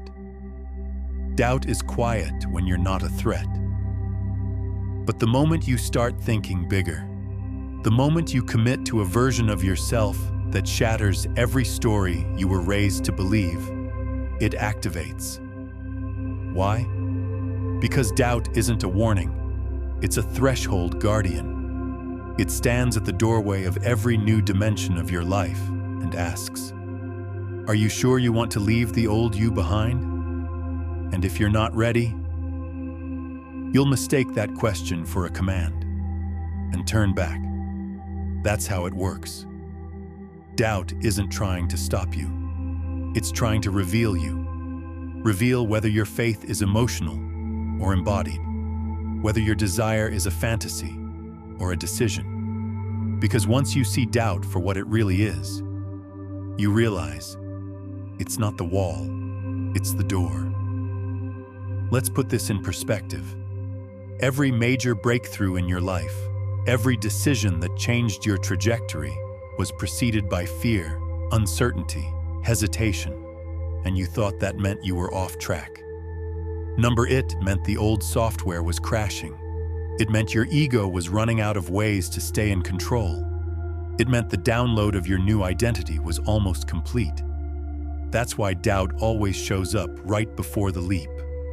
Not to block you, to test you. Are you still relying on permission, or are you ready to lead yourself? Are you still addicted to comfort, or are you ready to feel your power even while afraid? If you need the fear to go away before you act, you lose. But if you can feel the doubt and still move forward, you win. Because that's when you stop interpreting resistance as danger and start recognizing it as the sound of your old self breaking apart. So the next time self-doubt shows up, smile. Not because it feels good, but because now you know what it really means. It means the old world is collapsing. It means the future version of you is already in motion. It means you've stepped outside the loop. And the voice trying to pull you back? That's just the echo from a version of you that no longer belongs here. Now that you see the truth, that self-doubt is the final firewall between who you were and who you're becoming. It's time to take back the controls. You don't destroy doubt by fighting it. You don't pray it away. You don't wait for it to disappear. You reprogram the signal. Every thought you have, every emotion you feel, is a frequency, a code. And whether you realize it or not, you are constantly programming your internal operating system through repetition and response. Most people are running on default settings. Doubt arises. Fear kicks in. They freeze. They obey. Not because they want to, but because that's what they've practiced. Here's the shift. Emotion is the language of the subconscious. It's not your words. It's not your logic. It's your emotional reaction to doubt that programs your identity. Every time you feel fear and respond with hesitation, you anchor that fear deeper. You reinforce the belief that fear means stop. But every time you feel fear and move anyway, you rewire the pattern. You teach your subconscious, fear means breakthrough.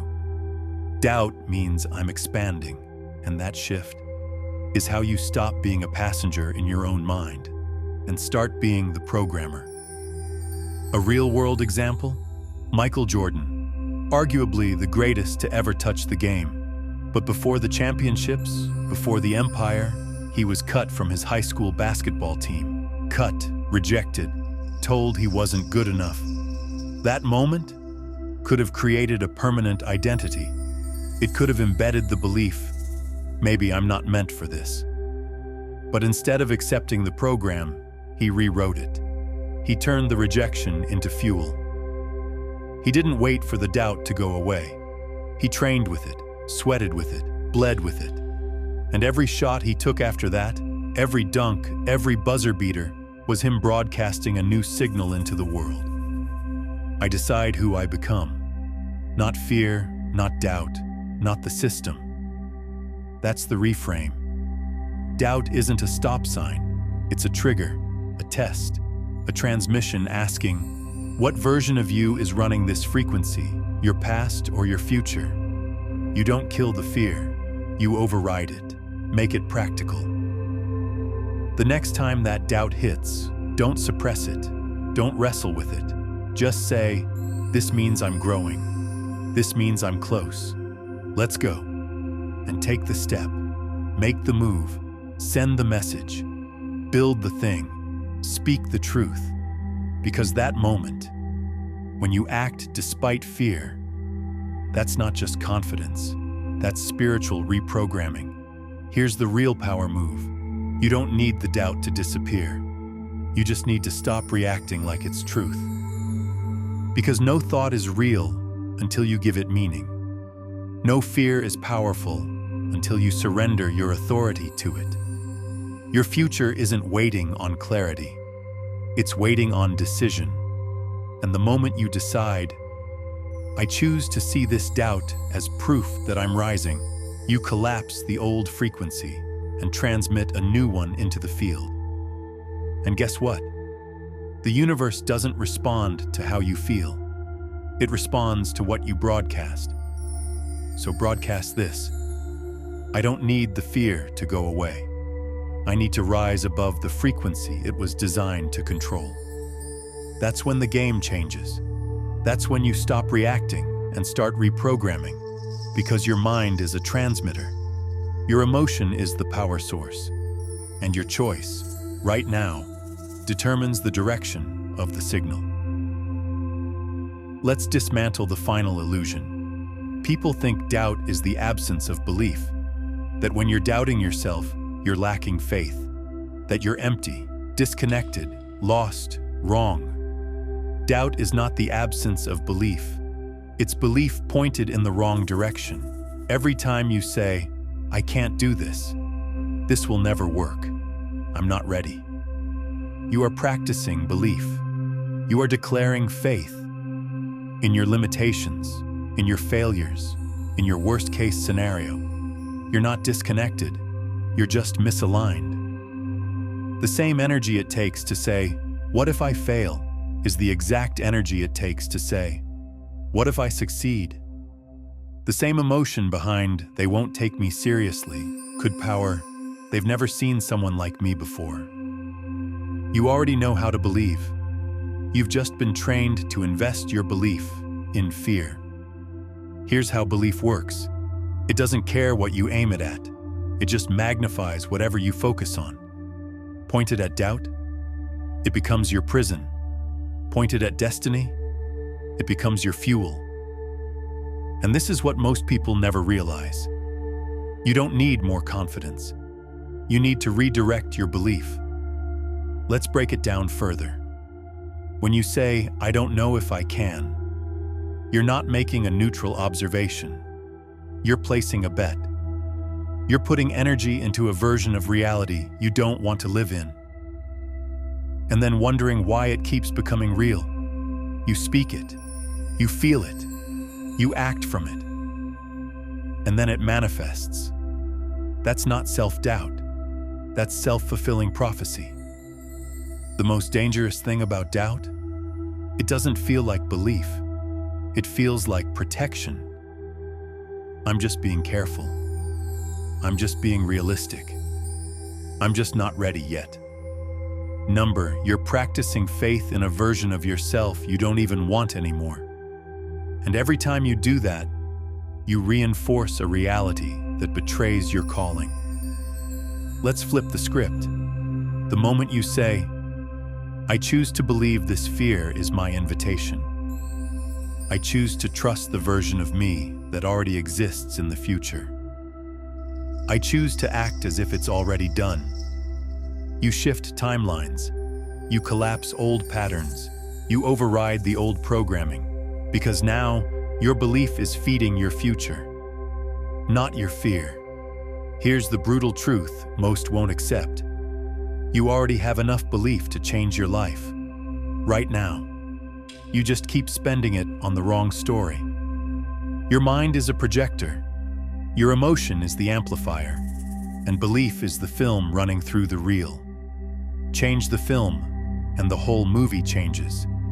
So the next time doubt shows up, don't ask, "Why am I feeling this?" Ask, Where am I aiming my belief right now? Because once you realize that doubt isn't a void, it's a misdirected force, you stop trying to fight it and start using it. At this point, there's only one thing left to master: choice. Because once you realize that thoughts are not commands, that fear is not a prophecy, and that doubt is just belief in costume, there's only one question that remains. Am I going to choose that thought? Most people never ask that, because they think thought is truth. That if a voice shows up in their head, it must be real. It must be them. Your thoughts are not you. They are data. They are options. They are frequencies floating through your field, waiting for one thing: your agreement. And without that agreement, they have no power. This is the deepest spiritual secret most never unlock. No thought is real until you choose it. It's like junk mail. You didn't ask for it. It doesn't belong to you. But the moment you open it, respond to it, feed it with attention, you make it yours. That's what most people do with doubt. They engage, they spiral, they react, and now it owns them. But you don't have to play that game. You can look a thought dead in the face. One that says, "You're not ready. You don't have what it takes. This will never work." And respond with one word: no. Not "let me think about it." Not "maybe later." Just no. I don't choose that. Because here's the truth. Every time you choose a thought, you broadcast a signal. And that signal becomes your emotional state.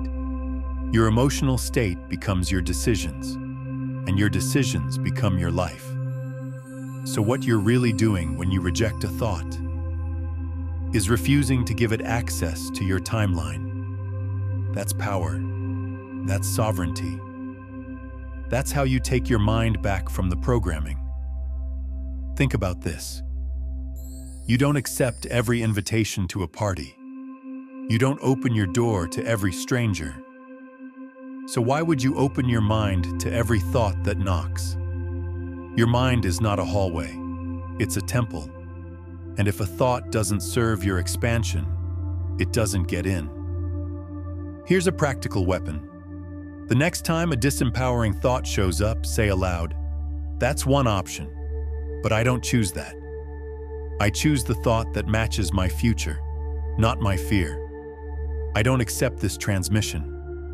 Then breathe and replace it with the new signal: I am already becoming. This doubt is residue. What I choose is reality. It's already done. That's how you stop letting thoughts lead and start letting intention lead. That's how you stop being a victim of the voice in your head and become the author of the voice that speaks through you. This is the final act of power, to no longer need your mind's permission to rise. Because once you stop choosing doubt, doubt stops choosing you. So here we are. You've faced the doubt. You've seen it for what it really is: a ghost, a program, a guardian at the gate, and now you stand at the threshold, not of who you might become, but of who you've already been underneath the noise this entire time. Because here's the truth that undoes every lie. You're not becoming, you're remembering. The moment the desire was born inside you, the version of you who had already lived it, already existed. Not in your imagination, in the quantum. The fear you feel, it's not a warning. It's the echo of an old frequency dissolving. It's the static between radio stations, as you tune into a signal that's always been there. And the doubt? It only screams because it knows you're about to leave it behind. You think you're building the life you want, but you're not. You're aligning with the one that was already yours. Before the trauma, before the hesitation, before the world convinced you to play small. You're not creating from scratch. You're collapsing the noise to finally hear the signal. And the signal says, it's already done. So stop asking, what if I'm not ready? What if it doesn't work? What if I lose everything? And start declaring, what's mine cannot miss me. My future is not waiting, I am. This reality was already built. I'm just stepping into it. You don't manifest by chasing. You manifest by choosing, by embodying, by broadcasting a frequency that says, I remember who I am, and I no longer need permission to walk as that. This is where the story ends, and your life begins. Not because the fear is gone, but because it no longer gets to vote. Not because the doubt disappeared, but because it's irrelevant. You don't need certainty. You need alignment. You don't need answers. You need movement. You don't need to be perfect. You just need to decide. Because the breakthrough isn't coming. It's already here. You're not waiting for the future to meet you. The future is waiting for you to remember. You've already become it. And now, it's time to walk like it. Imagine this. The year is 1983. The Cold War isn't just about nukes and nations. It's about minds, consciousness, and who controls them. Behind closed doors, while the world feared missiles, the real arms race was happening in silence. A war for the structure of reality itself. And then it happened. The U.S. military, obsessed with an edge that couldn't be intercepted, commissioned a report unlike anything else in history. A document so bizarre, it read like science fiction, but it wasn't fiction. A lieutenant colonel, a classified experiment, and a revelation that shattered the rules of time and space. The Gateway Process, a real U.S. Army-backed investigation into out-of-body experiences, astral travel, quantum consciousness, not from a mystic on a mountain, but from the Monroe Institute, a research center that still exists today, still offering Gateway training, and it's gone far beyond the original documents. The Gateway files didn't just hint at altered states, they proved that with sound, frequency, and focus, the human mind can leave the body, transcend time, and interact with the universe itself. Not symbolically, literally. And just when you thought this couldn't get more real, in 2022, the Nobel Prize in Physics would confirm it. Quantum entanglement is real. Local realism shattered. Particles are connected across space, just like the Gateway report claimed decades earlier. This is the story they buried, the document they released without a press conference, a quiet upload to the CIA's website, hoping you'd never look, but you're looking now. And once you see it, you can't unsee it. This isn't just a report, it's a blueprint for unlocking the God force within your own mind. This is not a video, this is a decoding of your reality. Welcome to the Gateway. It's 1983. The Cold War isn't just a battle of nukes and spies, it's a metaphysical war. The United States and the Soviet Union weren't only trying to outgun each other, they were trying to outthink reality itself. And buried in this battle was a document that shook the foundations of physics and consciousness alike. Analysis and assessment of the Gateway Process, written by Lieutenant Colonel Wayne McDonnell. This wasn't New Age fluff. It was a government-commissioned evaluation of a radical program by the Monroe Institute. His conclusion? The human mind, when properly trained, could leave the body, transcend time, and manipulate the holographic universe we call reality. This wasn't imagination. This was military-sanctioned metaphysics. At the core of the Gateway Process is a phenomenon called hemispheric synchronization, or hemisync. You see, the brain is divided into two hemispheres. The left, which deals in logic, order, math. The right, which speaks in metaphor, emotion, intuition. Most people live with these hemispheres out of sync, competing like twin generals with no alliance. But when both sides of the brain begin to pulse in harmony, something extraordinary happens. A gateway opens. The Monroe Institute discovered this could be induced with binaural beats, two slightly different tones in each ear, creating a third phantom frequency. It's not just sound, it's a neurological tuning fork. And when that fork aligns your brain waves, people don't just meditate, they leave their bodies. They see distant places, access repressed memories, even glimpse possible futures. And that's not all. By the early 1980s, the US military wasn't just theorizing about the power of consciousness, they were funding field operations based on it. Enter Project Stargate, a classified program run by the Defense Intelligence Agency and the CIA, tasked with investigating whether human perception could transcend space and spy. The assignment: train remote viewers to psychically gather intelligence from hostile territories without ever leaving the room. These weren't random psychics or occult fanatics. They were former military officers, scientists, and engineers trained in the gateway methodology. They were taught to enter altered states using hemisync frequencies, still their minds, and tune in to non-local data. And the results? Unnervingly accurate. One remote viewer described a Soviet nuclear research facility in Kazakhstan years before satellite photos confirmed it existed. Another described an underground Chinese weapons lab down to the configuration of its hallways. And perhaps most shockingly, a participant viewed the rings of Jupiter before NASA's Pioneer 10 confirmed their existence. He even sketched features unknown to astronomers at the time.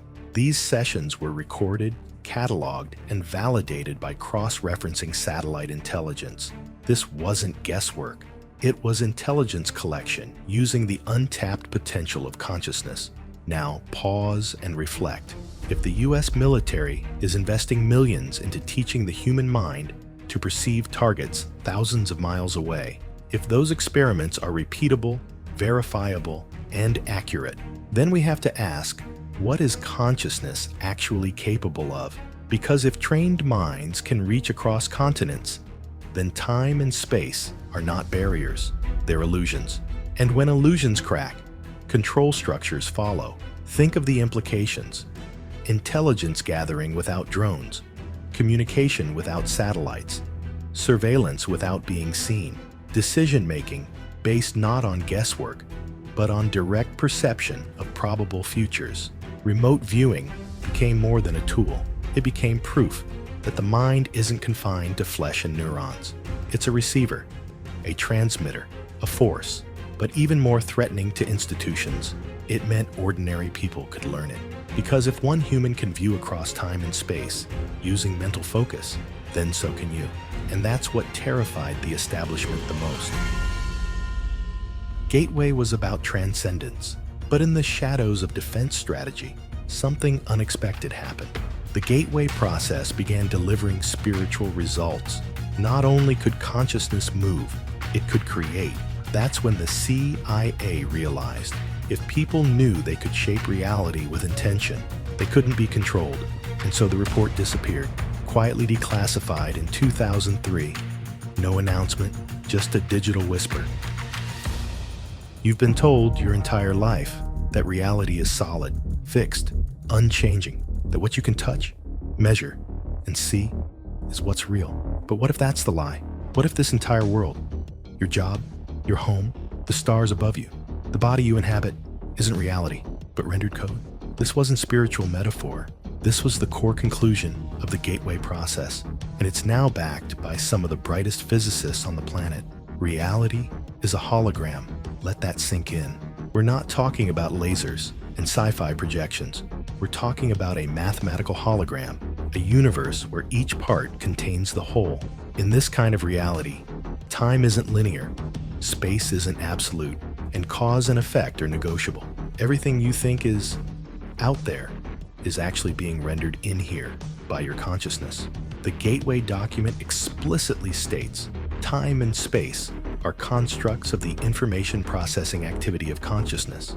In simpler terms, time and space don't exist unless your mind is tuned to generate them. Think about what that means. It means your memories of the past are just files in a mental simulation. It means the future isn't something you travel toward. It's something you select. It means reality is the canvas, and you are the brush. And this idea isn't just hiding in declassified documents. It's hiding in plain sight, in spiritual traditions, ancient mysticism, and now Nobel Prize-winning physics. Remember Plato's cave? The idea that humans mistake shadows on the wall for truth? We're still in that cave, but instead of firelight, the shadows are projected by media, systems, and fear. The gateway process wasn't just a study, it was the key to unlock the cave door and walk into the light of actual perception. But here's the kicker. If everything is a hologram, then every belief you hold about who you are, what's possible, and what's permanent becomes the software that drives the simulation, which means limitation is self-coded. Suffering is an echo of outdated programming. Scarcity is a loop. And fear, just the firewall that keeps you from editing the code. You're not stuck in this world. You're rendering it moment by moment. So now the question becomes, what version of the hologram are you unconsciously projecting? Because here's the truth. You were never supposed to be a spectator in this simulation. You were built to be a developer. And once you realize that, you'll never look at a mirror, a memory, or a moment the same way again. In 2022, 3 physicists won the Nobel Prize for proving something the gateway process hinted at decades ago. Quantum entanglement is real. Local realism, the idea that particles have definite properties and aren't influenced by distant events, is gone. Reality, it turns out, is non-local, interconnected, consciousness-dependent. And what influences that quantum field? You do. You've been taught to believe your thoughts are private, that they start and stop inside your head, that they're just noise, fleeting, meaningless. But what if that's another illusion? What if every thought you think is a transmission, a wave, a signal, a creative force that doesn't disappear? It echoes into the field that surrounds you. The gateway process didn't just reveal how consciousness perceives reality. It revealed something far more radical. Consciousness generates it. Your thoughts aren't passengers. They're pilots. They don't ride through reality. They steer it. This is where modern science meets ancient metaphysics. Quantum mechanics meets hermetic law. The CIA's documents meet the teachings of mystics, sages, and prophets. As above, so below. As within, so without. These weren't just poetic sayings. They were field equations for the soul. Imagine the universe as a giant holographic field, like a mirror made of liquid light. Whatever you emit into it, emotionally and mentally, it reflects back into your life as form, people, outcomes, and events. If you send out shame, you experience rejection. If you radiate lack, your world answers with closed doors. If you carry guilt, life meets you with punishment. But if you begin to emit peace, the world responds with stillness. If you dwell in gratitude, the field rearranges itself to match that frequency. If you embody certainty, doors open that logic can't explain. This is not positive thinking. This is quantum command. The mind is not a camera, it's a projector. And identity? That's the film it runs. If you carry the belief, I'm not enough, then your life will become the stage for that story to play out. But shift that belief to I am powerful, and reality bends in a new direction, like light curving around gravity. Because here's the secret. Your identity isn't fixed. It's a frequency. You can tune into the version of you who already has the life you want.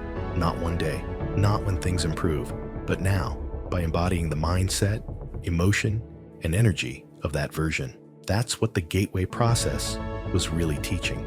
You don't have to wait for reality to change. You have to become the version of you who would already live in that new reality.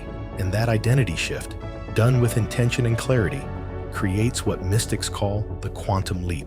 It's not magic, it's not delusion, it's physics, it's pattern recognition, it's resonance. Because in a holographic universe, you don't get what you want, you get what you are. So the question isn't, what do I need to do to change my life? The real question is, who must I become to match the life that's already waiting for me in the field? That version of you already exists. It's already coded into the hologram. You don't have to create it from scratch. You just have to align with it. So when you wake up tomorrow, don't just chase success. Don't beg the universe. Don't visualize passively. Broadcast deliberately, because reality is not pushing back against you.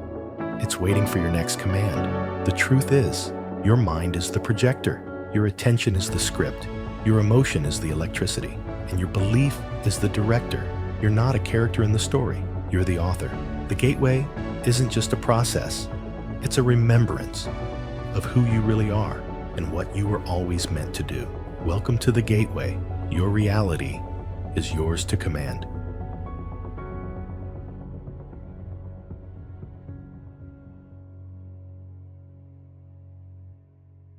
What if your loneliness was never a curse, but a code? A divine sequence encrypted in the lives of prophets, sages, and mystics across time. Christ wandered 40 days into silence. Muhammad sought revelation in a cave. Buddha left behind royalty for stillness beneath a tree. Lao Tzu vanished into the mountains, alone. And now, it's your turn. You weren't abandoned. You were summoned into silence. Because silence is the language of God. Most people fear being alone. You crave it, because in the stillness, you begin to remember you're not a body with a soul. You're God, wearing a mask. And here's the terrifying truth. If you can't control yourself, you'll never control reality. This video isn't just about solitude. It's about why the universe isolates those it's preparing to elevate, why the path to power is paved with silence, and why all of humanity's problems stem from one thing: man's inability to sit quietly in a room alone.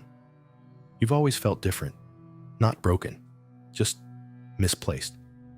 Like you're walking through a crowded world with your eyes wide open, while everyone else is sleepwalking. You've tried to explain it, but no one really gets it. So eventually you stop trying. That feeling, that ache of separation, it's not rejection, it's recruitment. Because God doesn't call his warriors in the crowd. He calls them in the quiet. Every mystic, prophet, and spiritual architect walked alone first. And you're no different. You're the black sheep, the pattern breaker, the one born to see what others won't. But here's the catch. To see clearly, you must step away. Society will call it antisocial, but it's actually spiritual. Silence isn't a void, it's a womb. And solitude isn't punishment, it's preparation. Like a caterpillar dissolving in its cocoon, you are not dying, you're transforming. The loneliness isn't the end of your story, it's the beginning of your becoming. And only those willing to walk through the fire of isolation will emerge as creators of new realities.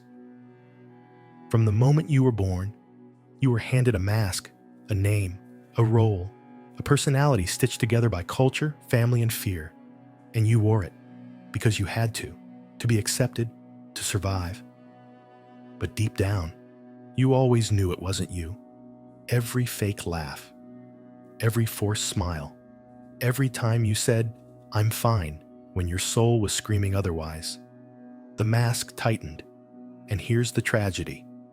Most people will live and die wearing it, but not you, because something in you is rebelling, cracking, desperate to feel what's real, even if it means being alone. And here's the paradox. The more you wear the mask, the less you hear the voice of God. Because God doesn't speak through ego, he whispers through essence. Want to meet the divine? Then remove the costume. Not at parties, not in the group chat, in silence, in solitude. Carl Jung once said, "The privilege of a lifetime is to become who you truly are." But becoming your true self requires burning the false one, the one you built for applause, the one that never quite fit. And here's the truth that shatters illusions. It is no measure of health to be well adjusted to a profoundly sick society. Krishnamurti, so be warned, when you take off the mask, you'll lose people. But what you'll gain is yourself. Let's face it, most people would rather scroll endlessly, drown in noise, or fill every second with meaningless chatter than sit in a room alone. Because silence strips away the distractions. And when the noise is gone, the truth gets loud. That's why even prisons use solitary confinement as punishment. But here's the twist. What the system uses to break people, the mystics used to build themselves. Solitude isn't terrifying because it's empty. It's terrifying because it's full. Full of every voice you've ignored, every wound you buried, every belief you never questioned. And that's why most people fear being alone. Because deep down, they fear meeting the version of themselves that was never edited for approval. But you've heard something different in the silence. A whisper, soft, steady, unrelenting. There's more. More than the job. More than the paycheck. More than the filtered existence the world told you to chase. That whisper isn't your imagination. It's divine intelligence. It's God. And He doesn't shout over your distractions. He waits. In the silence you were taught to fear, you've been told solitude is a weakness, a phase, a flaw. But what if it's none of those? What if solitude is the training ground of gods? In the silence, something happens. The voices you've suppressed rise to the surface, not to haunt you, but to teach you. The anger, the sadness, the regret, they're not enemies. They're messengers. And when you stop running from them, you start learning from them. Let me give you an example. Think of a monk sitting in a dark cave. Days without food, weeks without speaking. No phones, no mirrors, just him and his mind. On day 1, his body trembles. On day 3, his memories attack him. By day 7, the demons start whispering, "You're not enough. You'll never be whole." But by day 10, he doesn't just hear the demons. He names them, faces them, forgives them, and in doing so, he reclaims himself. Because here's the truth they never taught you in school. Healing doesn't happen when you numb your pain. It happens when you meet it head-on with compassion. Solitude reveals your shadow, not to shame you, but to help you reclaim the parts of yourself you left behind to survive. And once you integrate that shadow, you become whole. You no longer chase validation. You no longer fear rejection, because you've met the darkest parts of yourself and refuse to look away. That's not weakness. That's power, real power. Because when you can sit in the fire of your own thoughts and not flinch, the world can no longer control you. Solitude doesn't isolate you from truth. It introduces you to it. Everything is energy. Every thought, every emotion, every word you speak, it all carries a frequency. And here's what they don't want you to know. Different frequencies don't just create different moods. They create different realities. Ever walk into a room and feel heavy for no reason? That's frequency. Ever meet someone and feel instantly drained or strangely alive? That's frequency. The world you see outside of you is just a mirror of the vibration you hold within you. And solitude, that's where you tune your signal. Because when you're constantly surrounded by other people, you're absorbing their energy, their projections, their noise. You become a frequency that isn't even yours. But when you're alone, the static fades, and what's left is you, your voice, your thoughts, your true frequency. This is where the magic begins. This is where the builder of worlds is born. You want to manifest something powerful? Start here, in silence. Because if your inner world is chaotic, anxious, scattered, your outer world will echo that chaos. But if your inner world is disciplined, intentional, and aligned, your outer world becomes a reflection of creation, not confusion. Self-mastery isn't about controlling others. It's about mastering the one thing most people ignore, themselves. Your thoughts become commands. Your energy becomes law, and your solitude becomes sacred. Because here's the secret. When you can sit alone, regulate your nervous system. Feel peace without needing anything from the outside. You've already won. And from that stillness, you don't chase reality. You create it. Since childhood, you were taught to pray, bow your head, fold your hands, speak to God. But here's the question no one ever asked. What if God was trying to speak back? But you never learned how to listen? Prayer is beautiful, but prayer is talking. Meditation is listening. That's why most people never hear divine instruction. They fill the space with words, with wishes, with begging. But the Creator doesn't dwell in the noise. The divine voice whispers, and whispers require stillness. Imagine calling someone, pouring your heart out, then hanging up before they respond. That's how most people treat God. But you're being called into something deeper. In meditation, you don't chase God. You become available to God. You breathe. You still the mind. And you listen not with your ears, but with your soul. And what you hear isn't always words. Sometimes it's clarity. Sometimes it's peace. Sometimes it's the knowing that you are exactly where you need to be. That's why silence isn't empty. It's full of presence, full of intelligence, full of answers you couldn't hear when the world was too loud. The mystics knew this. The prophets practiced this. And now, so will you.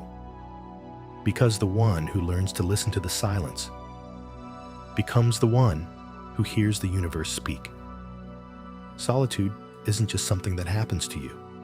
It's an art form, a practice, a weapon, when wielded consciously. But like all sacred practices, it must be learned. So here are 3 steps to mastering the art of being alone and turning your solitude into your superpower. 1. Reframe solitude. Stop seeing it as punishment. Start seeing it as proof. Proof that the universe has chosen you for something higher. Isolation is never random. It's an invitation. 2. Practice silence daily. You don't need a mountain. You don't need a monastery. Just 10 minutes. 10 minutes of stillness. No phone, no noise, no distractions. Close your eyes. Breathe. Listen. That's how you train your nervous system to hold peace. That's how you begin to hear what's been trying to speak to you all along. 3. Use time alone. Intentionally. Don't waste your isolation. Use it to reprogram your thoughts. Reflect on your path. Rewrite the beliefs that have kept you small. Journal. Meditate. Visualize. This is your sacred lab, where your next version is engineered, because the silent mind hears God the loudest, and the more silent you become, the more clearly you can create. You're not just being alone, you're mastering frequency, reclaiming inner space, becoming sovereign. And from that space, you stop reacting and start designing your reality. So the next time you feel alone, remember, this isn't exile, it's elevation. You are not being punished. You are being purified. Not pushed out, pulled inward, into the temple where God lives. Not in the sky, not in a book, but within you.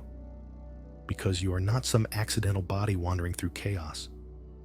You are the infinite, disguised in skin, the divine, behind a mask. And solitude is how that mask cracks. That's why the world distracts you. That's why the noise never stops. Because the moment you go silent, you wake up to your power, your purpose, your place in the divine unfolding. All of humanity's problems stem from man's inability to sit quietly in a room alone. Pascal said that. But here's the twist. That room is your birthplace. the chamber where the God within is reborn.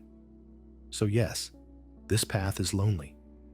Yes, it requires discipline, but it also grants you something most never find: sovereignty, the power to hear God without needing a priest, the power to know truth without needing permission, the power to create reality from the stillness within.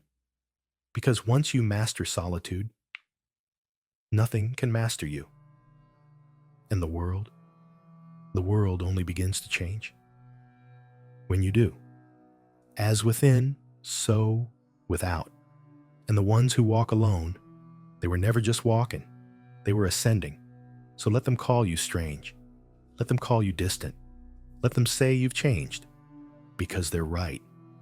You have. You've remembered who you are, and now you rise. Vending machine. You insert your money, you press the button, you wait, you expect something to drop, something sweet, something needed, but nothing comes out. You press again, still nothing. You start blaming the machine. You blame your timing. Maybe you didn't press hard enough. Maybe you didn't deserve it. But here's what no one tells you. It's not your effort that's broken. It's the machine. Now what if I told you? That's exactly how prayer works for billions of people. They give their energy, their pain, their belief, and wait for heaven to drop a blessing. But the machine doesn't move. Why? Because they were taught to use a vending machine that was never designed to work for them. You've been praying wrong your entire life. And the people who programmed the system, they knew it. But if you stick with me to the end of this video, I'll show you the esoteric truth behind prayer, the version they kept hidden, the version that works. Let me ask you something. What do you think prayer is? A wish, a ritual, a conversation with God? That's what they told us, right? They told us God was this big man in the sky, and if you just said the right thing at the right time, he might bless you. But if you slipped up, he'd stay silent. That's not prayer. That's superstition. Here's what prayer really is. It's communication, not to a God out there, but to the God within, Jehovah, Allah, Yahweh, Source, infinite intelligence. Whatever name your mind clings to, God is consciousness, and you are its extension. And like any communication, there has to be mutual understanding. Think about it. If I only speak Spanish and you only speak Swahili, we're not connecting. Words are meaningless without shared frequency. So how are you expecting your prayers to be answered if you're not speaking in a way God actually hears?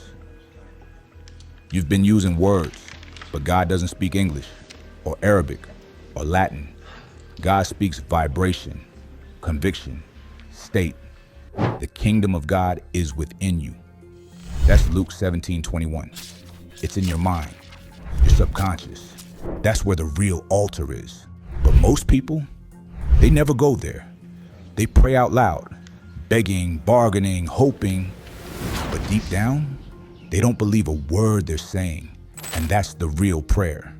Not what comes out of your mouth, but what's echoing through your nervous system when your eyes are closed. You want your prayer answered? You have to stop talking to God like a vending machine and start broadcasting a signal God can respond to. And that signal is belief, mental agreement, spiritual certainty.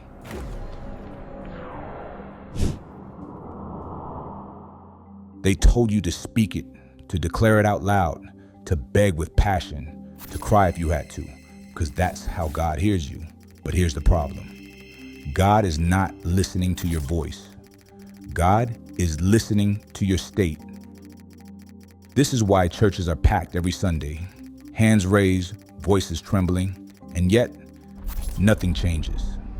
Because verbal prayer is not the source of power. It's the illusion of action. It makes you feel like you're doing something spiritual when really you're just performing. And look, I'll be real with you for a second. I still watch the church I grew up in. That same church where I learned my first prayers and thought every answer I needed was behind stained glass. These days, I only tune in online. Usually when my mom's singing, she's still up there on the stage, leading worship with everything in her. But while I'm watching the live stream, I also watch something else, the pastor. And every week, it's the same thing. He launches into this begging prayer, hands stretched, voice trembling. Lord, please, send breakthrough. Please heal. Please show up.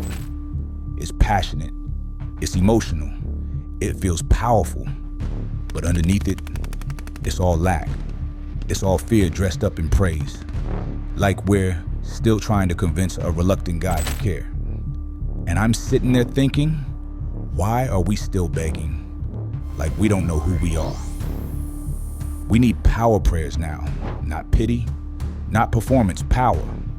And what makes it even crazier? We got rappers like Kendrick Lamar and actors like Denzel dropping wisdom about frequency and inner alignment in interviews, but inside the church, we're still stuck saying, please, Lord, if you have time. That's not how you shift reality. That's not how you bend the code. When you pray, do not use vain repetitions as the heathens do. Matthew 6:7. That's not me talking. That's Jesus, clear as day. He said, stop repeating yourself. Stop thinking you'll be heard just because you used a lot of words. And yet here we are, repeating affirmations until we're numb, chanting, crying, thinking repetition equals power. Nah. Repetition without alignment is noise. And God doesn't answer noise. You're not supposed to pray like a robot. You're supposed to embody the outcome. You're supposed to become the result. That's real prayer. Because in the spiritual realm, there's no language. There's only frequency. And most people are praying in 3D. But the answers exist in the 5D mental plane. You keep asking, but the state you're in keeps rejecting the thing you're asking for. This is why your verbal prayer isn't working, because your energy is saying something else. Let's go deeper. Let's talk about the real formula, the one hidden in plain sight.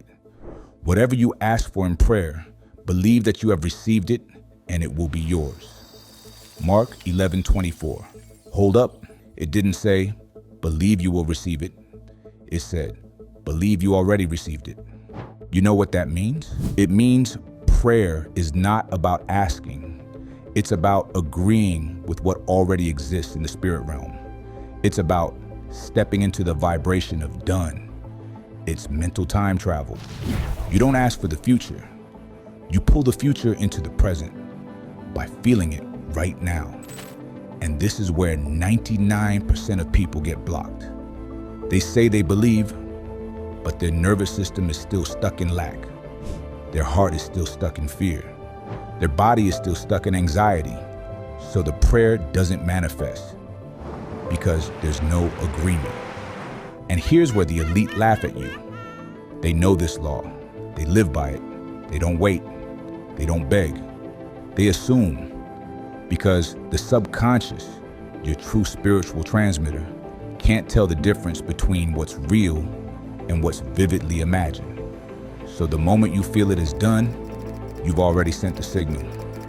And the universe, it just mirrors the frequency every single time. That's why Jesus said, it is finished. John 19:30. He didn't say, I hope it works. He declared it was already done. And that's what you have to do. Not wish, not plead, but declare, assume, become. Because the only unanswered prayer is the one you never believed into existence. Let me tell you something I never learned in church, but I wish I had. The most powerful prayers don't make a sound. They don't come with a worship track or a microphone. They happen in silence, in stillness, in the place nobody taught you to go, inward. I had to learn that the hard way. I used to pray out loud all the time, loud enough to feel like something was happening, like God needed volume to take me seriously. I'd journal, pace the floor, repeat the same words like a spiritual hype man. And for a while, I thought that was holy. But deep down, I was still scared, still uncertain, still begging, and nothing changed. Then one day, I stopped talking, not because I didn't want to pray, but because I had nothing left to say. I was just tired. Tired of pretending I believed when I didn't. Tired of saying I receive it with a tight chest and clenched fists. Tired of reciting God's gonna do it while silently bracing for disappointment. So I got quiet. And in that silence, I found power. That's when I realized prayer isn't performance, it's alignment. It's when your mind, your body, your breath all agree on one thing. It's already done. Not coming, not pending, not maybe. Done. Whatever you ask for in prayer, believe that you have received it and it will be yours. Mark 11:24. You catch that? Not believe it's coming, believe you already got it. You have to step into that reality, mentally and emotionally, before it ever shows up in the physical. That's not easy, because let's be real. You're praying for healing while your body still aches. You're praying for money while your phone's blowing up with overdraft alerts. You're trying to feel chosen when everything in your life makes you feel forgotten. But that's the test. Can you step into the energy of answered prayer before the evidence shows up? Because real prayer isn't you asking God to do something. It's you embodying that it's already done. And listen, I'm not knocking people who still pray out loud. Do what connects you. But I'm telling you, the real code is in the silence, the internal broadcast, the state of being. When you stop trying to convince God and start communing with God, you shift. Because prayer isn't verbal, it's vibrational. When you pray, go into your room, shut the door, and pray to your Father who is in the secret place. Matthew 6:6. That room, it's your mind. That door, your eyes, and your Father. Consciousness itself, the source, the all, the infinite. And He's not waiting for you to say the right words. He's waiting for you to finally believe. And your Father who sees in secret will reward you openly. Meaning what? What you believe in silence will manifest in public. So if your life isn't matching what you say you believe, don't fix your words. Fix your state, fix your frequency, fix your inner agreement, because begging won't change reality, but alignment will, assumption will, stillness will. That's the prayer that works, the one you never speak out loud, but the whole universe still hears. So now you know, it was never about the words, never about the volume, never about how many scriptures you could quote or how loud you could cry. You were taught to pray like a peasant when you were born to rule. You were taught to ask like a beggar when you were called to declare like a creator. God was never testing your patience. He was waiting on your alignment, waiting on you to stop chasing and start becoming. Because here's the truth. Your entire life is a prayer. Not the 3 minutes before bed, not the Sunday morning routine. All of it. The way you breathe, the way you carry yourself, the way you imagine your future. That's your real altar. And every day, you're either bowing to fear or declaring faith with your frequency. So stop waiting, stop asking, stop hoping, start assuming, start aligning, start walking like it's already yours, because it is. The kingdom of God is within you. Luke 17:21. And once you know that, really know that, you'll never pray the same again. It is finished. John 19:30.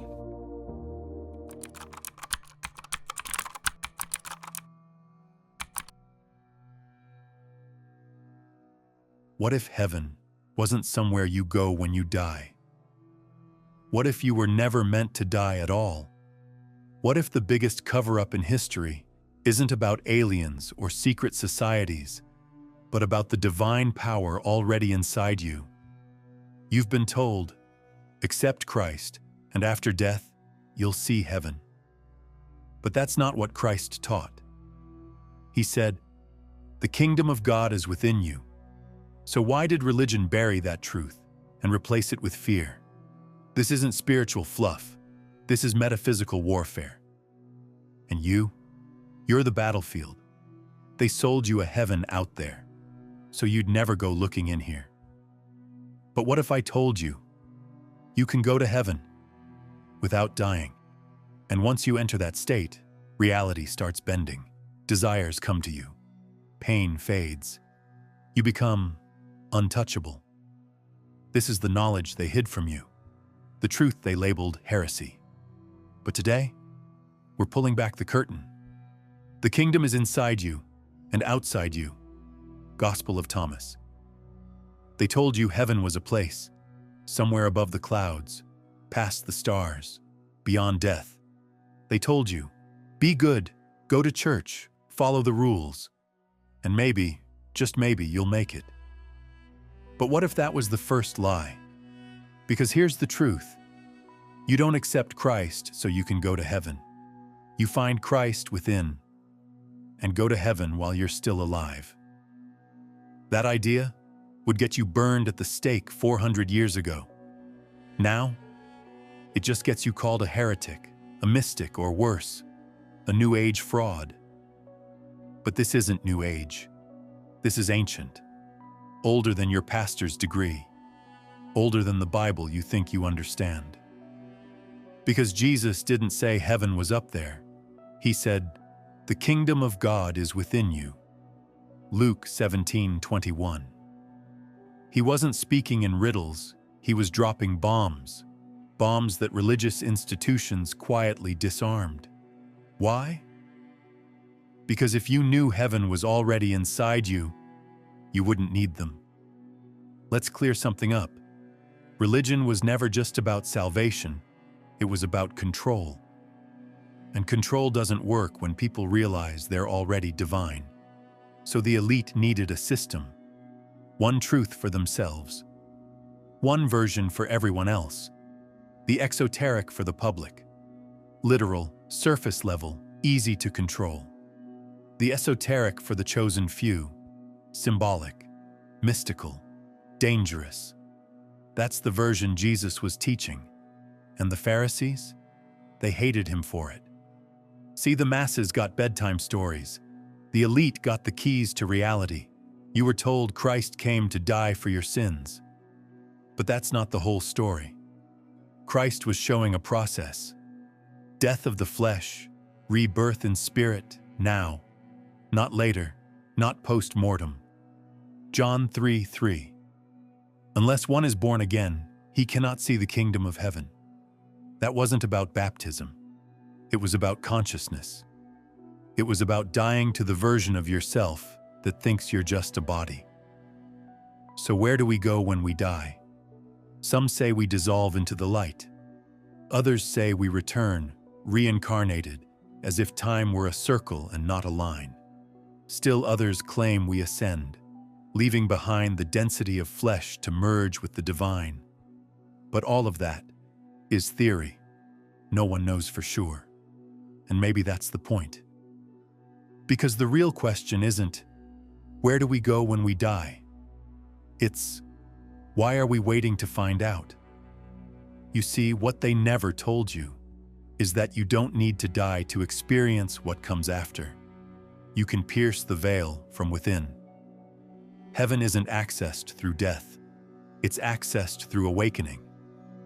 Because heaven is a state of pure awareness, a frequency beyond thought, a vibration too light for pain to cling to. You've tasted it before. That moment when your mind goes quiet, when time collapses, when everything feels aligned without reason or effort. It's not fantasy. It's not imagination. It's the kingdom of God brushing against your consciousness. And yet, most people miss it. Because they're searching for a place, instead of tuning into a frequency. The mystics of every tradition knew this. The yogis, the monks, the desert fathers. They weren't escaping the world. They were entering the inner kingdom, the true heaven, where fear can't follow, where identity melts, where desire becomes unnecessary because everything already is. This is why Jesus said, "Unless you turn and become like children, you will never enter the kingdom of heaven." Matthew 18:3. Children don't chase heaven, they live in it. They're not burdened by guilt, by status, by the trauma of time. They're present, and presence is the password. So when you return to that innocence, when your thoughts no longer dominate your being, when your emotions become still as a mirror, you enter heaven while fully alive. Because heaven isn't about clouds or choirs. It's about clarity. It's about consciousness. It's about remembering who you were before the world told you who to be. And here's the kicker. When you're in that state, your reality changes. Your desires, they no longer feel distant. They begin to orbit around you, drawn in like metal to a magnet. Because in that high-frequency state, you're no longer asking the universe. You've become the source.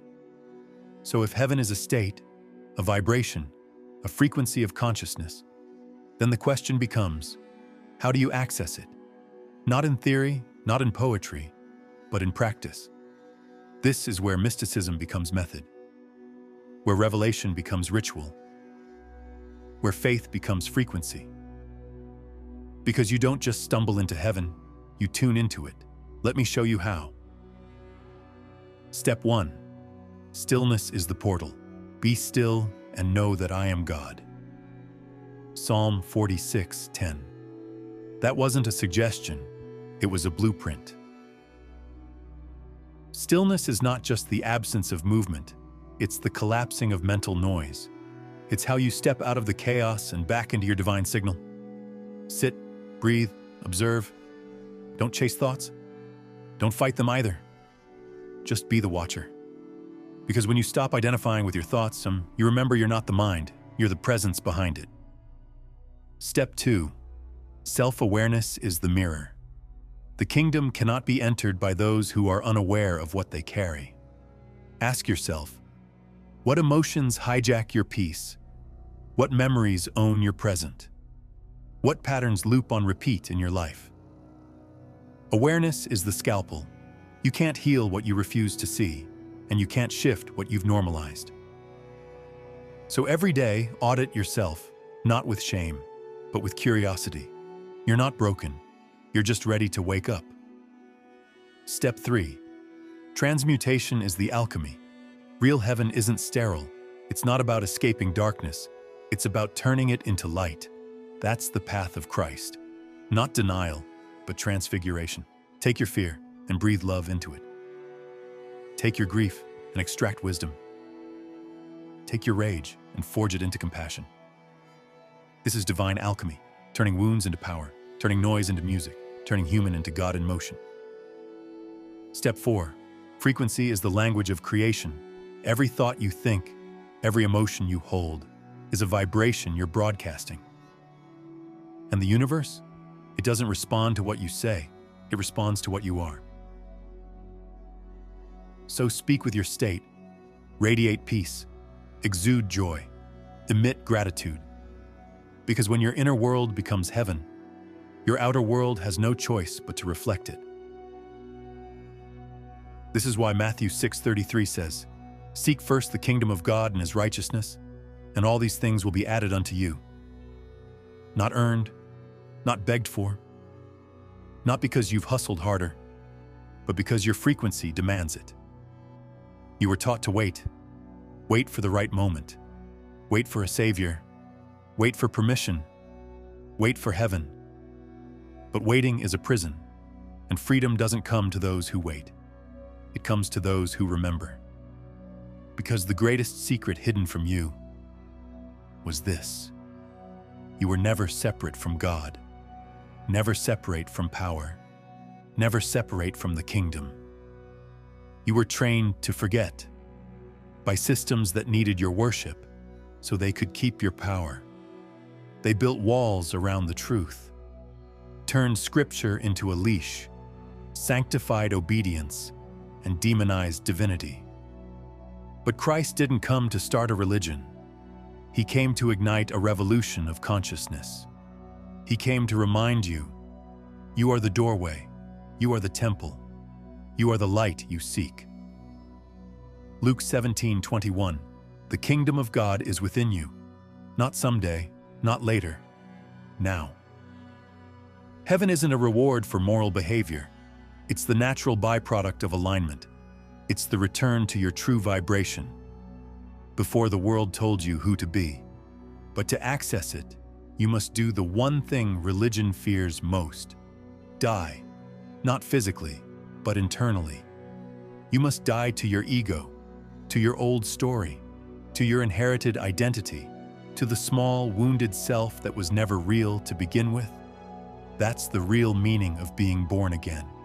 Not a ritual, a rebirth of perception. So here's the final paradox. You do have to die to enter heaven. But when you do, you realize something the world was never ready to hear. You've been in heaven all along. You just couldn't see it because you were still looking outside of yourself. So stop chasing, stop waiting, stop outsourcing your salvation.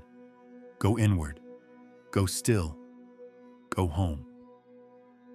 The kingdom was never locked. It was just buried underneath everything you were told to believe. And now that you've seen it, you're no longer waiting to enter heaven. Heaven is waiting for you.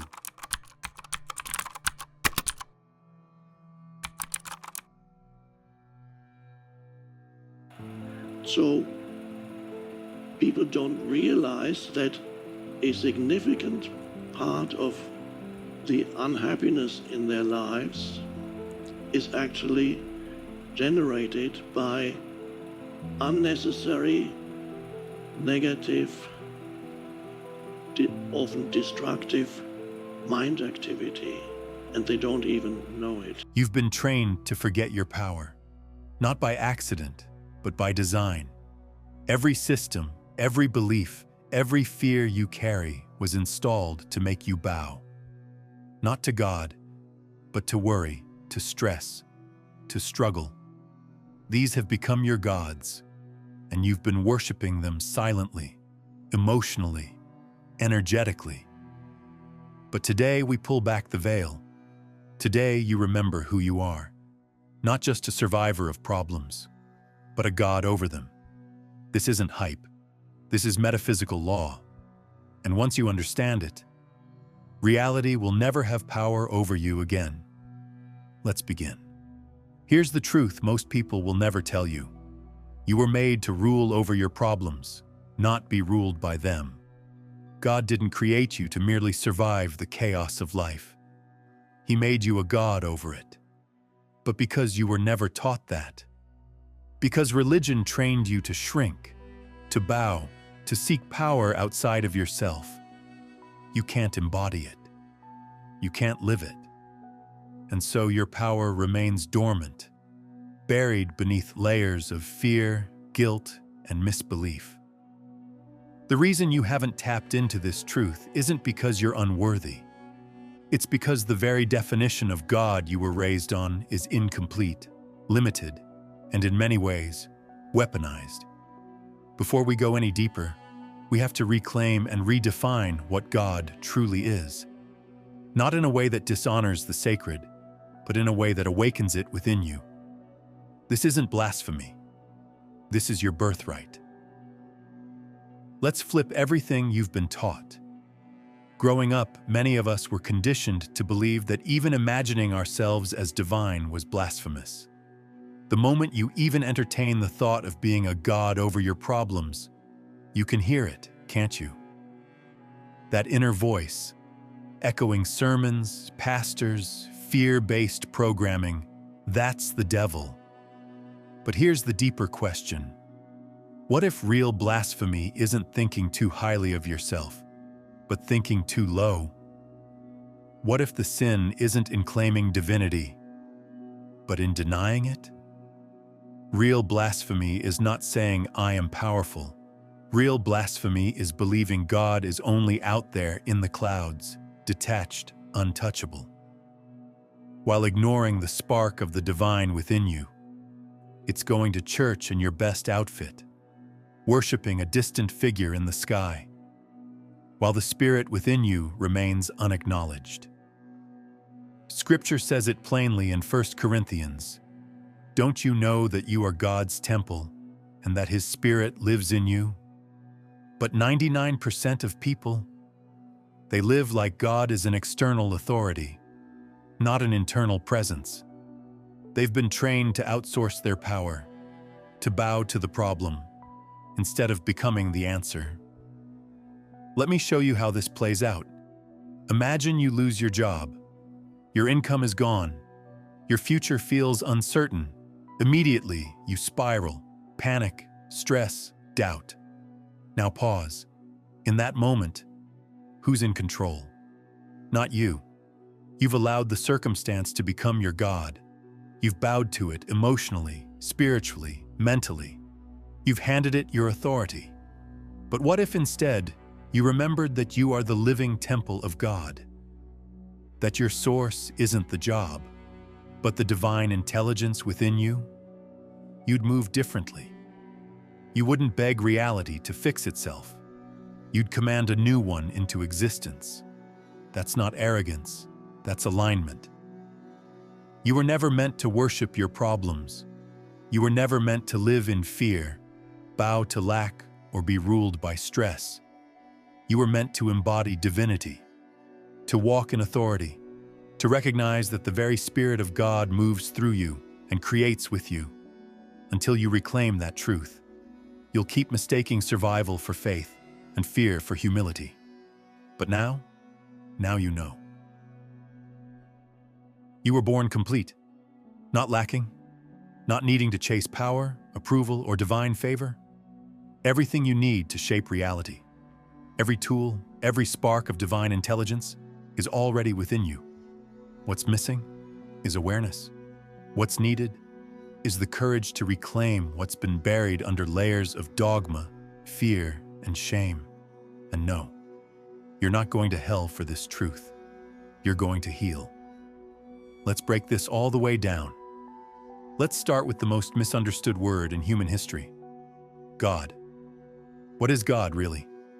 That's a loaded question, and one that requires deep humility, because the human mind is finite, and the divine is not. But here's one of the clearest metaphysical truths I can offer. God is not a man in the sky. God is not a person. God is impersonal energy, the highest frequency of consciousness, also known as the Most High. Let me give you something to ground that idea. Think about the sun. The sun shines on everyone. The saint and the criminal, the rich and the poor, the awakened and the ignorant. It doesn't say, "You prayed today, so here's some light," or "You messed up, so I'm skipping your house." The sun radiates energy without judgment. It doesn't reward or punish, it just is. That's impersonal energy. It gives light and warmth, but it can also burn if you misuse it. Stand in it and you grow. Stay too long without awareness and you blister. The sun isn't personal. It simply responds to how you interact with it. That's how divine energy works. If you vibrate at the level of peace, you attract peaceful experiences. If you dwell in fear, you sync with fear-based realities. It's not emotional, it's energetic. It's not reward or punishment, it's physics of the soul. Now look at Acts 10:34. God is no respecter of persons. That means God doesn't play favorites, not based on personality, not based on race, class, religion, or status. The divine responds to alignment, to frequency, to vibration. So when you feel like life is attacking you, when you think God is punishing you, it's not personal. You just stuck a fork in the socket and got shocked. It's energy, it's physics, it's alignment. That's why your definition of God matters so much. Because however you define God is how you'll experience God. If your image of God is a strict, cold judge in the sky, then you'll live under fear, guilt, and survival mode prayers. But if your image of God is an abundant, boundless source of love, you'll experience flow, guidance, provision, and peace. Two people, two lives, same universe, different definitions. This is why some people live in overflow, while others drown in struggle. Not because God plays favorites, but because people worship different versions of God, created by their own belief systems. You define it, you form it, you experience it. So if you approach the divine like a stingy father, you have to beg, "Please just give me this job. I promise I won't ask for anything else." You've already boxed that energy into a container of lack and scarcity. And guess what? That's exactly how it will show up. But someone else? They approach God like an infinite well of provision. They expect favor, they expect expansion, and so they receive it. It's not personal, it's metaphysical. Now let's go deeper into a verse that most churches never unpack fully because it challenges everything we've been conditioned to believe. Isaiah 45:7. I form the light and create darkness. I make peace and create evil. I, the Lord, do all these things. God says, I create light and I create darkness. I make peace and I create evil. Now pause. Let that land. You were taught the devil creates evil, that anything bad must be Satan's work, that God only operates in sunshine and miracles. But here, clear as day, God says, I do it all. This verse doesn't just rattle religion, it exposes a deeper metaphysical truth that most people miss. God is not limited to human concepts of good and evil. God is the formless source capable of expressing both polarities, light and dark, peace and chaos, creation and destruction. Let's get this straight. This verse isn't a battle cry for religious fear or fire and brimstone thinking. It's not about angels versus demons. It's not about being worthy or unworthy. It's about the raw truth that most people aren't ready for. God is pure, impersonal energy. And energy can become anything, depending on how it's channeled. Like fire, it can warm a home or burn it to the ground. Like water, it can nourish life or flood and destroy. The energy isn't good or evil, it's just powerful. And it responds to your consciousness, your alignment, your intention. That's why this verse is so powerful. It doesn't mean God is evil. It means God is total, complete, infinite, beyond duality. So when your life feels like it's falling apart, it's not that God is against you. It's that you're experiencing an unconscious interaction with divine energy. Not punishment, but reflection. Not wrath, but resonance. God doesn't punish. God doesn't pick favorites. God mirrors. That's what Isaiah 45:7 is really revealing. The divine isn't divided, it's unified. And how you use the source determines what it becomes in your life. Fear turns it into darkness. Peace turns it into light. Resentment turns it into destruction. Gratitude turns it into abundance. Now that we've redefined what God is, impersonal, formless, creative energy of the highest frequency, we can begin to reclaim our own divine power. To be a God over your problems doesn't mean you never face hardship. It means your problems no longer rule you. They don't suffocate you. They don't trigger constant anxiety. They don't break your spirit. Why? Because you are now in control. You have aligned with the source of creation within you. You've stopped waiting for a savior outside of you and realized the savior has always been you. But before we go further into that, here's something you need to ask yourself. Who have you really been worshiping? We're not talking about conspiracy videos or celebrity idols. We're talking about what you've given your power to. Fear, insecurity, scarcity, old religious programming. Because whatever you've bowed to, mentally, emotionally, or spiritually, has become your God. And now, it's time to reclaim your throne. Here's a truth most people never recognize. For something to become a god over your life, it doesn't need a temple. It doesn't need incense, altars, or prayers. It only needs one thing: a stronger frequency than yours. That's it. Whatever holds the dominant energy in your emotional field at any given moment rules you. It becomes what you submit to, consciously or unconsciously, voluntarily or by default. So when worry drowns out your peace, when stress hijacks your nervous system, when chaos takes over your thoughts and decisions, that energy has become your God. And here's the twist. This doesn't just happen to the unawakened, it happens to all of us. Even the most spiritual among us have moments when their frequency dips, because energy oscillates. Your vibration is never static.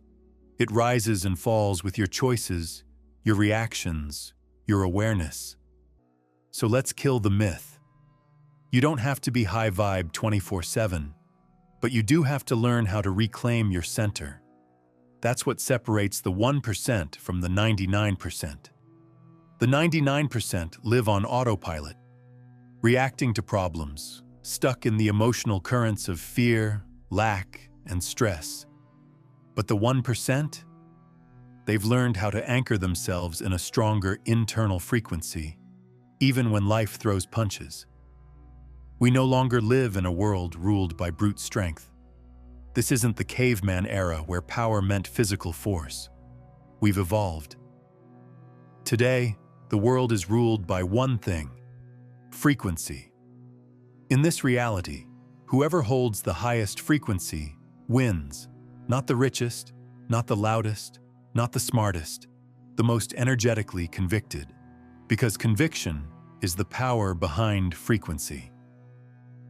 What determines the strength of a frequency?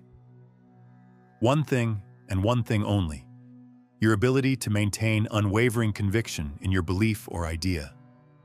Let that sink in. The strongest frequency will always belong to the one with the deepest conviction. Not the one who talks the most, not the one who knows the most, but the one who refuses to be moved. So if stress has more conviction than your peace, you'll live in stress. Fear has more conviction than your faith, you'll live in fear. Chaos has more conviction than your clarity. Your life will reflect confusion. It's not personal. It's not karma. It's resonance. That's how most people lose, because they keep getting emotionally overpowered by the frequencies they were meant to master. Let me make this practical. You're having a good day, balanced, focused, grounded. Then, out of nowhere, a bill hits, someone disrespects you, or you get rejected unexpectedly. Boom. Your emotions start spinning. Your energy's up, down, sideways. You've gone from peace to panic. In that exact moment, guess what happened? Your frequency got overpowered. And that's the real game. Emotion is energy in motion. And every emotion carries a vibrational frequency. Your ability to stay grounded, even in the storm, isn't just spiritual maturity. It's your superpower. It's how you take your power back. Here's the raw truth. Whatever holds the strongest frequency in the moment rules the moment. It becomes your functional God, not in theology, but in energy. So the goal in life isn't to run from problems. The goal is to cultivate a frequency stronger than the problem. And that doesn't happen by accident. It happens through conviction, your unshakable belief in your vision, your peace, your divine authority. Not when everything is smooth, but especially when everything is not. Let's make this real. You're going through life. Things are flowing. Then suddenly, life shifts. A client walks away. You lose an opportunity. Your boss lets you go. Someone throws shade or drama into your space. And in that instant, your peace is shaken. Your emotions spiral. You feel thrown off center. That moment, that's your checkpoint. It's the clearest reflection of your internal foundation. If you're truly aligned with abundance, if you truly believe you're already walking the path to $20,000 months, then one unexpected bill shouldn't undo you. But if that bill sends you into panic, if a missed opportunity makes you question everything, then here's the reality. Your conviction isn't strong enough. Because real conviction doesn't flinch under pressure. It doesn't break at the first sign of resistance. It stands tall. It stays grounded. It holds frequency. Let me be clear. The dominant frequency always leads. And dominant frequency is powered by deep conviction. So if fear has more conviction than your faith, fear leads. If stress has more conviction than your peace, stress rules. Here's where most people fall. They say they believe in their vision. They say they trust the process. But the moment reality tests them, they crumble emotionally, which means their belief was conditional. And conditional belief creates fragile frequency. You can't master your reality with a shaky vibration. You can't lead your life when your conviction can be broken by a bad day, a bounced payment, or someone else's opinion. If something outside of you can shift everything within you, then that something is ruling your life, and whatever rules you becomes your God. Moses was made a god, and so were you. Now this might sound like blasphemous, but it's not. It's biblical truth that's been buried under layers of religious conditioning and misunderstood doctrine. Let's go to the source. Exodus 7:1.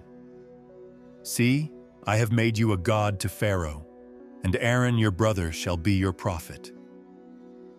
God didn't say, I've sent you with authority.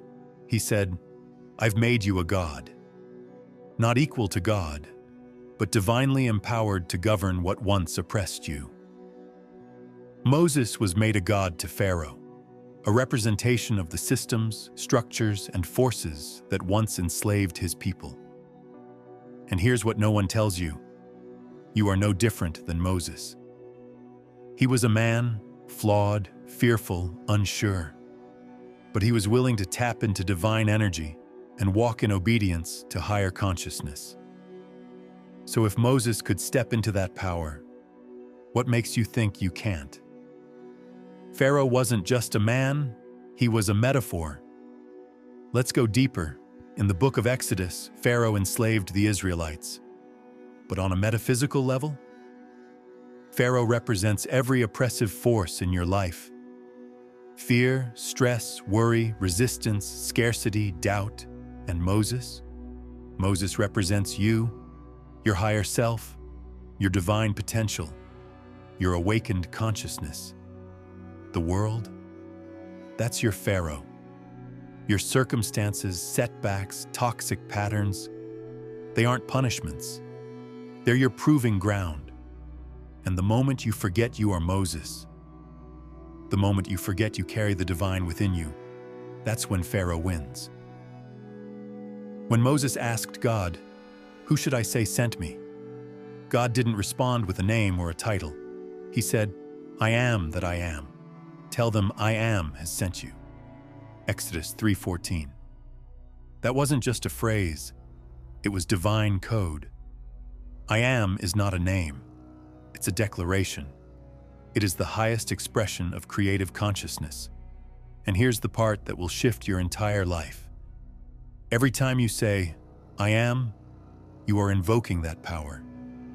So when you say, "I am stressed, I am broke, I am not enough," you are unconsciously misusing the name of God and programming your reality to reflect it. Because the I is the physical you. The AM is the now, the eternal present. And whatever you attach to I am becomes. That's why I am is sacred. That's why it's powerful. Because you are the vessel through which it creates. Let's bring it all together. You don't become a god over your problems by wishing them away. You don't defeat fear by stressing about it. You don't rise above struggle by emotionally breaking down every time something goes wrong. You rise by mastering one thing: frequency. The moment your internal frequency becomes stronger than the problem bows. You don't react, you respond. You don't spiral, you anchor. You don't chase peace, you embody it. That's how you become untouchable. Not because the storm doesn't come, but because your frequency no longer moves with the wind. So ask yourself, what are you attaching your I am to today? Because whatever it is, you're becoming it. And the moment you anchor your I am in truth, in vision, in divine conviction, Pharaoh can no longer hold you. So let's bring it home. If you want to rule your reality, if you want to create on purpose, if you want to walk like the divine force you were born to be, you must hold the stronger frequency. And that frequency comes from one thing: conviction. Not convenience, not spiritual hype. Conviction. The unshakable belief that you are not the storm. You are the calm that commands it. Practice it. Discipline it. Live it. Because when your frequency dominates the world around you, you stop worshiping worry. You stop bowing to fear. And you start walking in godhood. Not in arrogance, but in alignment. Not as a beggar of blessings, but as a co-creator of destiny. So let me ask you, what are you declaring today with your I am? Because whatever it is, you're becoming it. If this message woke something up in you, share it with someone who's still forgetting their power. Comment below and declare, "I am rising." Let's raise the frequency together. What if the reason your prayers haven't been answered is because your mind is too loud to hear the response? What if God has been whispering, but your overthinking turned the volume down? Welcome to a conversation that most people avoid, but your soul has been begging for. We're not here to flirt with spiritual cliches. We're here to expose what's keeping you stuck and guide you into stillness, clarity, and conscious creation. And it all begins with one verse. Be still and know that I am God. Psalm 46:10. This is not poetry. This is not metaphor. This is a spiritual technology, a divine instruction encoded with power. It's not just a suggestion. It's a blueprint for unlocking reality. Stillness is the key. Stillness is the password. Stillness is the portal. Before the knowing comes the stillness, and not the kind of stillness sold to you in yoga studios with soft lighting and incense.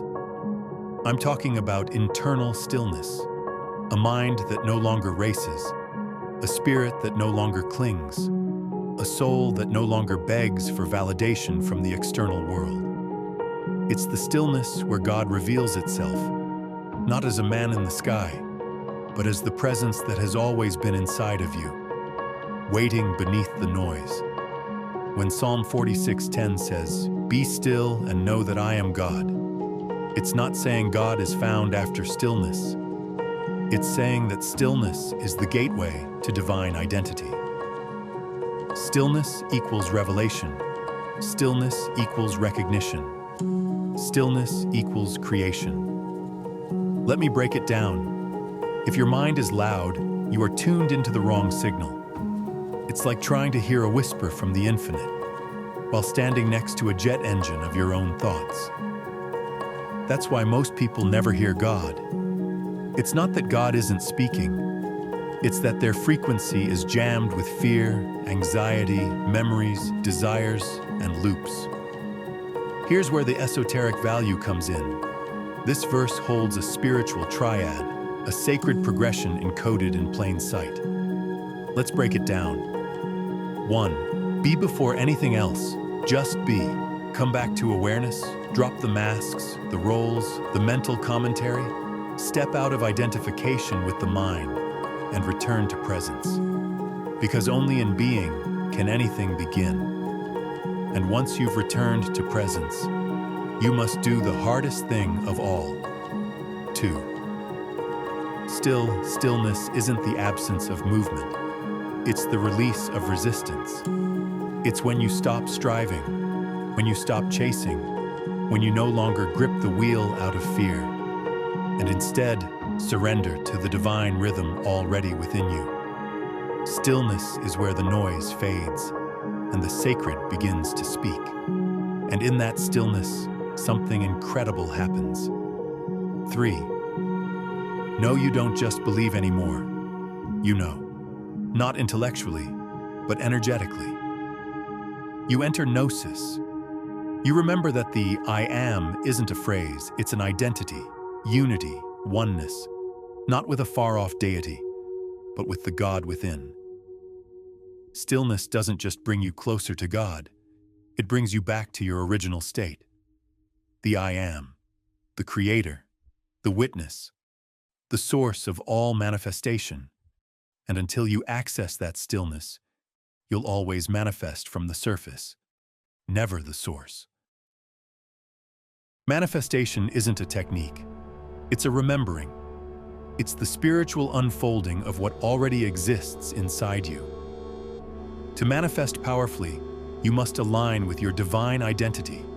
That means no action, mental, physical, or emotional, can be taken from ego or fear, because when you do, you produce suffering. With man, this is impossible, but with God, all things are possible. Matthew 19:26. Esoterically, man represents the egoic self, rooted in separation and scarcity. But God is the aspect of you that's infinite, formless, and free. The only bridge between the two? Stillness. We live in a world that sells distraction as dopamine. Your phone buzzes more than your intuition. You scroll more than you reflect. You consume more content than you process. And here's the tragedy. We were never taught how to silence the mind. No one gave you the tools. So you chase peace, but all you find is stimulation. And yet, we say we know God. But how? How can we claim divine connection when our internal world sounds like a Vegas nightclub? Be honest. Would God even be able to get a word in? Let's shatter the illusion. Many people think they know God because they go to church, read scripture, or recite affirmations. But ask them to sit in silence for 10 minutes, and they twitch. Ask them if their mind is clear, and they fumble. Truth bomb. No one can know God with a chaotic mind. Period. God doesn't speak through noise.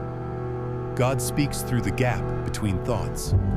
And if your thoughts are stacked back to back with no space between, you've cut off the channel. So next time someone preaches to you about truth, ask them one question. Is your mind still? Now let's get personal. You're not just overthinking because you're anxious. You're overthinking because your mind is full of unprocessed emotion, full of unresolved loops, full of suppressed wisdom. It's not just a bad habit, it's a spiritual block. Because every unprocessed thought becomes a barrier between you and your highest self. And over time, that noise becomes your normal. But normal doesn't mean aligned. Let's stop sugarcoating it. Overthinking is not just a mental habit. It's a spiritual leak, a psychological trap, and an energetic block. When you overthink, you fragment your focus. You scatter your power. You dilute your vibration. You become mentally busy, but spiritually disconnected. And here's why that's dangerous. You can't hear divine guidance when you're drowning in your own commentary. You can't channel clarity when your frequency is cluttered with mental noise. Overthinking gives the illusion of control, but it's actually a disguised surrender to fear. It's the mind's desperate attempt to prevent chaos while creating it. And the most sinister part? Overthinking feels productive. It feels like you're solving something, but you're not moving forward. You're just digging deeper into the same hole. Here's what overthinking actually does. It severs you from the present moment. The now is where all power lives. Overthinking hijacks your awareness and time travels you into worries about the past and future, neither of which exist. It turns thoughts into loops, not insights. Insights are processed, integrated, and released. Loops are recycled, obsessive, and draining. It lowers your vibrational state. Every thought has a frequency. When your dominant thoughts are laced with doubt, regret, or fear, they pull your entire energetic field down. Manifestation becomes blocked by emotional static. It blocks intuitive downloads. Your higher self speaks through silence, through stillness. But overthinking is like having 37 browser tabs open while trying to download a single sacred file. It crashes the connection. It trains your body into stress. Repetitive thought patterns signal the nervous system to stay in fight or flight. Your body can't tell the difference between a real threat and a repeated worry. Over time, overthinking becomes biological sabotage. Esoterically speaking, overthinking shuts the gate to divine remembrance. It keeps you locked in the third dimension, plugged into the illusion of separation. You forget you're the creator, and instead, you become the prisoner of your own projections. That's why overthinking is dangerous. Not because it's negative thinking, but because it's unconscious thinking. And unconscious energy is the most destructive force in the universe. You don't attract what you want. You attract what you chronically dwell on. You ever see your phone on 1%? Suddenly, nothing else matters. You stop scrolling. You close the apps. You look for a charger. That's what silence is. It's your soul's low battery warning. When your mind goes quiet, it's not emptiness. It's a signal, a plea to return to yourself. I'm tired. You've been giving too much of me away.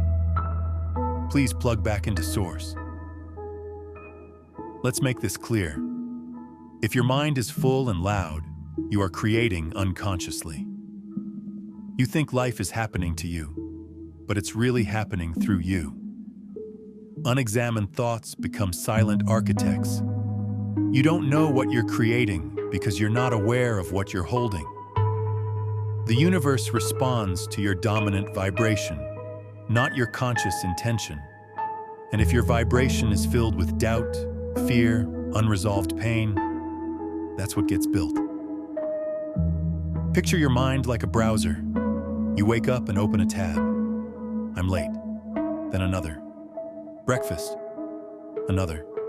That email I forgot. Now you've got 50 tabs open. Some are playing music, some are frozen, some you forgot even existed. And you wonder why your mental system crashes.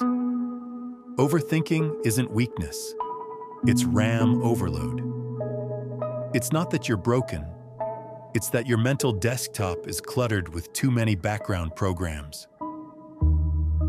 Every thought you don't finish, every emotion you don't address, gets archived in the back of your mind like files in a junk drawer.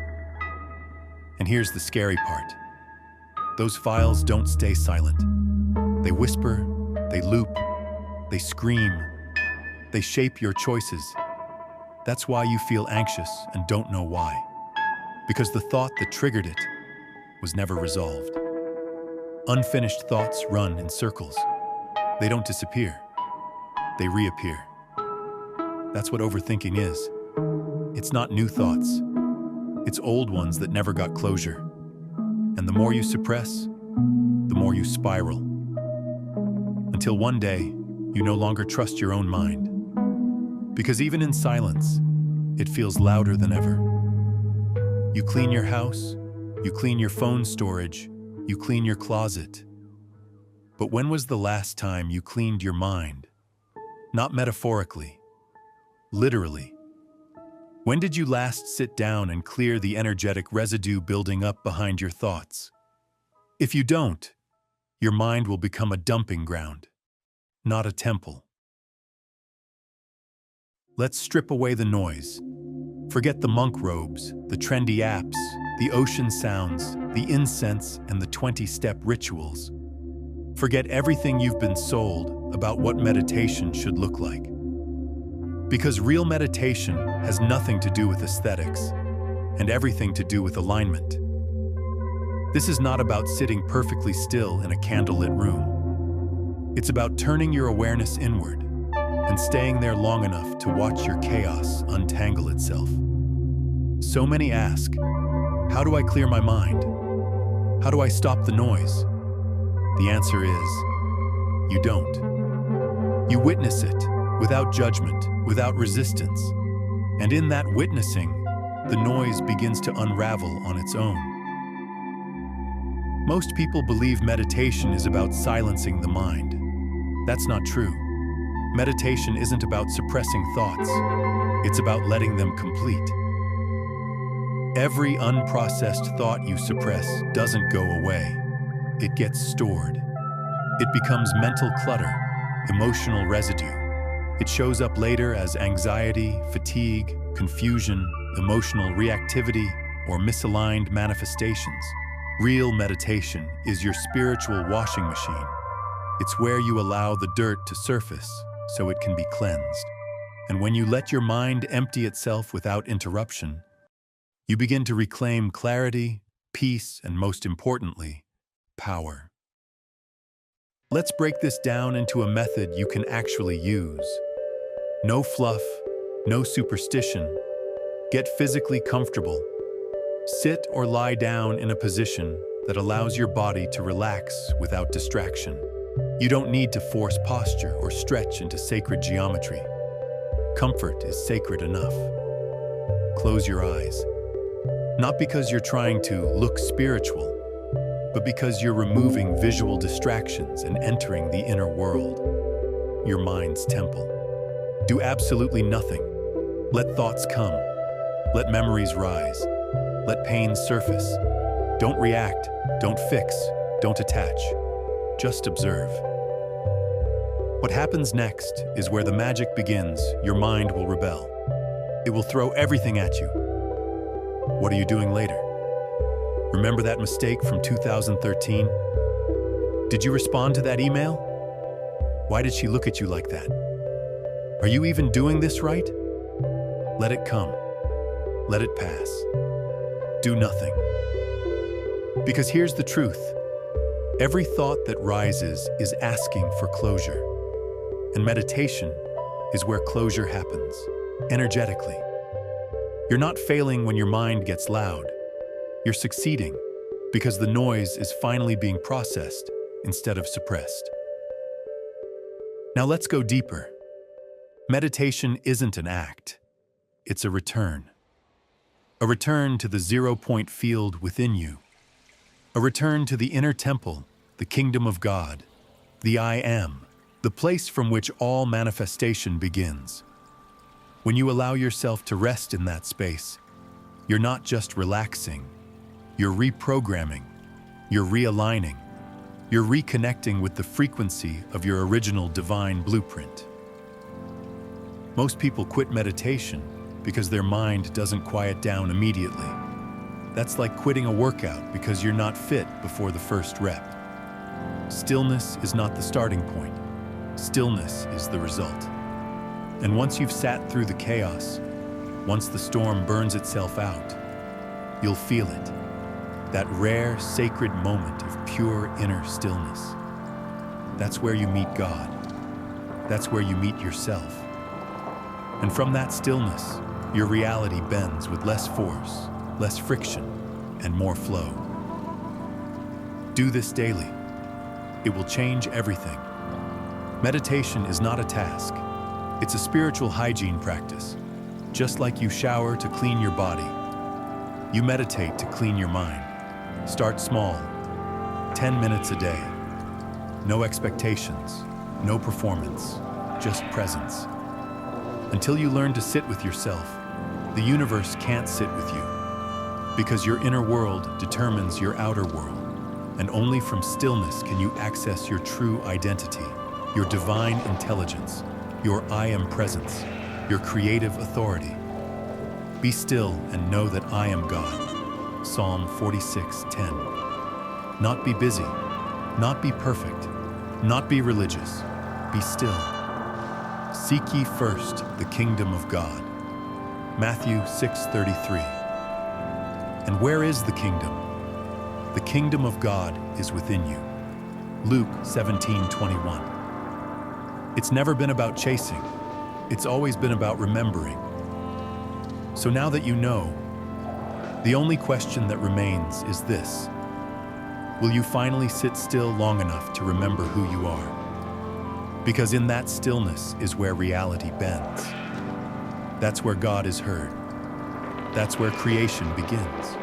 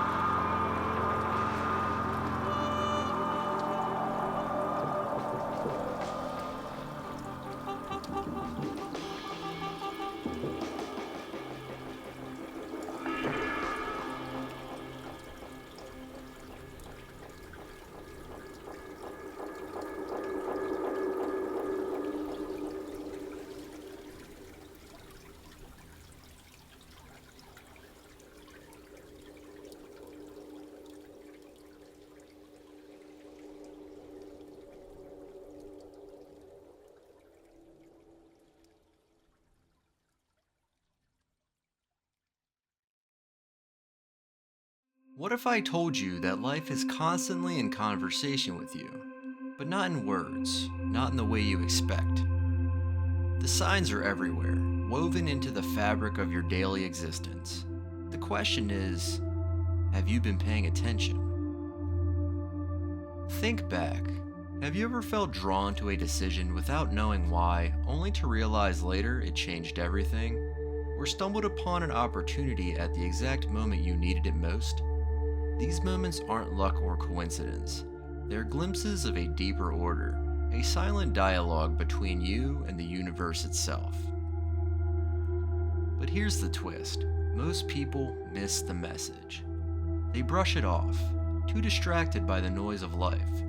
And in doing so, they overlook the guidance, the protection, and the answers they've been seeking all along. Today, we're going to uncover the subtle language of the universe. By the end, you'll never look at your life the same way again. The signs are already there, waiting for you to notice. Are you ready to decode them? We've all heard the phrase, your thoughts shape your reality. But have you ever stopped to ask, where do your thoughts even come from? Are they truly your own, or are they echoes of a greater intelligence? Consider this. Your heart beats rhythmically, your lungs expand and contract, and your thoughts rise and dissolve, each unfolding without your command. These automatic processes hint at something extraordinary, a force both intimate and infinite, quietly orchestrating the rhythms of life. But here's the paradox. If your thoughts possess the power to shape reality, then what, or who, shapes the thoughts that drift into your mind? And if they are not entirely your own, what does that reveal about the nature of free will and creation itself? Think of your mind as a radio receiver, constantly tuning into a frequency. What station are you tuned into? The noise of the world, or the whispers of the divine? What if your mind isn't the creator of ideas, but a conduit for a higher truth, a frequency we've only begun to understand? Life often speaks to us in the quiet corners of our existence, during moments we least anticipate. Your friend calls just when your spirit feels heavy, as if they knew your heart needed lifting. A familiar song drifts through the radio, answering the silent questions you've been carrying. A sudden, unexpected change of plans steers you away from harm, protecting you in ways you may never fully realize. These moments are not mere coincidences. They are divine whispers, subtle brushstrokes of a greater masterpiece unfolding around you. Consider the stranger who crosses your path and shares exactly the wisdom you needed to hear, seemingly by chance. But that one conversation shifts your entire perspective. Or the job opportunity you desperately wanted but didn't receive, only to discover later that staying on your current path opened doors you never thought possible. Yet the challenge lies in our ability, or inability, to perceive these signs. Consumed by routines, distracted by the digital hum, and entangled in the noise of our own ego, we overlook the sacred nudges designed to guide us. But it is within these unplanned moments that the voice of God is most profound. They are not interruptions, but invitations, reminders that we are intricately woven into a larger cosmic design far beyond what our eyes can see. Consider this. What if every obstacle, detour, and delay in your life wasn't a setback, but a gentle redirection from the divine? How would that shift your perspective? How would it transform the way you navigate uncertainty? Imagine embracing each twist and turn as evidence of a deeper, benevolent force at play, a force that loves you, leads you, and longs for your highest good. Today, I extend an invitation to listen more intently. Pay attention to the small, quiet moments where the universe leans in close, longing to be heard. Ask yourself with openness and curiosity, what is life trying to tell me right now? In that space of reflection, you may just discover that the answers have been whispering to you all along. Fear is the greatest barrier to seeing God, not God's judgment, but the judgment we place on ourselves. We feel unworthy, burdened by mistakes, and ashamed of our imperfections. So we run, not from God, but from the shadows of guilt and regret that cloud our vision. But here's the truth. God has never left you. Even in your darkest moments, God is there, waiting for you to recognize the love that has always surrounded you. What you're truly running from is not God. It's your past self, the version of you that believed you weren't enough.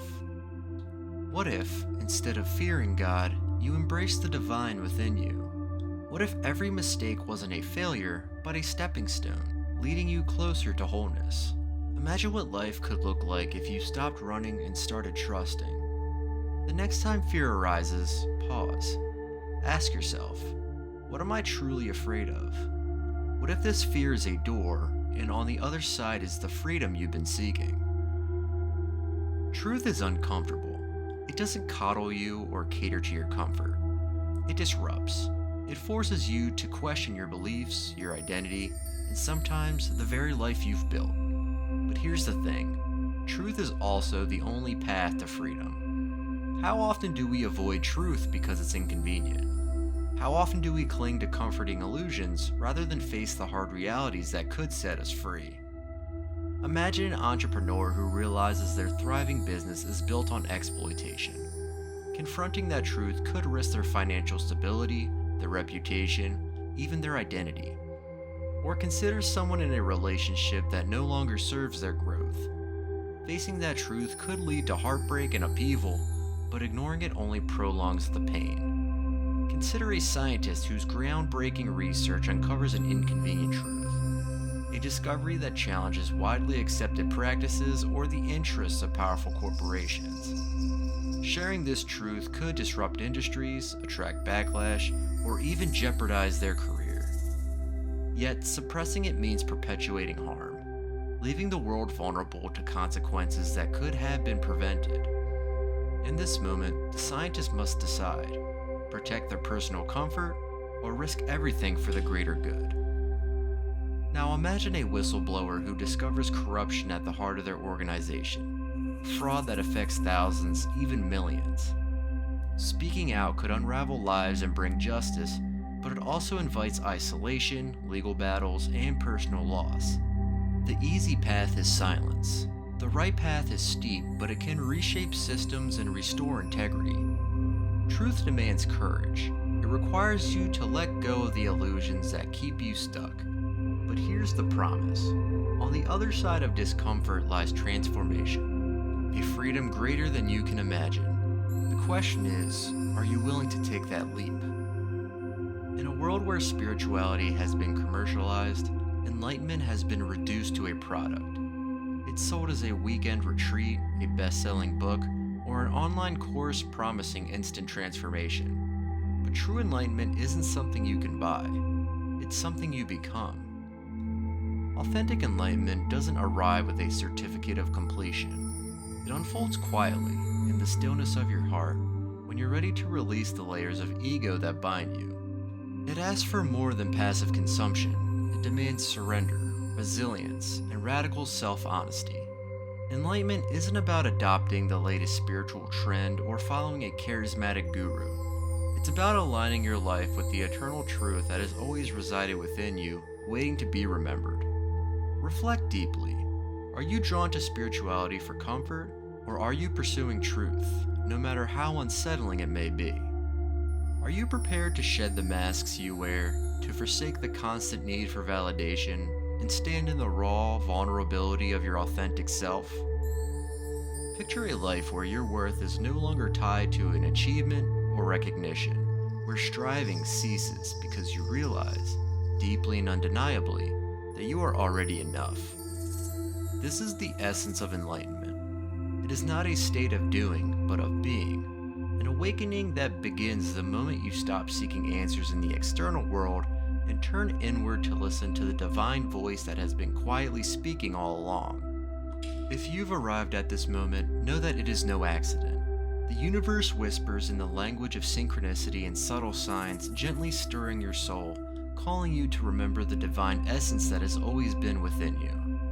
The truth isn't hidden. It's been quietly illuminating your path, waiting for you to pause, to listen, and to receive. But let's be honest, truth is rarely comfortable. It strips away illusions, confronts the ego, and asks you to let go of what no longer serves you. And yet, beneath the discomfort lies freedom. The divine presence you seek has never been absent. It's woven into your very being, echoing in the silent spaces between your thoughts. Let go of the weight of fear and the chains of guilt. Release the stories that tell you you're not enough. Step boldly into the fullness of who you are, a radiant expression of God, a reflection of the infinite. The journey toward truth doesn't begin with striving or doing. It begins with stillness, with surrender to the quiet knowing that already lives within you. So ask yourself, with courage and openness, are you ready to face the discomfort that truth brings? Are you ready to hear the divine call that's been guiding you all along? The choice is yours. The invitation stands. And the path, your path, begins the moment you say yes. What if I told you that everything you've been taught about Christ, about God, about how reality itself works, has been a carefully edited version of the truth? What if Christ wasn't some distant, unreachable figure? What if Christ was never meant to be worshipped at all? What if Christ was really a state of divine mastery, a title for anyone who remembers they are already one with God? And what if the harder you chase your desires, the further you push them away? Because the secret to reality creation isn't chasing, it's remembering. This is the Christ way, the ancient, hidden spiritual technology that dissolves the illusion of separation and returns you to your natural power, the power to manifest effortlessly. By the end of this, you'll realize you were never separate from God. You were never separate from abundance. You were never separate from anything you've been seeking. Let me make this clear from the beginning. This is not religion. This is not about worship. This is not about following rules or doctrines. The Christ way is about reclaiming your original design, you, as a direct materialization of God, you, as a conscious extension of infinite intelligence. When you align with that truth, reality stops being something you fight and becomes something you flow with. You stop chasing, you stop needing, you stop begging, because you remember, you are the all, and the all is within you. One of the biggest spiritual blocks holding people back is the misunderstanding of who and what Christ actually is. For centuries, mainstream religion has reduced Christ to a historical man, a single figure, born at a specific time, in a specific place, with a story that begins and ends with him. But that version of Christ, the one you were likely taught to revere or worship, is only part of the story. And honestly, it's the part that keeps you disempowered. Here's the truth that's been hidden in plain sight. Christ is not a name. Christ is a title that any human being can attain, the title given to anyone who reaches a level of spiritual mastery where they fully remember and embody their oneness with infinite intelligence, with God, Source, the All. This concept didn't begin with Christianity. In fact, the title of Christ predates Jesus by thousands of years. The Greek word Christos, which is where we get Christ, literally means the Anointed One. But it doesn't stop there. The ancient Egyptians, long before the rise of Christianity, had a word for this level of spiritual mastery, Christ, or Charist. This was the title given to those who had achieved inner divinity, those who had awakened to their divine identity and embodied it fully in human form. Even in the ancient Hindu traditions, we find Krishna, a divine avatar whose name carries the same phonetic root as Christ. Different cultures, different names, but all pointing to the same spiritual attainment, the Anointed One, the human who remembers they are divine, the physical being who fully embodies infinite intelligence, the person who doesn't just believe in God, but becomes a living conduit for God's power, wisdom, and presence. That's what it means to become Christ. When you see Christ as a title, not a man, the entire spiritual landscape changes. Suddenly, Christ isn't someone you worship. Christ is someone you become. The Christ isn't above you. The Christ is within you, waiting to be awakened. This is why Jesus himself said, "The kingdom of God is within you." Luke 17:21. Because the Christ isn't outside of you, separate and distant.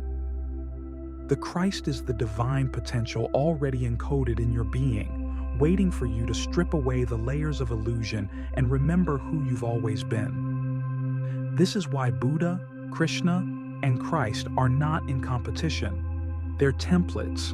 Each one is a cultural expression of the exact same path. The path of awakening from the illusion of separation and fully embodying your divine identity while still in human form. They are living roadmaps showing you what's possible, not to worship, but to emulate. That's why Philippians 2:5 says, Let this mind be in you, which was also in Christ Jesus. Not worship Christ, but align with the same divine mind Christ embodied. Here's the root of all suffering, all struggle, all unfulfilled desires. You believe you're separate from what you want. You believe you're separate from God. You believe you're separate from love, wealth, health, power. This belief is the very illusion that keeps you stuck. You think God is somewhere out there, and your desires are somewhere far away. But the truth is, there's no distance.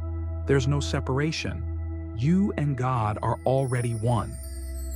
You and your desires are already one. You and your next level reality already exist in the same space, just at a different frequency. Separation is the first lie. Unification is the first truth. Write this down. Neediness repels. Completion attracts. The more you need, the more you declare to the universe, I don't have it. And the universe, being the perfect mirror, says, as you wish. But when you shift into the frequency of completion, the inner knowing that you are already whole, the unshakable confidence that you lack nothing, the deep understanding that your worth isn't tied to anything external, that's when everything changes. When you need nothing, the universe gives you everything. Because you're no longer chasing, you're radiating. And reality always bends to the frequency you hold. Most people have been deeply conditioned to believe that manifestation works like hard work or goal setting. That if you want something, you have to chase it down, grind for it, fight for every inch, and force reality into submission. That mindset might work, to an extent, in the physical plane, where brute effort can get you temporary results. But if you only rely on the physical plane, you're cutting yourself off from the higher dimensions where reality is actually shaped. The physical plane is the realm of effects. The spiritual and mental planes are the realms of cause. This is what most people never realize. There's a subtle but deadly mistake most people make on the path to manifestation. They become impressed by what they want. The moment you stand in awe of something, whether it's wealth, a dream job, the perfect relationship, or even spiritual gifts, you're unconsciously declaring that it's bigger than you. You're saying, that's amazing. That's out there. That's above me. You may not say it out loud, but the energy you're putting out is clear. I don't currently have this. This is separate from me. This is something rare, special, and hard to attain. And what you've just done is lock it out of your field, because here's a spiritual truth you need to write down. What you idolize, you automatically distance yourself from. You can't hold something you've placed on a pedestal. You've made it too precious, too special. And the universe mirrors that sense of separation right back to you. Now let me ask you, do you think Christ was impressed by money? Do you think Buddha was starstruck by royalty? Do you think Krishna lost his mind over power or influence? Of course not. Not because they lacked appreciation, but because they knew who they were. When you know you're one with the source of all things, nothing outside of you seems special. When you're made of the same intelligence that created gold, gold doesn't impress you. When you're made of the same divine spark that creates love, no person feels like the only one. When you already embody divine abundance, wealth is just one more ripple in your infinite ocean. That's not arrogance, that's spiritual alignment. This is why the story of Christ in the wilderness is so profound. The devil offers him the whole world, all the kingdoms, all the wealth, all the power. But Christ wasn't impressed. Why? Because he understood something most people never realize. When you already know you are one with the source of all creation, the world has nothing left to offer you. This is the paradox of the Christ way. The world only offers you everything, once you need nothing from it. Think about a time you really wanted something. Maybe it was a dream job, an audition, a promotion. You spent days imagining how amazing it would be, how much it would change your life, how validated you'd feel when you got it. But when you walked into that interview, the energy was off, wasn't it? You were too eager. You were too attached to the outcome. You couldn't hide the fact that this opportunity had been placed on a pedestal in your mind. And what happened? The very thing you wanted so badly slipped right through your fingers. Because the moment you make something more important than your own divine knowing, you declare yourself separate from it. And what you've declared becomes your reality. Even the Bible, when read through a higher spiritual lens, confirms this universal truth. Philippians 2:5-11 says, "Let this mind be in you, which was also in Christ Jesus." This isn't a command to worship Jesus as someone you'll never reach. It's an invitation to think like he thought, to see yourself the way he saw himself, to recognize that the same divine mind he embodied is already within you. The Christ mind isn't reserved for one person. It's a state of consciousness, a state where you fully remember your unity with God, where you strip away the illusions of separation, limitation, and lack, and return to the knowing that you are already one with infinite intelligence. This verse isn't about putting Christ on a pedestal. It's about recognizing the Christ within yourself and choosing to operate from that divine mindset in every area of your life. Here's a practice. Do this every morning. Stand in front of a mirror and declare, "I am whole. I am complete. I am one with God. All that I desire already exists within me." And then, every time you think about your desires, shrink them in your mind. Stop making them some big deal. See them like you see the air you breathe, natural, easy, expected. When you normalize wealth, love, and success, they stop being rare. They become inevitable. Here's the roadmap. First, redefine Christ. Christ is not outside you. It's the title you were born to claim. Second, collapse separation. There's no gap between you and God. You are the all in form. 3. Embody completion. Need nothing. The complete receive everything. 4. Master neutrality. Be impressed by nothing, and everything becomes yours. 5. Align with the infinite. Stop doing. Start being. The biggest lie ever told is that you're separate from God, separate from power, separate from abundance.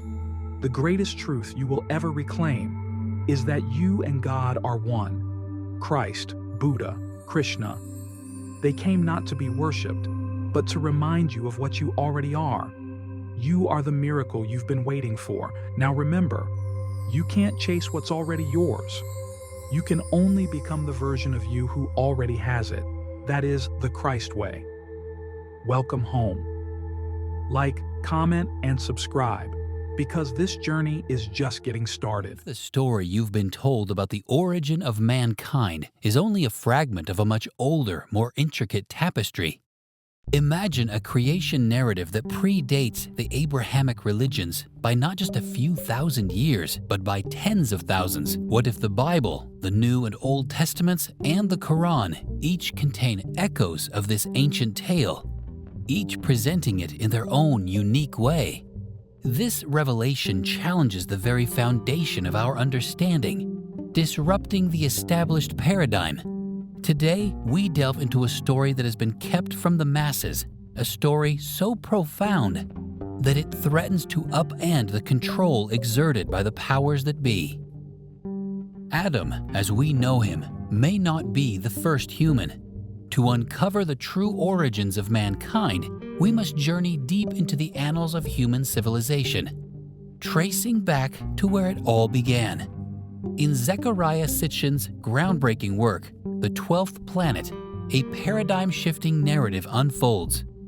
According to Sitchin, there exists a 12th planet named Nibiru, orbiting a brown dwarf star, an astronomical fact, now acknowledged by modern science.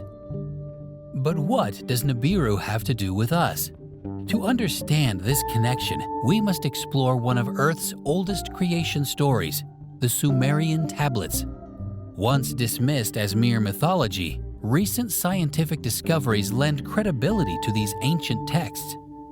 These tablets speak of the Anunnaki, beings who descended from the heavens to earth. Anunnaki translates to those who come from heaven, referring to extraterrestrial visitors who played a pivotal role in shaping human history. In the 12th planet, Sitchin describes the Anunnaki as advanced beings who arrived on Earth around 450,000 years ago. Their mission was to mine valuable resources, a laborious and intense endeavor primarily undertaken by a working class known as the Ahihi. This dynamic mirrors the social structures we see on Earth today, where a ruling elite often exploits the labor of the masses. After millennia of hard work, the Ahihi rebelled against the Anunnaki pantheon, demanding assistance and fair treatment. The rebellion marked the beginning of a new chapter in Earth's history, the creation of Homo sapiens. Rather than evolving naturally from Homo erectus, as mainstream science suggests, Homo sapiens were the result of genetic modifications performed by the Anunnaki's sons, the Lananuhi. The sudden leap from Homo erectus to Homo sapiens poses a significant challenge to conventional evolutionary theory. Scientists acknowledge an evolutionary gap, yet the rapid advancement in human capabilities, achieving complex tools, mastering mathematics, and reaching the moon within a mere 50,000 years remains inexplicable through natural evolution alone. This abrupt progression suggests external intervention, supporting the Sumerian account of the Anunnaki's genetic tampering. Modern genetics reveals anomalies in human DNA, such as the presence of junk DNA and the fusion of chromosome 2, features that align with Sitchin's theories. These irregularities hint at an artificial enhancement of human genetics, a process orchestrated by the Anunnaki to create a workforce capable of fulfilling their mining needs. The Garden of Eden, as described in mainstream scriptures, may hold the key to understanding this ancient experiment. Far from being a purely mythological place, Eden could have been a controlled environment where the Anunnaki conducted their genetic modifications. This interpretation aligns with the Sumerian tablets, which predate the Bible by thousands of years and depict the Anunnaki as deities interacting directly with early humans. Why is this information obscured from the general populace? The answer lies in a complex web of control orchestrated by powerful entities who benefit from maintaining the status quo. Throughout history, those in positions of power, be they religious leaders, political elites, or influential scientists, have manipulated historical narratives and religious doctrines to shape collective consciousness in ways that serve their interests. From the early days of civilization, control over knowledge has been a pivotal tool for dominance. Consider the Library of Alexandria, one of the most significant repositories of ancient knowledge, which was systematically destroyed over centuries.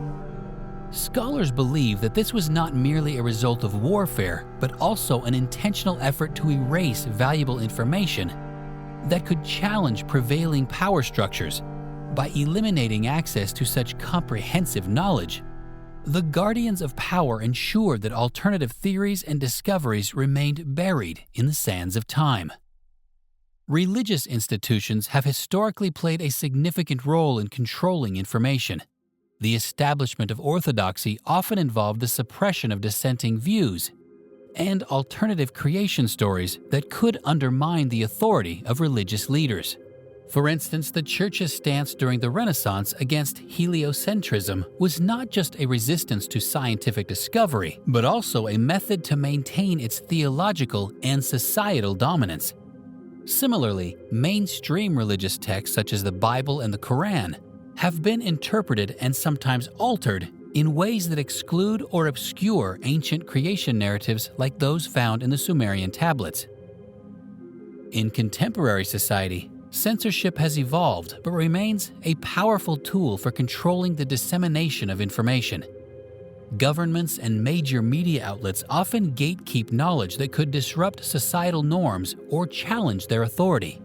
Topics related to ancient extraterrestrial influences, such as the Anunnaki and Nibiru, are frequently marginalized or dismissed as pseudoscience, preventing widespread public awareness and discussion. This deliberate suppression ensures that mainstream scientific and religious narratives remain unchallenged, preserving the established power dynamics.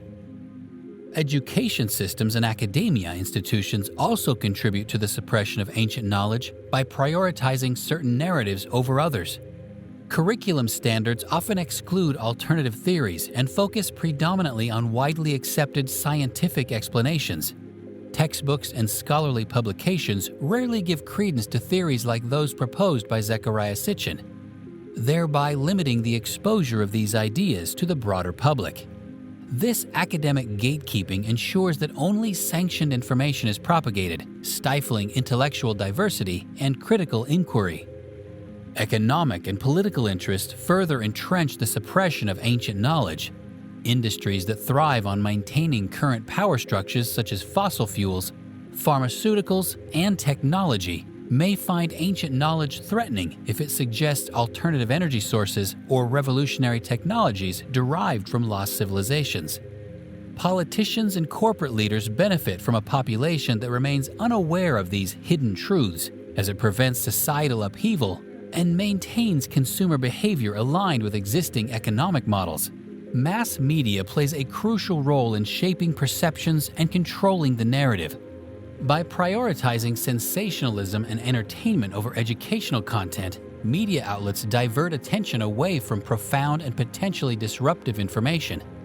Additionally, psychological techniques like repetition, framing, and selective reporting reinforce the dominant narratives, making alternative theories seem fringe or unbelievable.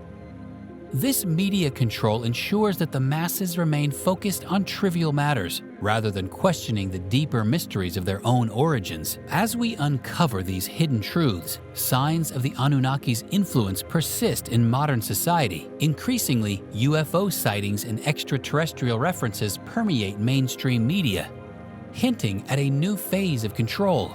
These narratives serve to prepare the masses for upcoming shifts in power dynamics, using fear-mongering tactics to suppress awakening consciousness. The only viable path to counteract this manipulation is through the elevation of our collective consciousness. By awakening to our true origins and understanding the intricate dance of energies that shape our existence, we can break free from the invisible chains that bind us. This journey requires skepticism, research, and the courage to question established beliefs. The story of the Anunnaki and the true origin of Homo sapiens is more than a mere alternative theory. It's a call to awaken. By embracing this hidden knowledge, we empower ourselves to transcend the limitations imposed by controlling forces. Let this revelation ignite your curiosity and inspire a deeper quest for truth, leading you towards a future of enlightenment and self-determination.